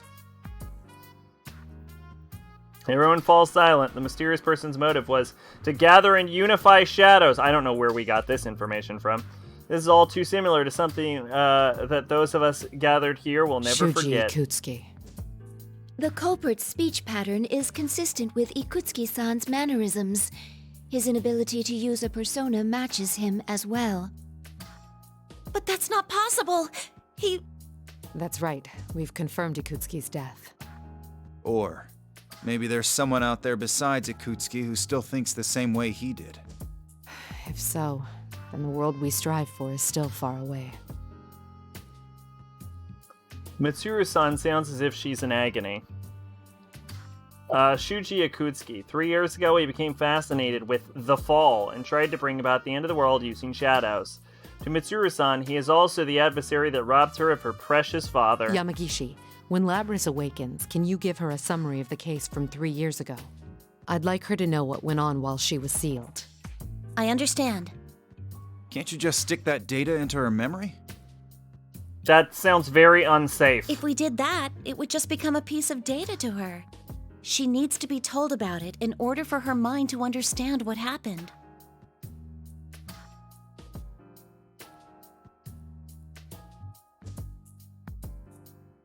What? She's human through and through, huh?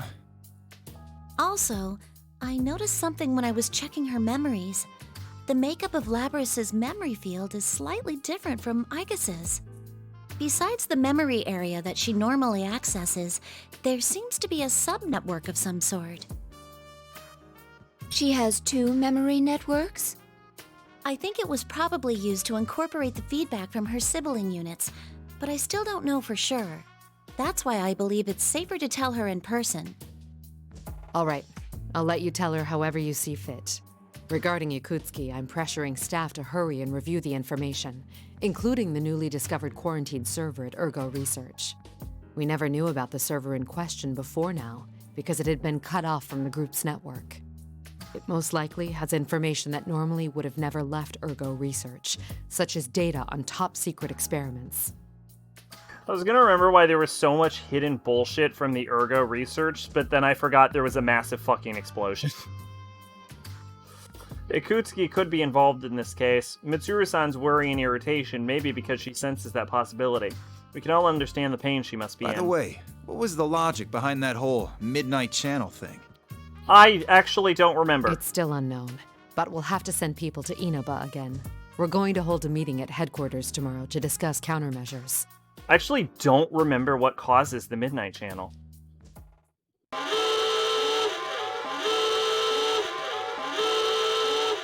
Suddenly, an alarm notifies us of abnormalities, goes off, reverberates throughout the lab. Mitsuru-san quickly uses a nearby control panel to contact the staff within the facility. What's going on?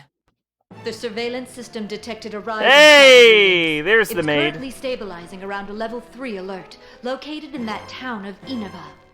What? Looks like he's shown up already. That saves us the trouble of having to The puzzle Midnight this Channel out. was made by Izanami. But, like, why? Yu-san and his friends are in danger. Mitsuru-san, please give the order to dispatch us. All right, we'll leave at once. Yamagishi, leave Labrys to Kikuno and accompany us. Please keep in mind, I beat this game like 4 years ago. I understand. Well then, I leave the rest to you, Kikuno-san. Understood. Lady Mitsuru, everyone, please be careful. One of Mitsuru-san's personal domestic assistants, or should I say, maids, Kikuno-san answers. Kikuno-san and Mitsuru-san have a stronger bond than that of any ordinary servant and master. She is another of the shadow operatives. Rumors never stop becoming reality. Okay, fair enough, I guess. Her words catch my attention for some reason. Please be careful. A very trivial expression of concern for our safety. Brushing it off as common courtesy would be simple, but I sense that she may be sensing something unusual regarding the situation that awaits us there. What could be causing this unease? Did Mitsuru-san know? Oh, hold on, I guess. Considering she wasn't brought into the TV, I can assume she isn't, like... She isn't a top-tier shadow user. No, looked at that with Persona 4. He's just a minor character.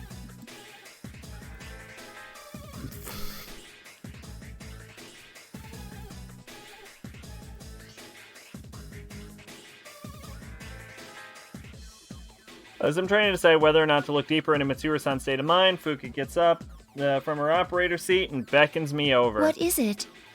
If we can put Come Labrys hither, aside thou. for a moment, are you going to be all right without having any maintenance done on you, I guess? What do you mean? I read the documents on your new equipment. At first I assumed it was referring to that large gun, but it's actually... That huge penis between your legs. Ah, that. True. There have been no tests confirming that it is capable of being used in an actual combat situation. But we face a powerful foe this time. Is it even possible? If even one thing were to go wrong... Aegis is now outfitting with pegging technology because Mitsuru gets lonely. Fuka-san's face clouds as she looks at me. I can't be confident that it'll be alright, and I'm unable to tell her a pleasant lie to calm her down. In any case, I only pray that that a situation that requires me to use my new equipment never arises. I thought that joke was too crass, but they really are just keep saying new equipment. Does that mean Naruko-chan and Persona are connected? You know, I actually started to watch it and it was pretty good, but then I realized I was watching like season 3 or some shit. And then I was like, oh, I'll have to go back and watch season 1 instead. So I stopped watching it and then I just never went back.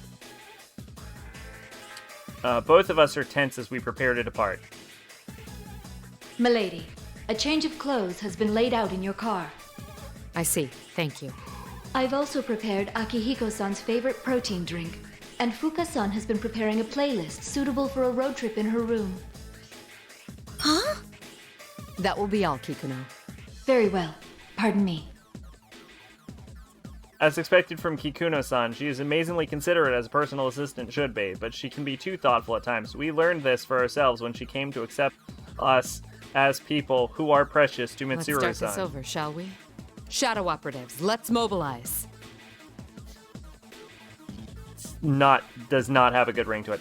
Thanks to Kikuno-san, the tension in the air subsides a bit, but we cannot allow our attention to just wander just now. Upon completing our preparations for departure, we immediately make our way to Inaba.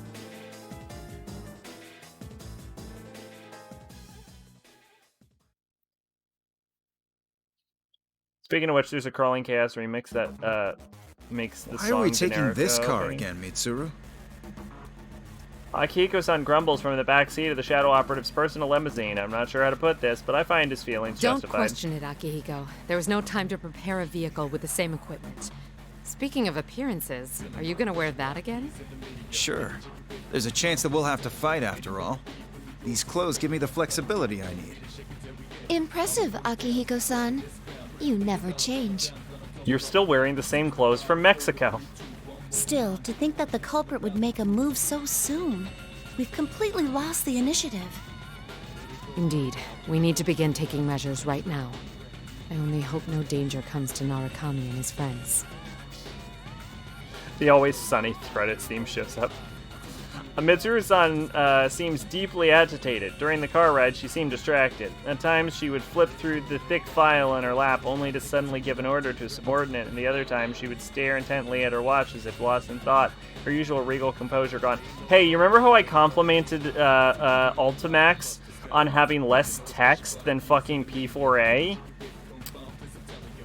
I reviewed the game too early, apparently. Mitsuru-san, why don't we just ask them to being like, going to Mexico while not speaking any Spanish was a mistake. I agree. They seem pretty strong. No, I think he says that at one point. No, they're still young. If I asked he for comments their on assistance, how it he's would not waste time speak the better language. spent in school. Worse yet, it would put them in danger. I don't want anyone else to have I'm pretty to go sure he through that did. anymore. When he went to talk to the bar owner. I understand how you feel, but they don't seem like the kind who'd listen. We were the same way back then.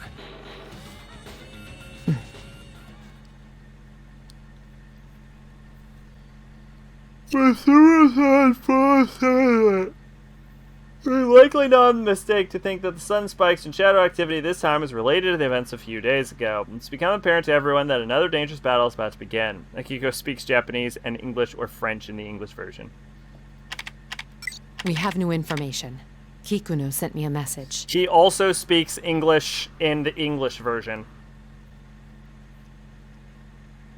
I tasked Kikuno with reviewing Ergo Research's quarantine server. But it seems new evidence has come to light regarding Ikutsuki, who we discussed at your conversation. According to the report, it seems Ikutsuki was performing an experiment on his own in the lab directly after the explosion. It's unknown if this is related to our current mission, but there was a record of a plume of dust being used in the experiment. Okay, look, I know the man was crazy, but the idea that he was so crazy that right after the explosion, where like half the city detonated, his immediate thought was, I'm going to go back into the destroyed lab with my son and shove a plume of dust into his brain, just makes him seem next level crazy. Like, there's a through line of logic to his actions in fucking P3 that is just not present with that logic. I guess it, like, I was thinking, like, shoving the plume of dust into his head happened before the explosion, but Yeah, there weren't Plume of Dusks before the... No, there was a Plume of... No, yeah, because they had to build Aegis, right? Before the explosion? Wait. No, but... Wait. No, I thought the explosion killed everyone. But the Plume of Dusks are like Nyx fragments. But I thought Nyx didn't come into the world until the explosion. But then, if they were using Plumes of Dusk to create the anti-shadow weapons and shove them into Show, how did they shove them into Show if it was post-explosion? Were there... Unless the experiments continued on post-explosion as well? I have not... It's been a while since I played Persona 3. This timeline seems weird? Because I thought the experiment stopped with the explosion.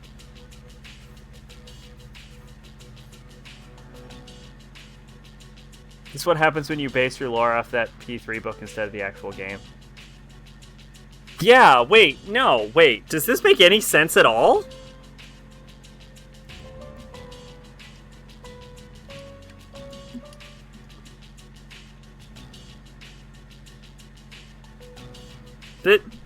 Does this make any... What?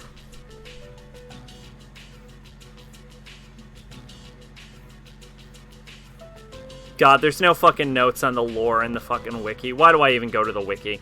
Alright, whatever, I'll just go on. Fuck it. A plume of dusk. A plume of dusk, an object that blurs the line between matter and information. It is fitted into an anti-suppression shadow weapon like myself. It forms the core of our personality modules and what allows us to control personas even though we're machines. So, what are the details of this experiment? Nothing good, I bet. Yeah, I guess the only way that this makes sense is if the experiments continued after the explosion. Ikutsuki was... The limousine engine suddenly roars, draining out further conversation. Seems the road we're taking has begun to climb a steep hillside. As the car takes a winding road up the slope, I look down through the window and see lush trees along the mountainside. For a moment, I thought I sensed shadows reading. Could it have just been my imagination? Yamagishi, tell me our current location. One moment. I'm looking it up now. We're currently in Inaba Pass. We're almost at the target coordinates. I thought the explosion killed her grandfather, though. Was that...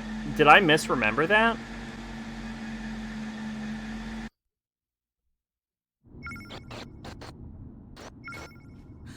What is this?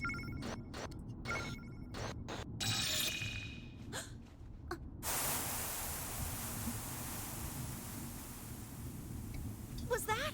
What's wrong?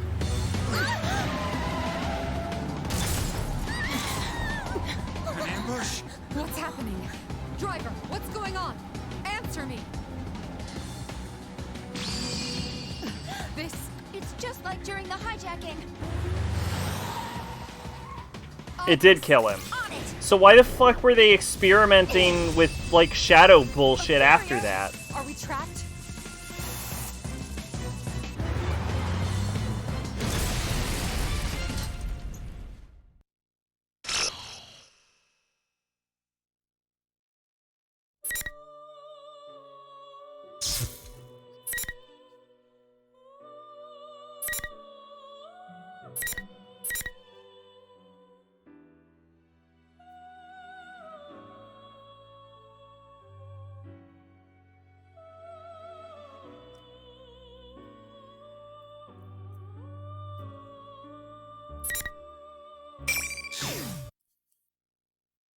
Here we go! Feathered chain! Phoenix Rangers! Featherman victory! Man, I need to stop thinking about Persona 3. I forgot that game makes no fucking sense. Merlion, the evil forces have fallen! Stop here! How dare you oppose me? Minions, get them! No!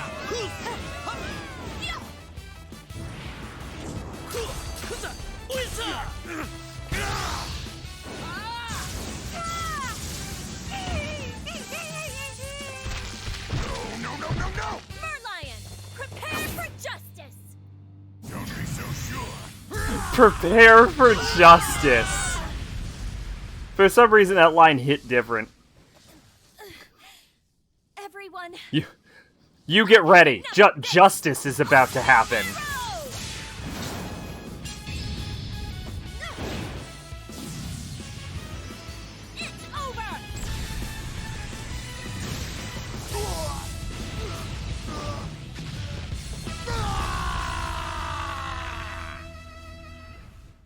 No, I distinctly remember there's a lot of dumb bullshit that didn't make sense in that game also. Thank you very much. Well done. That was really great. Can somebody get wardrobe, please? No, there was something else. I think that's a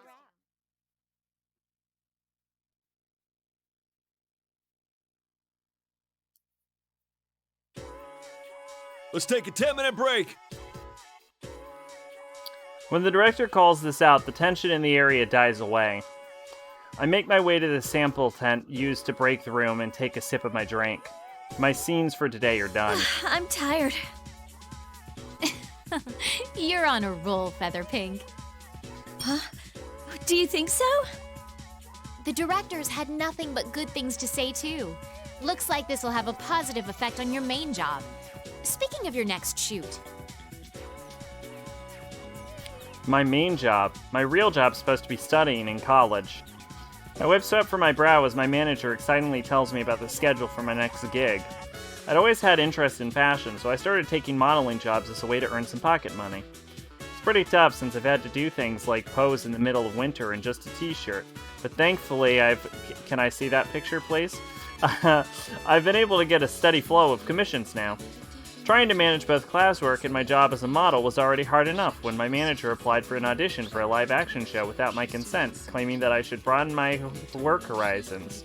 When I mentioned I had practiced archery in high school, it really got their attention.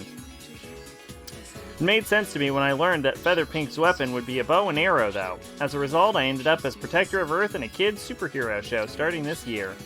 While my acting work makes use of different expressions and my modeling career lets me dress up in different kinds of clothing, that kind of makes me feel like a changing room, too.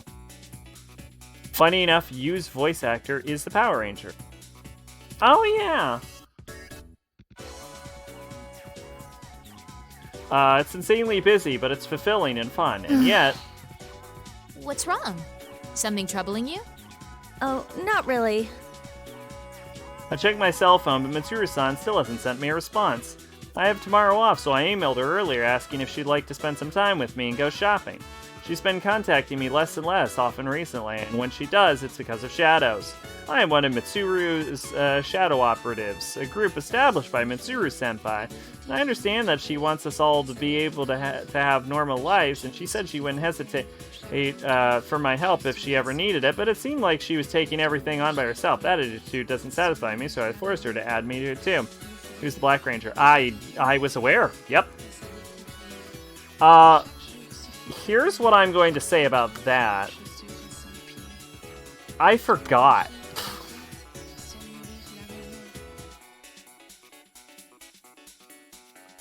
However, unlike Igus and the other official members, I'm part of a special unit that only gathers in emergencies, trusted with immediately subduing shadows by force, and you're fucking terrible at it. You got into one fight and you fucking lost. A fight that Rise then won. What did she call it? The auxiliary staff? Something like that anyway. There's no need to worry with the likes of Akihiko-senpai and Igus around, but... Is it really that hard to just send back a reply? It's Golden Week, for God's sake. What's this? Don't tell me you've got some boyfriend trouble. Yukiko is the weak... Yukari is the weakest Persona character. Apparently the Yang in his name isn't actually part of his name.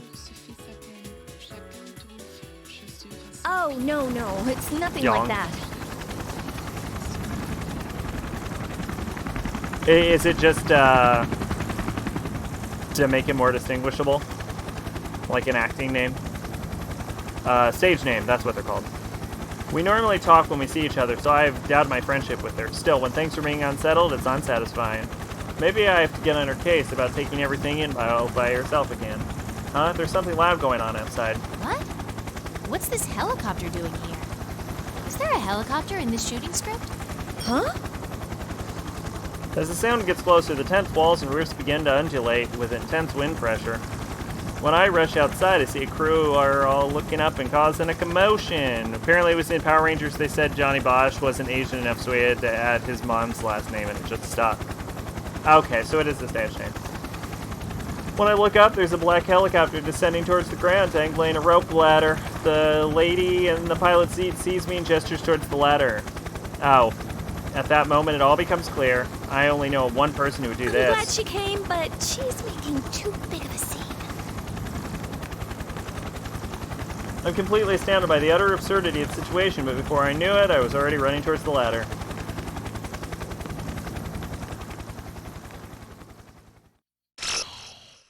To be continued.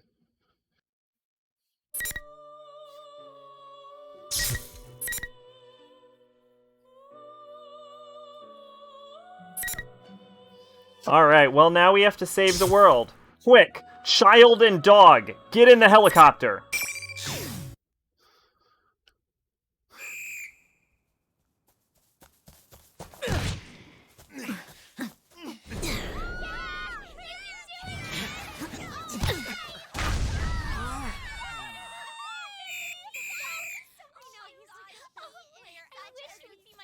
Man, you were amazing. Thanks for cheering for me. You're a real hit with the ladies. I'm gonna get going for today. Okay, you better be this good next time, too. Too bad Ken's like some Mulder, huh?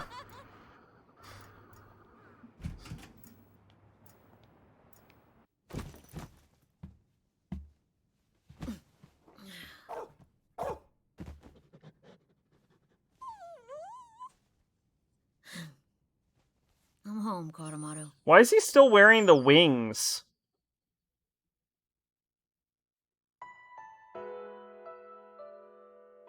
He should really only need those in, like, dangerous situations. Mitsuru picking up the cast is literally that meme with Dante and all the SMT protagonists in a car. Get in, loser, we're going demon hunting. Fucking Doom guy shows up. There's some time until dinner, so I decide to leave the dorm again with Kuromaru. This Gakoken dormitory is where we live. It was briefly closed after Mitsuru-san and the others graduated. All the equipment from a few years ago was removed, of course, but with the increase in students at Gakoken, they decided to reopen the dorm. I applied for a room as soon as I heard. The reason I did was because of Kuromaru. He had been in Aiga-san's care, but this dorm made allowed to live with me. To be honest, I felt that living here lets me stay close to my companions who are fighting even now. Back then, everyone took turns walking Kuromaru. Now it's my job. Ken, my sister figure groomed Miyamada. Back then, everyone took turns walking Kuromaru, blah blah blah. Path to the nearby Naganaki Shrine is Kuromaru's usual route. Kuromaru is quite old for a dog, but as he tots along at his usual pace along our usual path, it makes me think for a moment that all the fighting back then was just a dream. Only when I'm watching Kuromaru walk like this can I forget everything and feel a little at ease.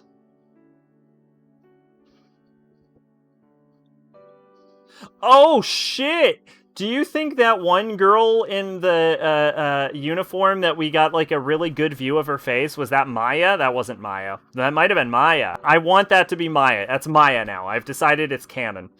We pass through the gateway at the entrance and step into the shrine grounds. He's a walking childhood trauma machine.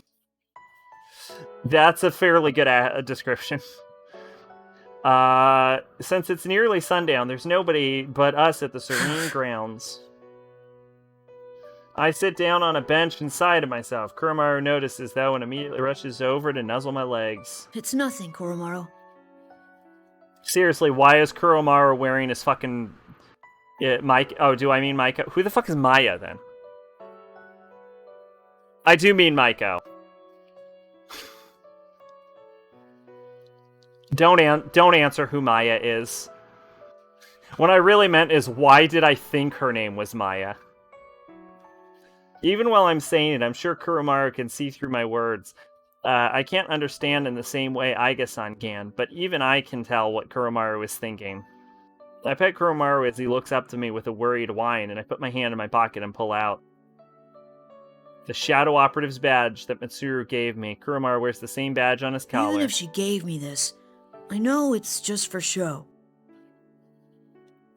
I bet everyone else is working hard right now. This morning, I got a call from Sanada-san for the first time in a long while. Seems he'd just come back to Japan on a year-long journey. Wandering the world, I knew he was the kind of person who would put himself through anything in order to get stronger, but this is the sort of thing you'd only hear about in the stories. Sanada told me he'd gone to see Mitsuru-san directly after his return to this country, but he'd been immediately dispatched to an emergency.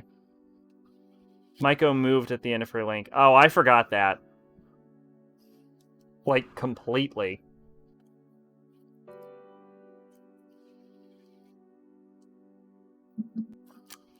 Look, the links weren't very good in 3. I forgot 90% of what happened in all of them. I'm a member too, you know. A member, yes, but only as part of a secondary unit. I remember the old couple, you had to, like, plant a tree or some shit. That only gets called out in extreme situations. Being part of the Special Suppression Unit has a cool ring to it that I like. But the official Shadow Operatives are each given a unique number. For example, Aiga-san is number 5, but we don't have that. We're just auxiliary members. I haven't been called to action yet. I doubt I ever will be until I graduate high school. After all, I did promise Mitsuru-san I would try to live out my childhood as best as I can. I'm just for show too. And following that promise to try as much as I could, I've been acting like a child on the surface, an average middle school student, studying and helping with club activities, even taking part in the student council. But I haven't officially joined any clubs, and the reason why is because I asked Mitsuru-san to call me for the help if she needed me. And I know no organization or the police would be able to commend an underage person, let alone someone in middle school. I'm only a Shadow Operative for show, and only a child for show. You know, you say that, but fucking Naoto gets work. If this continues, I won't know when I'll be able to go back to who I really Making my life am. my own is actually pretty hard. Sometimes I lose sight of what I'm supposed to be doing. I think back on the words of that person who saved my life left me. I thought I'd come to understand them, but as time passed, other emotions began to rear their heads. I noticed this game really avoids referencing Makoto Yuki at all. It's completely dark now. We should head back home, I Kuramaru. almost wonder if it's attempting to leave it ambiguous on whether it's Makoto or whether it's Femc. On the days when you go to visit the links for Maiko, you run into her dad and he gives you a letter where she says she wants to marry the protagonist when she grows up, and her dad is like, fuck you. Well, in P3P, the note says she wants the Femc to be her family for real, and her dad says, hey, about you, go out with me. No wonder his wife left. Well, okay.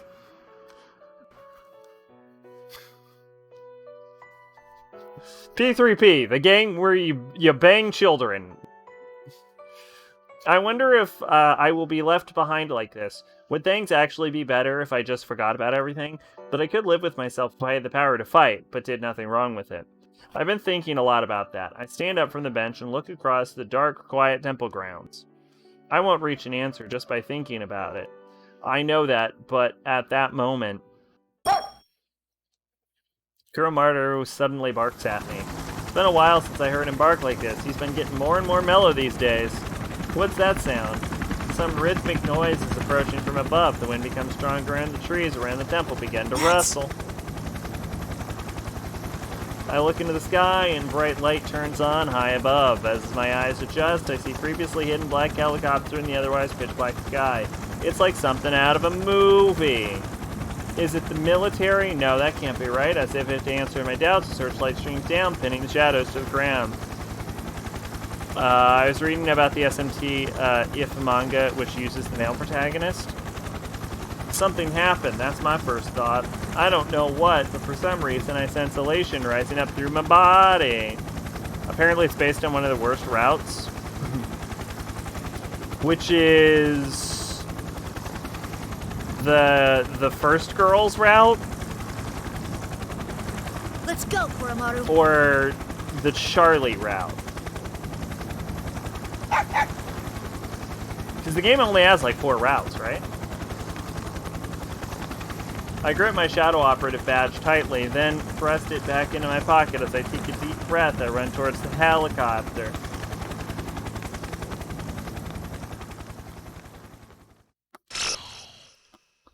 To be continued.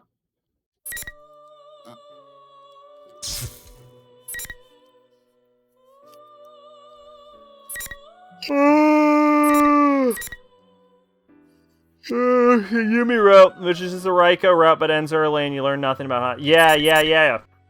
The first girl route. Okay, so I can either do Lapras or I can do Junpei. Wow, we all know how I feel about Junpei.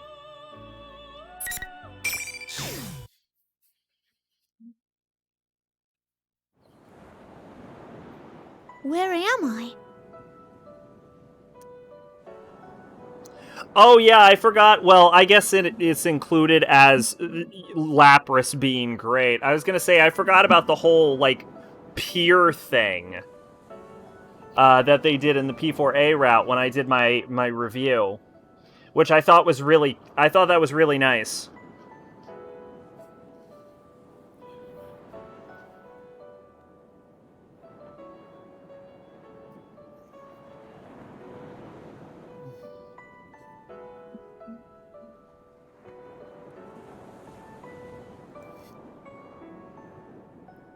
You know, I don't know what I was expecting. I kind of like the art style, if I'm being honest. I think the main character's face in this is a little off-model. No, the whole fucking image is off-model. The sword handle is crooked.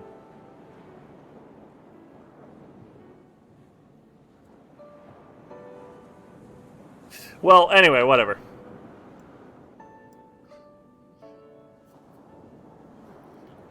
Yo, if I don't get fucking Lapras talking to Aigis on this goddamn pier, I'ma be pissed. Blue skies and azure ocean spread out before my eyes. A gentle breeze brushes my cheek as I stand on a blindingly glistening beach, the sun shining from high above. The sound of waves is calming. What am I doing here? Wasn't I going through maintenance at Mitsuru-san's place? I retraced my memories with a hint of bewilderment. Because I had been severely damaged in the recent battles, I was to undergo full repairs at the laboratory and the Shadow Operatives facility. I was placed in a protective case, and Fuka explained what was going to happen while Aigis stood nearby. This must be a dream, then. I vaguely remember the sensation. It's similar to something I've experienced a number of times before. Looks better than the novel art.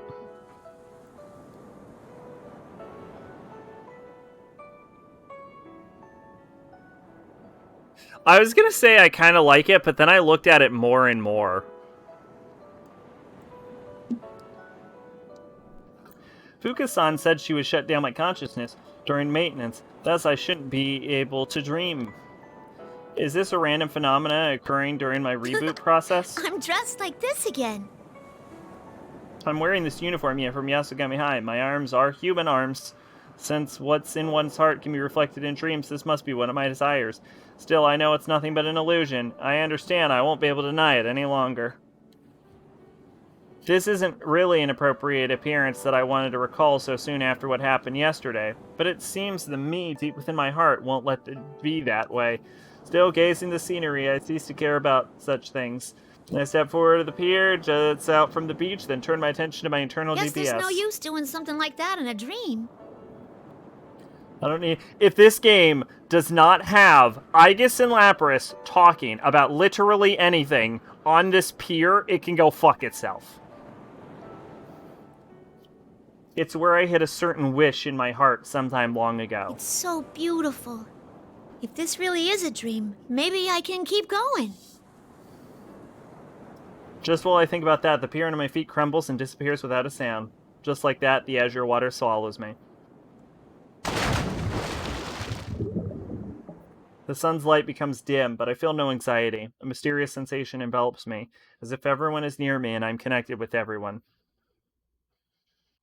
Eventually, when the feeling floating becomes stronger, I lose all sense of up and down. The sea changes into a field of countless lights in the darkness.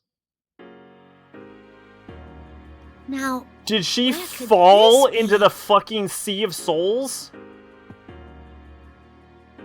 It seems I have an odd guest. Oh? Yes, she did. You're that misrepresent. No. Press stand? Ah, yes, Miss Man, President. don't We you met the other hate it day. when you're asleep and you fall into the Sea of Souls? I turn towards the voice and see a familiar woman in a blue dress, Elizabeth. She gave me a word of caution during yesterday's battle when I've been turning my eyes away from my true self. This is an unexpected reunion with the same person who appeared before me like a storm and left with the same amount of force. Oh, hi. Thanks a bunch for back then. I didn't get to thank you properly at the time. You faced yourself and overcame the ordeal through your strength alone. And the feelings of those at the scene certainly helped as well. Still, my assistance was merely the cake under the ice. Under the ice? I don't know what that means, but this place is beautiful. Where am I? This is a world within people's hearts. Since you're here, it's most likely that you are at rest in the real world. Now that you have gained a heart of your own and are nurturing it, I wouldn't be surprised if you were to wander here at times. That all sounds pretty complicated. What are you doing here, Elizabeth? Oh, I like to look at the door. To put it as Frank would, it is a secret. But if there was something I could say about it, I am yearning for an unseen power. Huh? You want power too? Even though you're insanely strong already? Oh, all this talk of power has reminded me of something. It seems you have obtained a new power through that battle earlier. I do not mean to be rude, but my adorable personality cannot restrain my infinite curiosity for such things. Would you show it to me? Huh? Wait. Hey, hold on now. Are you saying you want to fight me right this minute? Are Philemon and Nerlithotep off screen playing marbles, but the marbles are people's souls? My! I could see Nerlithotep doing that. I don't know about Philemon. This place would certainly not be elegant. I'm not talking about where we are. Worry not. I will prepare a worthy stage at once. Wait, you'll what? Huh?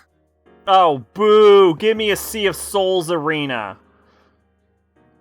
She flips open the book and with a fluid motion, as she does, the blue circle draws herself into the air and the scenery changes. Boo! Lame! Lame! Sea of Souls arena. Boo! Recycled arena. Boo! Let me fight in the Sea of Souls. The tranquil ocean-like area changes into a familiar place. This is the announcement room at the school that I had created. Beyond the glass in the stained red room hung the corpses of my sisters. Okay, I thought they were representative of the corpses of your sisters. I hadn't realized they were the actual corpses of your sisters. I had assumed the game was being more subtle than that. I had destroyed with my own hands. I feel a lump in my throat as my memories come back to me.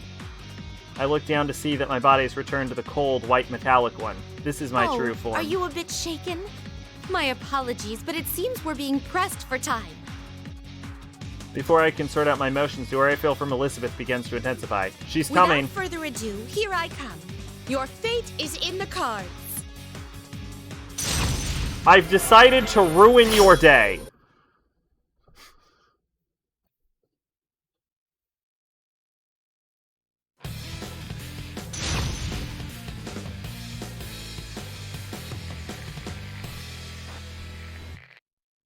Wait. Is Labrys's...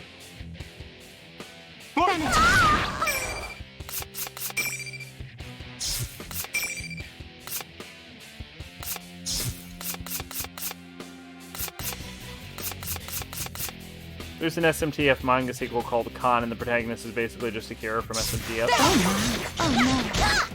Watch out!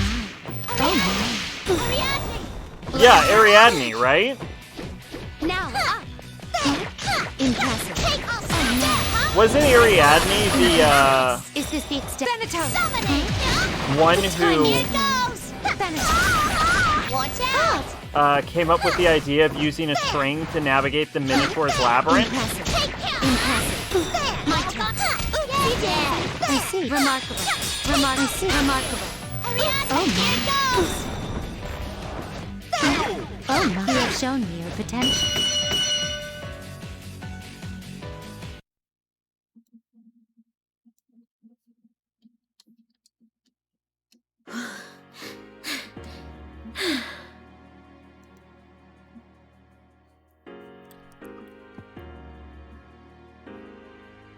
Yeah, she was the one.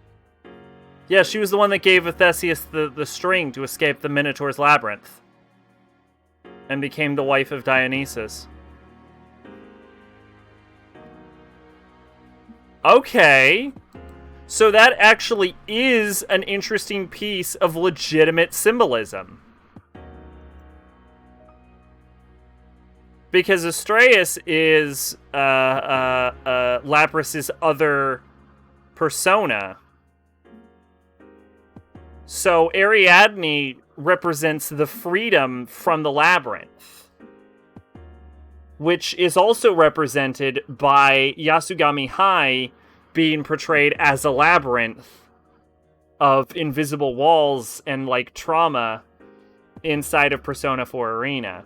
That said, that still makes it a good piece of writing in Arena and not in fucking Ultimax. Well done! I have indeed witnessed the power you have acquired.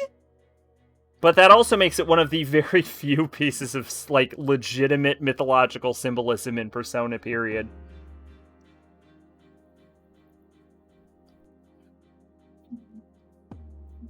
While I was preoccupied with fighting Elizabeth, I remembered something. This is the place where I faced myself and gained something precious and irreplaceable.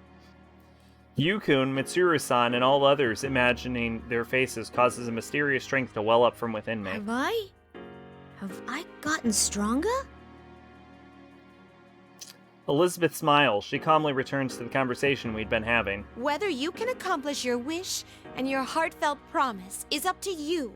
If you can't do it, no one else will be able to do it for you.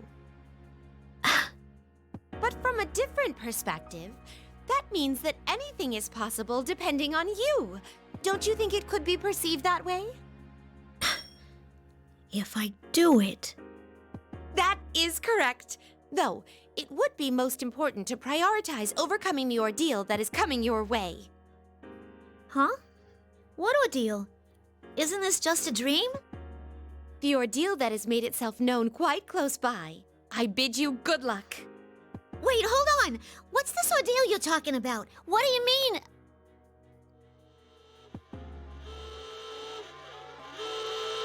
The announcement room begins to fade white and disappear into the distance, and I hear a siren sound. As if in sync with the siren, Elizabeth begins to grow hazy as well. Wait! You have to tell me more!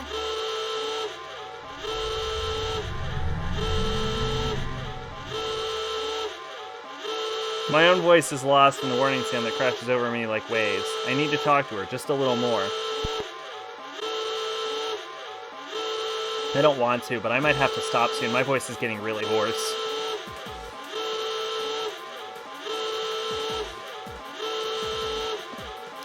The moment after everything goes white, the laboratory appears in my vision. An ear-piercing wailing sound fills the air. This is the real world. Good. You're finally up and running. Seriously, I am terrible with machines. I look towards his voice and see an unfamiliar man in a black pinstripe suit. The man looks frustrated as he fumbles with my case, disconnecting the wires leading from the terminal to my body. So how about it? Can you move? Who are you? I'm Kurosawa, a police detective. Oh, do you know what a police detective is? Kurosawa. I have no memory of this man, but for some reason I recognize this name. This must be information that was inserted into my knowledge database. I thought she doesn't understand information we shove into her knowledge database. Beginning personnel scan. Matching iris and voice print identified. Detective Kurosawa. Are you with Mitsuru-san and them? Something like that. As far as I can find in the database, he seems to be a person who can be trusted. He has a long history of private and public interaction with Mitsuru-san and the other shadow operatives. I'll make this quick. There's an emergency. The car that the lady, that Mitsuru Kirijo was in, has gone missing. Mitsuru-san? What do you mean? An emergency. She's missing? Only after hearing this do I pause to re-examine my surroundings. That siren must be in response to those ongoing events, unable to grasp on the situation and only become more confused. We'll talk later. We need to get to the roof. As he speaks, Detective Kurosawa tosses me a small bundle. I open it to find the Yasugami High uniform I'd been wearing in my dream. Does he want me to wear this? Though I'm perplexed, I put on the uniform Detective Kurosawa gave me and follow him as he runs to the stairway. How the fuck did she get the shoulder pads in the uniform? I see that this gun is drawn. As we bound to the stairs, I desperately ask him the question boiling in my mind. Kurosawa-san! Are Mitsuru-san and the others okay? Who took them? Go quietly. We've got to hurry here. We were being pursued, too. I'm taken aback for a moment. The Shadow Operatives may be part of the National Police Agency, but their existence is kept hidden from the civilian population. This lab's very existence should be hidden from the ordinary people, and yet it's been attacked? Hey, I could... Don't. The ones coming after us are human. On top of that, they're from public safety. This only confuses me even more. What's going on here? The PubSec group are very top of the National Police Agency's Security Bureau. They should be on our side. Why would they be coming after us? I bite my lip in fear. I thought I'd finally met people who had understood me and that I had finally a place where I belong.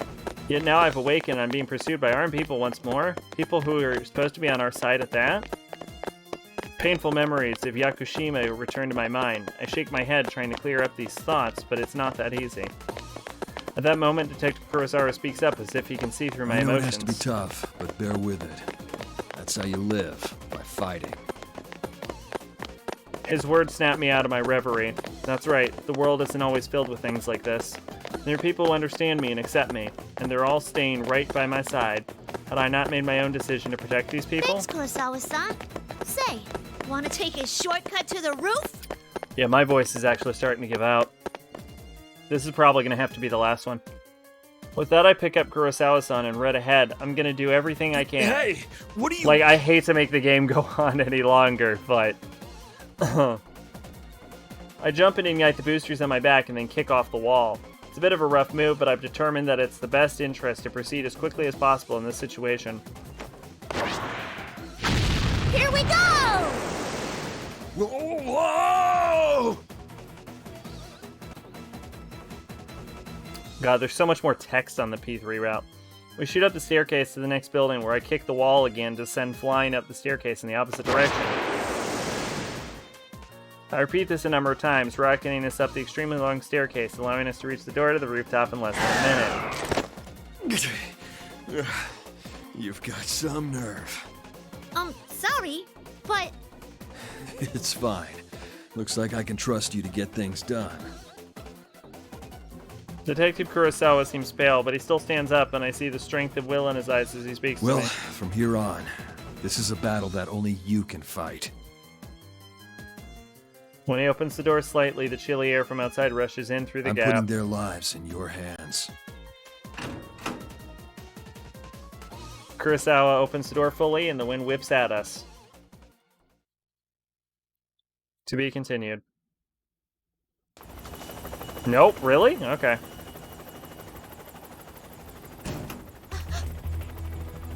This is where all the budget went.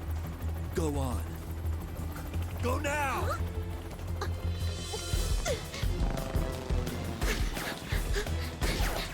Why are they shooting at us? Okay, Hikaru-san, let's go.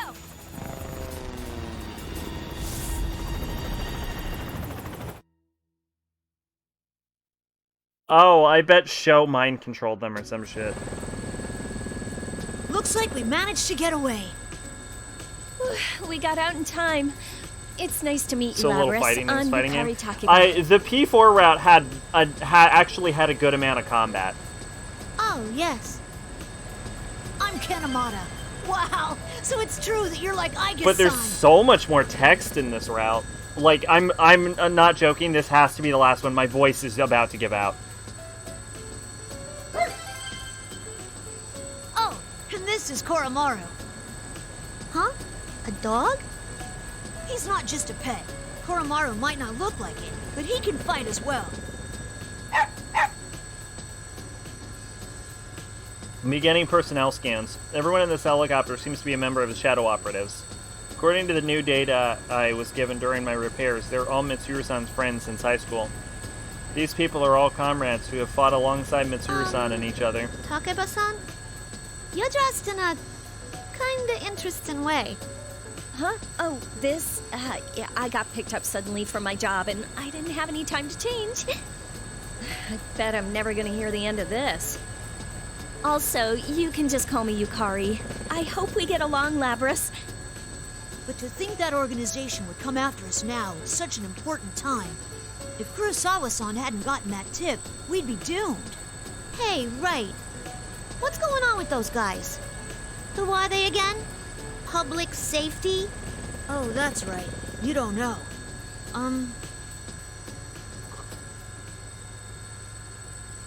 Ken politely explains the situation to me. Some people in the PubSec department don't think too well of Shadow Operatives. When Mitsuru-san and the others went missing, PubSec took advantage of confusion and attempted to take control of the Shadow Operatives headquarters. Yeah, but that doesn't explain why they're shooting at us.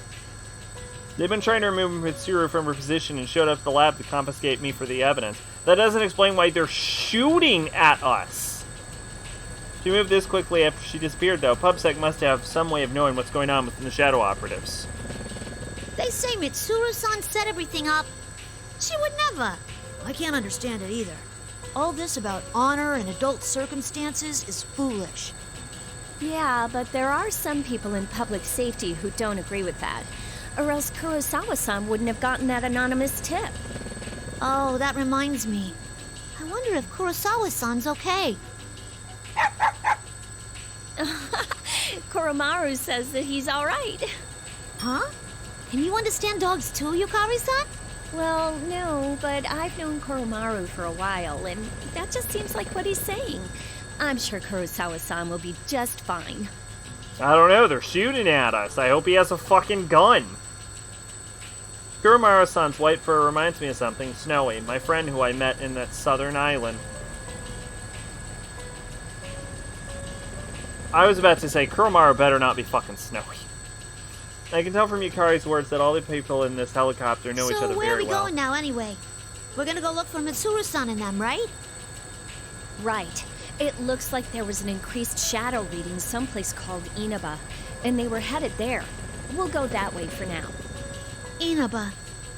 Ugh. That's right. This could be a continuation of the events from yesterday. An ordeal. Elizabeth's words from my dream echo in my mind. Don't look so gloomy. I'm sure Mitsuru-senpai's fine. She's got Akihiko-senpai, Fuka, and even Aigis with her after all. Oh, right. You're Aigis' sister, aren't you? Yeah, that's right. I was made just before her, though. You seem so stiff. You don't need to be so polite with us. I heard that you were an earlier model than Aigis-san, but you don't seem less advanced at all. You seem perfectly normal. Thanks. It's because I have the personality of hundreds of my sisters that I murdered. Do you fight with that axe you're carrying? Could I touch it? The two of them are interacting with me quite normally, even though they know I'm a machine, even though they must know what happened in Inaba about my past. Well, to be fair, Yukari had a whole character arc about this. That acceptance made me happy. Kuromaru is gazing intently at me, too. Yukari-san, have you been able to make contact with Yori-san? Why does that say woman's voice if we already know her name? The voice from the cockpit interrupts. Kikuno-san, Mitsuru-san's maid, is in the pilot's seat. She seems demure, but if she can pilot a helicopter like this, her skills seem to know no limits. But I've been told that Kikuno-san isn't a Persona user. What?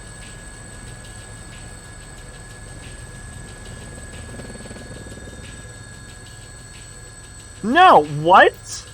No, No, that's wrong. That line is wrong. You've been lied to.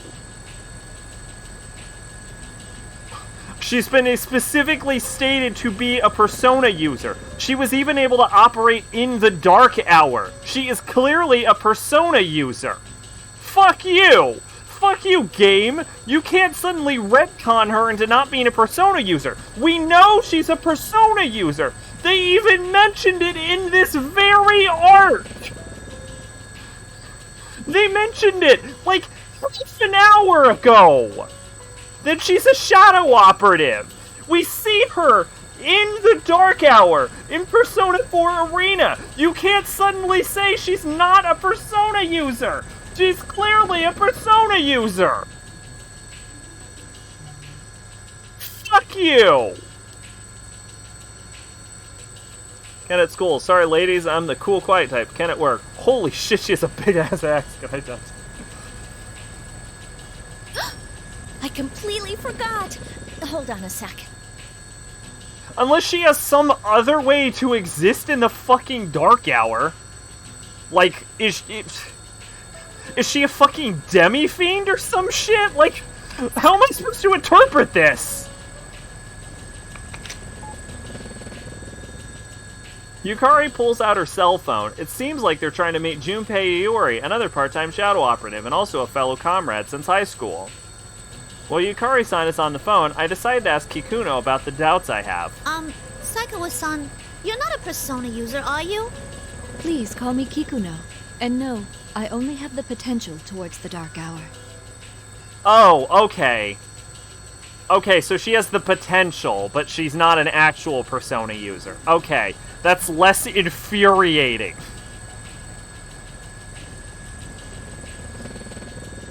Oh, I didn't know you had that. Even the maids in the Kirijo family are amazing. So that means you can't fight shadows, right? Then ain't it dangerous for you to come along? If I have the correct information, then the grotesque monsters known as shadows, our enemies, can only be defeated by people who can use personas. In other words, since Kikuno-san is an ordinary human, she could never defeat a shadow, even though she's the most proficient warrior in the world. To be fair, you don't need a persona to awake in the Dark Hour. Ikutsuki didn't have a persona, he could be awake in the Dark Hour, and most people who are awake in the Dark Hour usually get eaten. Right, okay. She has the potential. That they cleared it up. For a brief second, that was fucking enraging though. Look, in my defense, I can't fucking trust this game to not be complete fucking nonsense. Even if she encountered a shadow on her own, Kikuno would face immediate death. And yet she smiles warmly as she answers me. There are more ways to deal with shadows than the direct method. We've never met in person, but I was involved in the operation to rescue you last time. We all do whatever we can to the best of our abilities to fulfill the roles we've been given. That is what it means to fight. Wow, she's a true professional. To be honest, I don't understand. True, Kikuno-san is helping us by piloting the helicopter for us. But if that's all it took, then someone could easily program with the ability to fly the helicopter, and there would be no need for Kikuno to be exposed to danger or have to join this operation. I see. I can't think of any other words to say, and I look away from her. I end up meeting Ken-kun's eyes, and I feel a little... I'm confused. If she has the, potential... Maybe I forget how the potential works, but couldn't they just shoot her with an evoker? It's no use, he's not picking up. This is so important. Why now? Yukari-san puts her phone and turns to us again. Everyone's attention returns to getting up to speed on the current situation. Oh well. We'll just have to begin our search on our own. You know, Kikuno-san, I'm surprised you knew where we were without having to contact us at all. I traced the GPS signals from your cell phones. We're still partners with the police force, so it's no problem to do that in an emergency. Then again, we've just seen how even that doesn't always help. You mean about Junpei-san? Potential was just that a person had it. No. I know what the potential is. But can't they just shoot her with an evoker?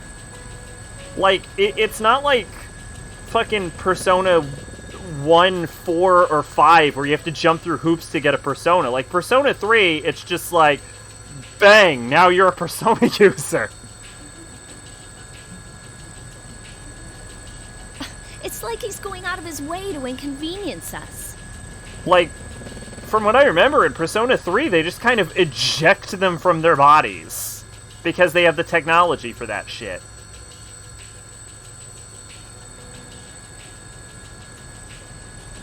Yukari-san sighs with somewhat astounded expression. As I reflect that this Junpei-san appears to be something of an odd person, Kikuno taps her armrest as if remembering Oh dear, something. I almost forgot. Labra-san, please review these documents until we arrive at our destination.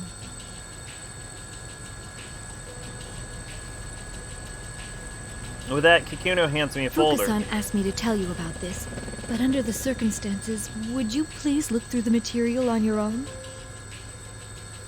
As I flip through the documents in the thick book file, I notice that certain names appear again and again. Mitsuru, Akihiko, and the names of everyone here. What is this? It's a summary of the activities that took place 3 years ago. 3 years ago? You must mean... I see. Whoever's behind what's going on is definitely connected to those events. 3 years ago refers to an incident leading to Mitsuru-san and the rest meeting with one another. I haven't had the chance to go over it in detail, but supposedly it's the case that the impetus for Mitsuru-san to establish the Shadow Operatives. And the bonds that they formed among each other, they were nurtured through the battles they took part in then. Such deep connections radiate to my eyes. I decide that it's important that I learn more about what happened then, as important as learning more about who or whatever is behind the events going on now. I just wanted information on it. I could easily just transfer that data directly into my memory, but by actively reading it like this, I will be able to understand what happened.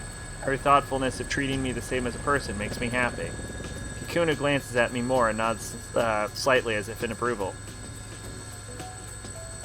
We conveniently left out one member's name because of reasons. I think it looks good on you. A proper appearance is important when going out on a grand stage. Does she mean the uniform I'm wearing? Oh, I get it. She must have been the one who prepared the Yasugami uniform that Kurosawa gave me. Her sudden compliment is a little embarrassing, but I can't help but smile. I mean, this uniform to me, it's proof of my connection to you, Kun, and his friends. Kikuno reacts with a small smile and then produces some other items. Ken-san, I have acquired evokers and suitable weapons for you. Literally, why can you not just shoot yourself with an evoker?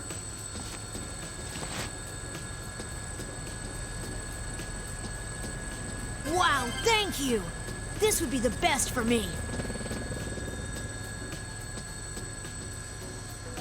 Ken-kun takes a spear from Kikuno-san and sits with a satisfied expression. The spear is longer than Ken is tall, but he seems confident. Would such a weapon be too unwieldy for him to handle? Kikuno-san, no, actually, it's the opposite. what is Spears this? are the best weapons for short people. Kikuno hands Yukari what appears to be a large pink bow that perfectly matches the suit she's wearing. Upon seeing it, Yukari looks baffled. It's the ultimate arrow! It's so pink. I acquired reference material from the publisher and had it made. Don't worry, it's more functional than the prop on your show. I'm pretty sure that makes it the best bow ever created, but... In actual combat, I thought that using a form factor you're comfortable with would be best. Oh, I wasn't expecting you to have a logical explanation like that. Was my arrangement unnecessary? Yeah, it was unnecessary. No, it's fine. I like it. Can I see it for a moment? As Ken reaches towards the bow with interest, I sense the helicopter tilt slightly to the side. We're circling around. Please hang on to something.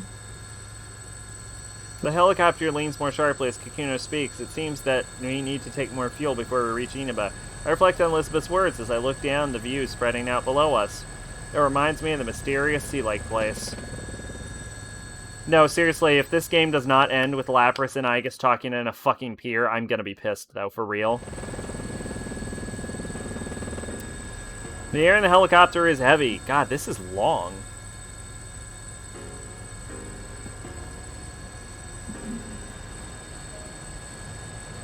Upon reaching the last location of Mitsuru-san and the others, we immediately saw the guardrails broken as if the car had smashed through it. We looked down the cliff and discovered the black vehicle below, unmistakably Mitsuru's limousine. There were no skid marks on the road that indicate braking, and the car's body was seriously damaged. It appeared that it had been going at a very high rate of speed when it hit a barrier. Everyone paled in an instant. We were all at a loss for words, but the driver was the only person in the vehicle, and though he was injured, there were no traces of blood from anyone other than him in the car. We wondered for a moment if the others had been able to leave the vehicle on their own, but if they had, they would have tried to contact us. Excuse me. Oh, is that how... I was wondering how the fuck they took out Mitsuru, Aigis, and Akihiko, and Fuka. Apparently the answer was car accident. Which... fair. I was like, how the fuck did they even drop Aigis? And it's like, car accident. Zach, this will be my last one. Gabe, okay, it'll be an hour. Clearly. Furthermore, there were no footprints around the vehicle at all. We did another search for their GPS, but there were no signs of their whereabouts. That left us with only one I conclusion. hate to think about it, but does this mean that they've been captured? You know what? I can't hate the hustle. Let us be optimistic and assume that they're still alive. If they were captured, then the enemy values their lives and will do no harm. We do have a chance. I carried the injured driver from the bottom of the cliff back up to the road. Kikune requested a vehicle transport him to the hospital under Kiryujo family care. Also, it's possible the people from PubSec would take him away if we reported this to the authorities. Kikuno asked the personnel who arrived at the transport to try to ask the driver what happened, but when he regained consciousness, that will likely be difficult, however. However, there's no guarantee that the same had happened to the limousine driver. Oh. If it was similar to last time, the driver would have no memories of the events, much like people who were captured and transported me to Inaba last time. Not long after we were back in the helicopter, which takes us to where we are now. To be honest, everyone's at a loss for how bad the situation is. Ken-kun tries to change the topic in an attempt to divert us from our worries. See how this is basically unreadable? This is why you put a black outline around your text. It's amazing that you know how to pilot a helicopter, Kikuno-san. I heard that it's hard to hover in the mountains. I just noticed Did she you has train cute for little that? twin tails. Only a couple of years ago, but I have taken part in an assault operation involving a helicopter. You were in an assault with a helicopter? Fucking course. Where? Just a high school dormitory. Huh? Huh? Oh yeah, I remember that. I don't. I decided to learn how to pilot in the event that if someone attempted the same move, I would be able to respond properly. I feel like I'm forgetting an important Persona 3 team. My understanding has been renewed. It seems that being a maid is very serious and very difficult occupation. Oh, damn. Well, I finally got in touch with Junpei. I don't know why, but he's already at Yasuo Inaba Station, so I told him to stay there. In any case, we should head to Inaba too. We might find some kind of clue there. Mitsuru-san's group had gone missing before sunset. It's almost midnight now. Whoever did this must be the same person who kidnapped Labras-san. It's unthinkable anyone else would be able to do that. You don't think this ever happened? Huh. Maybe it's a PQ reference or something? I don't remember helicopters in P3. The question is what he intends to accomplish by kidnapping them. Ken-kun flips through the reports on the events in the case up until now, seemingly lost in thought. What is to be gained by kidnapping Mitsuru-san this time? At that moment, heavy static flickers across the video displays within the helicopter. I also didn't remember helicopters in P3, but... The strong win, while the weak disappear. This maid is only in P3 drama CD and a cameo in the movie. I didn't know she was in a drama CD or in a movie. I thought she was introduced in Arena. P1 fans, are you ready? Are you ready? In the game's defense, this is only the second time we've seen this cutscene. Contestants in the previous P1 Grand Prix have returned for another. But her implication was that someone else landed a helicopter on the dorm roof. These warriors will create another legend here at the world-shattering P1 ring. These are battles of honor, battles of will. Sparks will fly. Or that she needed to land a helicopter on the dorm roof. Some fight for glory. It had to have been post Ken, because Ken says he remembers that. The battle of wits determine the outcome. So I don't know if they got stuck on a roof at one point. I remember them getting stuck on a roof at the opening, but Ken wasn't there for that. Who will win the title of champions? Who will be crowned with the winner's wreath? Whose tale of glory will resound for generations? All that remains are the dreams of the Warriors. As the Grand Prix plunges into its final chapter, the P1 climax is... barely getting started!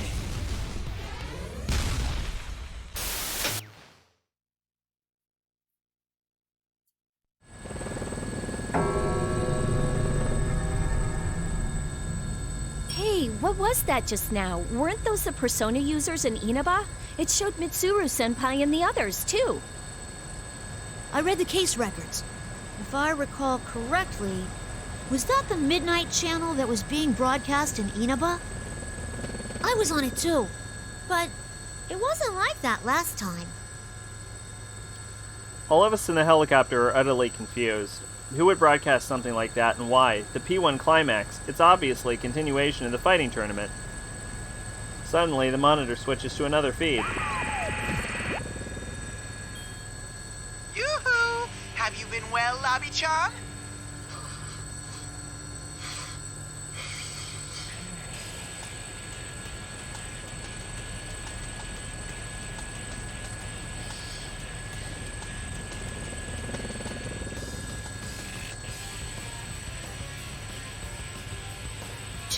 General Teddy? But I thought I already... General Teddy in the recent P1 Grand Prix. The one calling itself General Teddy turned out to be my own shadow, but I accepted my shadow and gained the power to use a persona. But if he's on the screen again, then General Teddy ignores my confusion and continues. There's no way I'd go away so easily. I mean, a P1 without me is like a tuna sandwich without the tuna. He can hear Excuse us? me. Isn't he that weird Persona user named Teddy? No, he must be the General Teddy who hosted the fighting tournament last time. The record said he'd been eliminated, though. General Teddy, where did you take Mitsuru-san and the others? If you don't give us a good answer, you're gonna pay! I bet Astraeus is the persona of the, like, collected memory banks of Labris. It's past your I wouldn't bet bedtime, that. Cubby. But that If might you're be gonna keep giving me part of the lip, explanation. I'm not going to Because I know it's explain kind of anything. unclear what Astraeus is. Explain? You know, I see why the older characters aren't in these spin-offs. Like, anyone from Nate, Ellen, and maybe the protagonist would be a bit laughable. She's the airhead housewife who hasn't used Persona in 10 years. That's right. I mean, the three of you are very Well, important guest stars. Persona characters' powers are just arbitrarily changed to suit whatever game they're in. What? What are you after? If you value the lives of the hostages, you yapping pup, you don't have any choice but to participate. So it wouldn't be hard to make them relevant again. Huh? The P1 climax. It's the end of the world. One-on-one deathmatch that's worthy of the name Climax. And best of all, if you don't win the one-on-one tournament to the finish within the hour, the world will end. No punches pulled this time. I'll make myself clear so that no one misunderstands. This will not be taking place within the TV world. It will, in fact, take place in the reality which you occupy. Enjoy it while you can. Alrighty then. Time to show off how that special Really, though, there strategy's going. should be a fucking... You know what I think would be a cool Persona spin-off? One, they have to do something. See, this game has spin-off potential. They have to do something with fucking Elizabeth. But also, they should do something with,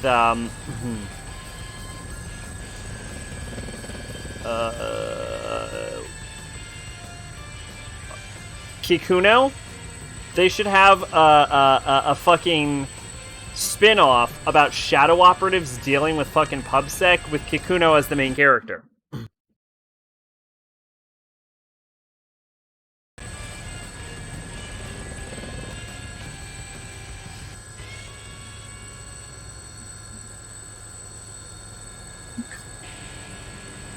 You know, that would actually probably totally work for him, though. Like, I don't see why it wouldn't shove a persona out of his head. The video feed switches to something else.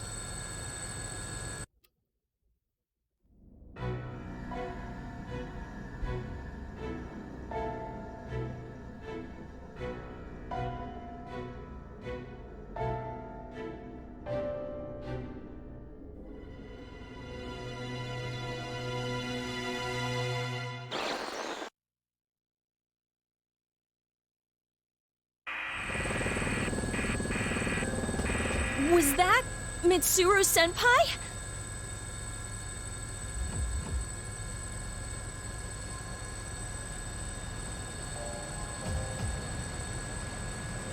Easier than having to constantly pull a fake mask off your face. Sonata-san. Well, it also decided evokers to allow focus on you two. to, like, more easily summon your persona. I don't know if it makes them stronger, but it makes them more easy to come out. Actually, that's a good point, because it's shown that pulling the mask off your face really fucking hurts. Oh, and this is a no-fly zone. We don't have any room in the parking lot for that thing, so you better start walking to the battleground. As a little incentive, Persona! Kintoki Doji! Throw him a tomahawk!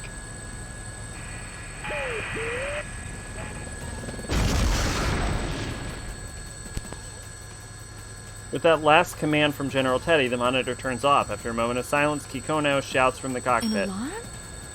No. You know, you could actually really probably is a just missile do coming one our way. spin-off and then have a Shadow Operative story revolving around Kikono that then also at the same time wraps up the Elizabeth Dorkun arc. Really, they could do it all in just one game. You ever seen Takaya summon his persona? It causes him physical pain. That's why they even use evokers.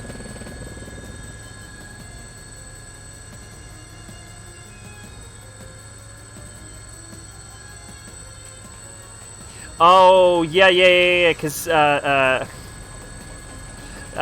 of the drugs, yeah. Evasive maneuvers. Brace yourselves. A missile? As soon as Kikuno shouts, the helicopter makes a sharp turn and we're all thrown to the side.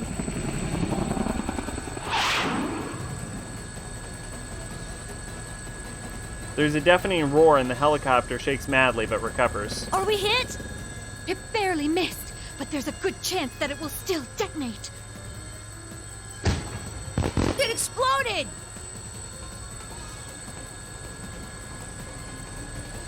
In the moments after the explosion, General Teddy's face was drawn in the night sky with colorful sparks. It even managed to capture his image, taunting us with his tongue sticking out. He obviously missed on purpose. It was most likely fired from the direction of Inaba. This is so long. That is not funny at all! Is he trying to start a war or something? Wait, what is that? There's something in the distance. It's huge! The car points towards the shape of a gigantic building stretching towards the sky. Random fact, Bakiko and Jin are the only left-handed Persona characters. Huh. Good to know, I guess. Something red is writhing around that bizarre structure, trying to envelop the town below it. It's red fog? I'll zoom in. Kikuno-san adjusts the monitor that had just been displaying General Teddy's laughing face to show the enormous structure up ahead. I notice Yukari-san and Ken both tense up when they catch sight of it. This is just like... Tartarus. Searching for data. Tartarus results found. A labyrinth that only appears during the dark hour, and a breeding ground for shadows. It was also a place where a powerful being was going to descend upon the world to bring about destruction. The documents in my hand have a page dedicated to it as well. What I read there confounds me. 3 years ago, when Mitsuru-san and her companions were in high school, something happened there. All I can gather is they fought desperately in a tower called Tartarus that resembles the one outside. As the red fog grows thicker, the building that Kenkun and Yukari refer to as Tartarus begins to disappear from view. Hey, you know, remember how I fucking praised this game for not having a bunch of bullshit text we didn't need to read? What the fuck happened? Just take the compliment, game. I'm sorry to do this, but I have to withdraw before we're shot down. But we've come so far! If they fire another one at us, I won't be able to dodge again. Even if it's only a firework, a direct hit can still bring us down. Hold on, Kikuno-san. Can you drop low enough somewhere so we can get out? There's no way. If we land, we'll be sitting ducks. No, once we're out, you get out of here. You don't need to land.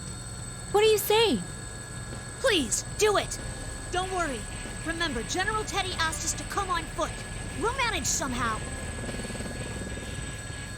Understood. I'm looking for a landing site. There appears to be a large shopping center nearby. Meanwhile, dodging explosions from missiles flying mercilessly towards us, the helicopter nosedives, plunging towards the ground as we move closer to Inaba. Labra-san, please take this. It may be of use. It contains the data that was taken from the Ergonomics Research Laboratory's top-secret files. The creator's name is Shuji Ikutsuki. Shuji Ikutsuki. That name was also in the documents that Kikuna had given me. He betrayed Mitsuru-san in the last moment 3 years ago and revealed himself as an enemy. Ever since the death of Kotetsu Kirijo, the patriarch of the Kirijo family 2 generations ago, this man took the lead in all the dangerous events relating to the shadows. That is how dangerous the man is, but the documents also say that Ikutsuki took his own life. The file name was Project Puppet Master. I'm not entirely sure if that's a code or a description of the project. Puppet Master? Could that be something to do with me and Aigis? I was only able to decrypt a portion of it, but it seems to be data on an experiment involving a plume of dusk. An experiment with a plume of dusk. So, why are you giving this to me? Because you're the only robot in the party. It may assist you in determining the enemy's identity. Actually, I found traces of an unauthorized attempt to access this file from outside of the Ergo Research Network. I investigated this and found that the requests made to break in originated from this vicinity, likely from within Inaba itself. Huh? So someone in Inaba knew about that research before all this started and was looking for it? Kuna-san nods silently. Out of all the files on the quarantine server to go after, this one was the one specifically targeted. The hacker must have at least known of its presence there. The cyber attack wasn't done by some ordinary hacker who broke into the server and was looking around out of curiosity. Which means the hacker is probably either the culprit himself or someone connected to him. The firewall prevented the intruder from accessing the file, but the attempted hacker didn't even try God to damn, cover my their voice tracks. is actually giving out. What? Who would do this? The hacker didn't even attempt to cover their access to the server. Could that mean that they wanted someone to know about the existence of this file, even if they failed to access it? That doesn't make much sense. Putting aside whatever doubts we have, Kikono continues It was on. only in fragments, but the name Sho Minazuki appears many times in those files. Who is he? Sho Minazuki. I don't know the name. Could that person be the culprit? At the very least, there's no mistake that this person is deeply related to the I'll case. contact you once we crack the encryption, but in case it becomes difficult to transfer the data to you, I'll give you a copy. Then I'll download that data into myself and take a look at the parts that you've managed to decrypt. That would be for the best. Gotcha. Thanks. Kikuno hands me the memory card. I insert it in my memory slot, save the data to my internal memory. Just as Kikuno-san says, most of the experiment records, one file remains that cannot be read. Project Puppet Master. What's in that file? To be continued. We'll be over Fuck at Gina's shopping you! center in a moment. Everyone, prepare to disembark. God, I'm gonna start bleeding again. Hold on, over there. Isn't there someone on the rooftop? We all peer into the distance. Beyond the haze of red fog is Inaba's largest shopping center. My search reveals that the place belongs to a chain named Juness. A blurry figure can vaguely be seen on the roof. A blurry Yukun? For a moment I think of someone I know well, but the height of physique and the shape of the roof doesn't resemble anyone I know. Ken raises a pair of binoculars and attempts to make out the figure's face. That's impossible! Huh? What's wrong? It's... Yakutski. Huh? No way! Shuji Yakutski, the name leaves me at a loss for words. Perhaps he is mistaken. I open the side door of the helicopter and a strong gust of wind blows in.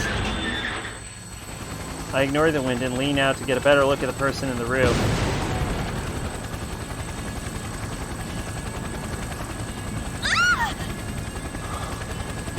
The helicopter suddenly attacked from an unexpected direction and the vehicle sways alarmingly. That wasn't another missile. When I look again, I see another shape standing near the figure on the rooftop. I knew it. We're under attack! By a persona!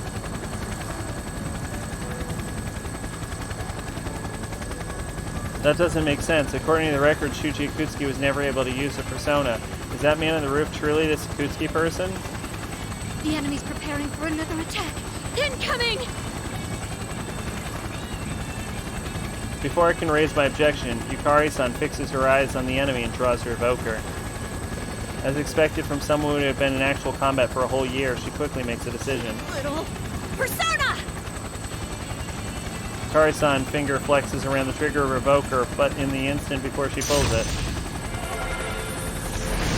Huh? Yukari's persona appears, creating a whirlwind around the helicopter that resembles the shadow attacking us. What? I didn't even use my evoker yet. Seeing Yukari so bewildered sends a chill down my spine. Being able to summon a persona without necessary tool to aid in the summoning, Mitsuru-san and Akihiko report a similar unpleasant experience when inside the TV world. But this isn't inside the TV world. An outlandish and threatening as the situation is, there's no doubt that we're in the real world. General Teddy's words come back to me. I'll make myself clear so that no one misunderstands. This will not be taking place within the TV world. It will, in fact, take place in the reality which you occupy. Enjoy it while you can.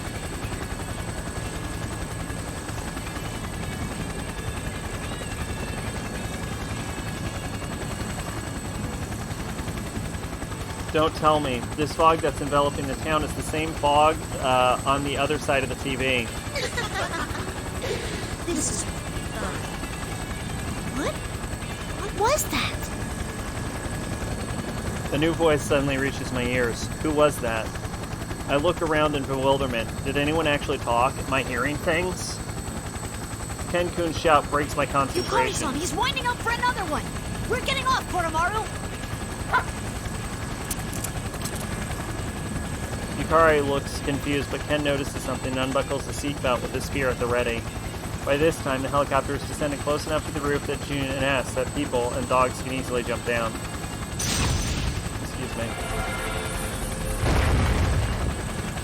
Kuromaru's-san growls and another persona appears. At the same time, Ken leaps out of the cabin, stabbing the enemy persona closing in on us. Kuromaru-san's persona and Ken's body spear both attack the enemy at the same time, then Ken drops to the roof unharmed. It seems you're always taking on the responsibility of saving others, Yukari-san. Seriously, it's like, again, really? But I'll take this one. After all, I save the world on a weekly basis. Kuromaru-san and Yukari drop out of the helicopter and nimbly land on the roof. Amazing, their combat abilities are equal to those of weapons like me or Aegis, even though they're secondary members. They're not equal to Aegis! Even though they're secondary members of the Shadow Operatives, used only in times of emergencies, it seems as if they've been on the team the entire time. I quickly ready my axe and follow them.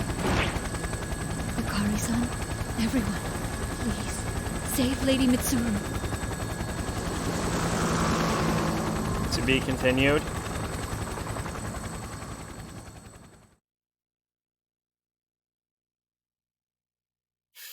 Fuck. At the very least, I need to take a break. It's really bad. I can't talk. I'll be back in a couple minutes. Like, maybe 1 or 2.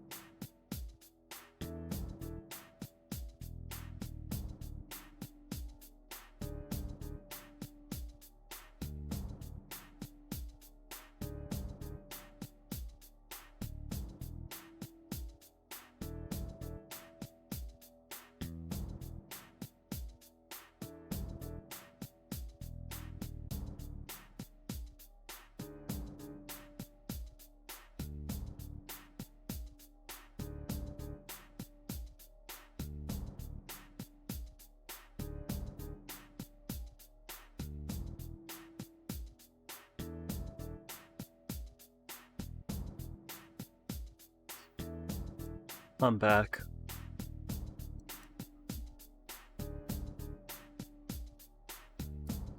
It seems as though this game has taken to the Danganronpa method of trying to fucking murder me now.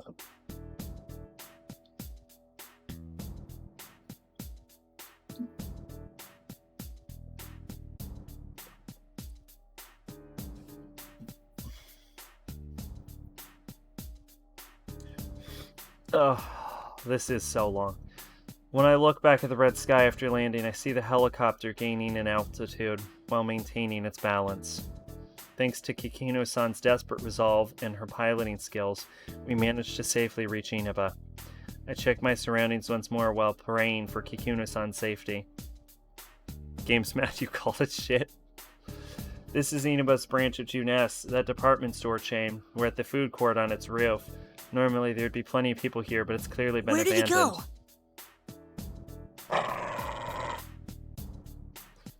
Kenkun readies his... It's like the one thing I complimented the game on, it has immediately decided to undermine. Kenskun readies his spear and tries to peer into the fog, making visibility such a problem. I look around ready for battle as well. Whoever attacked us should be nearby.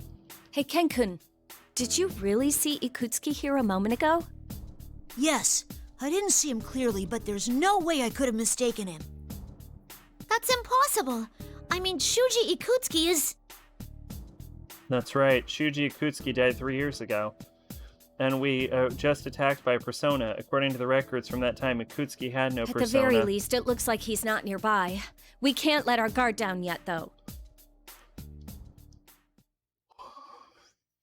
She's right. I scan the area and read no one else here besides the 4 of us. I say as much, and we lower our weapons in order to discuss our strategy. Koromaru and I are going to continue looking for him. If that really was Ikutsuki, there's no doubt that he's involved in this case. That's true. Can you and Koro-chan go after that guy from earlier? They can't sense the guy from earlier. How are they going to go after him? But that person seemed to be using a persona. Won't it be dangerous for you two going off on your own? The 2 humans look surprised for a moment and trade glances. Did I say something Don't you odd? worry about me and Koromaru. Even if we run into something we can't defeat, we'll find a way out of it. That's not a real plan, Ken. And honestly, it's faster for us to split up. I am a bit worried, but I'm gonna believe in you guys. I'm more worried about Yukari because she somehow lost to the only shadow we saw her encounter. They have absolute faith in each other after having fought together for so long. It's not that they don't have concerns about one another, but they truly believe they'll accomplish their goals on their own.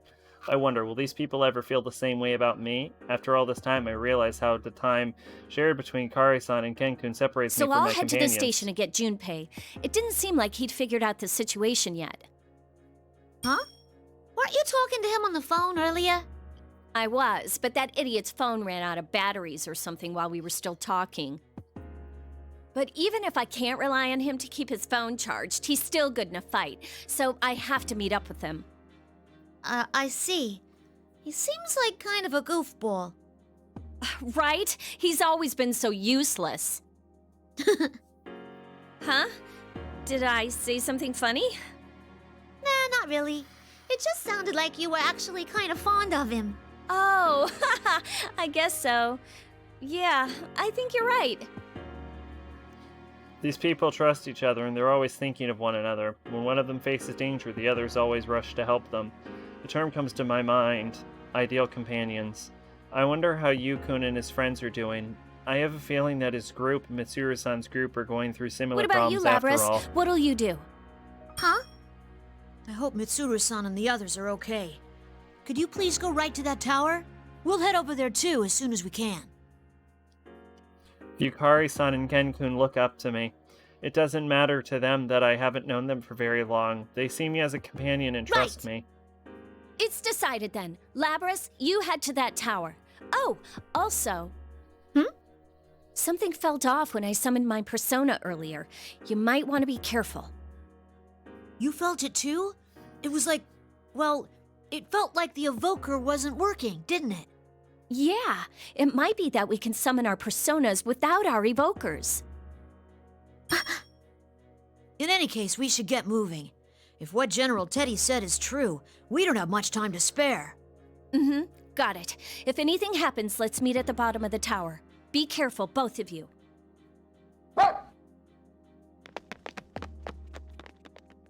Yukari-san and I leave Kenkun on the roof and head for the stairs.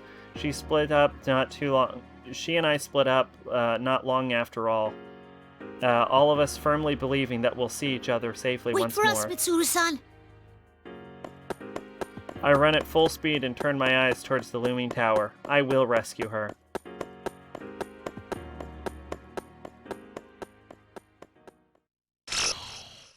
Fucking thank God.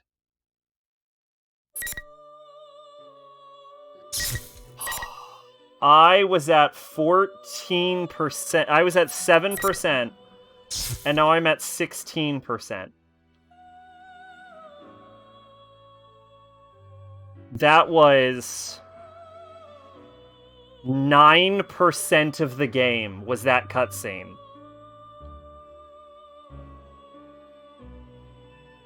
Like, all of this shit.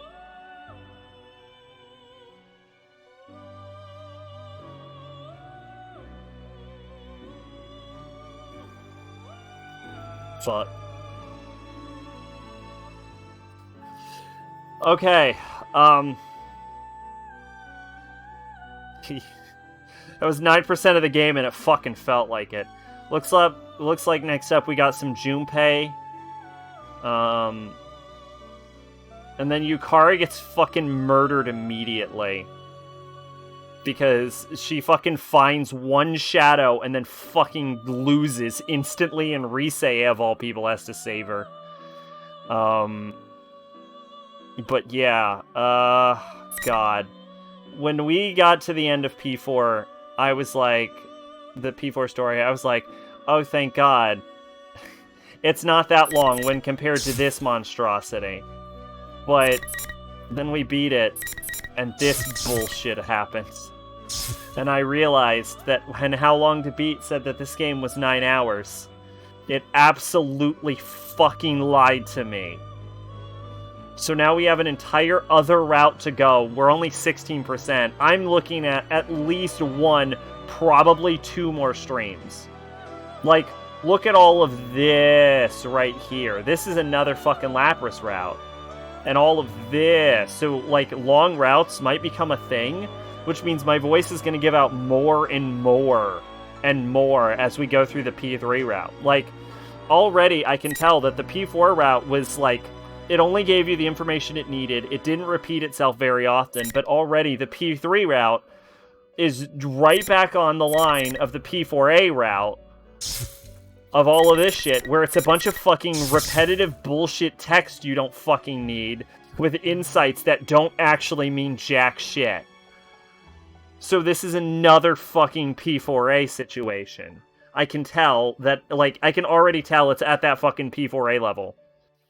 This game was faving the bullshit, clearly. So, like, I'm not gonna... And then we have to do episode of Adachi, which, from what I can tell, is actually legitimately only like an hour or so. But, yeah, what we're looking at with this is... We're looking at, like, 2 more streams at least. This game will never end. We're looking at least another week of this fucking game. Anyway, thanks for stopping by, everyone. Fucking liar. Look at this. It just said P4A and P4 and P4A story mode. And now it has this shit that's opened up. Oh, God. It's like the game is literally trying to spite me.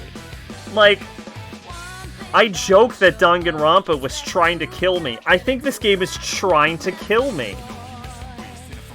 Anyway, hopefully everyone else had fun with my fucking whining and bitching and moaning. No, I won't stop. I'm not gonna drop the game. We will beat it. I will conquer this monstrosity. It's just gonna take a lot more than I thought it was going to. But we're gonna believe in ourselves, and we'll pull it off. I've been Sacrabolic, your envoy of hope. And we're gonna hope the fuck out of this despair-inducing game. Bye-bye.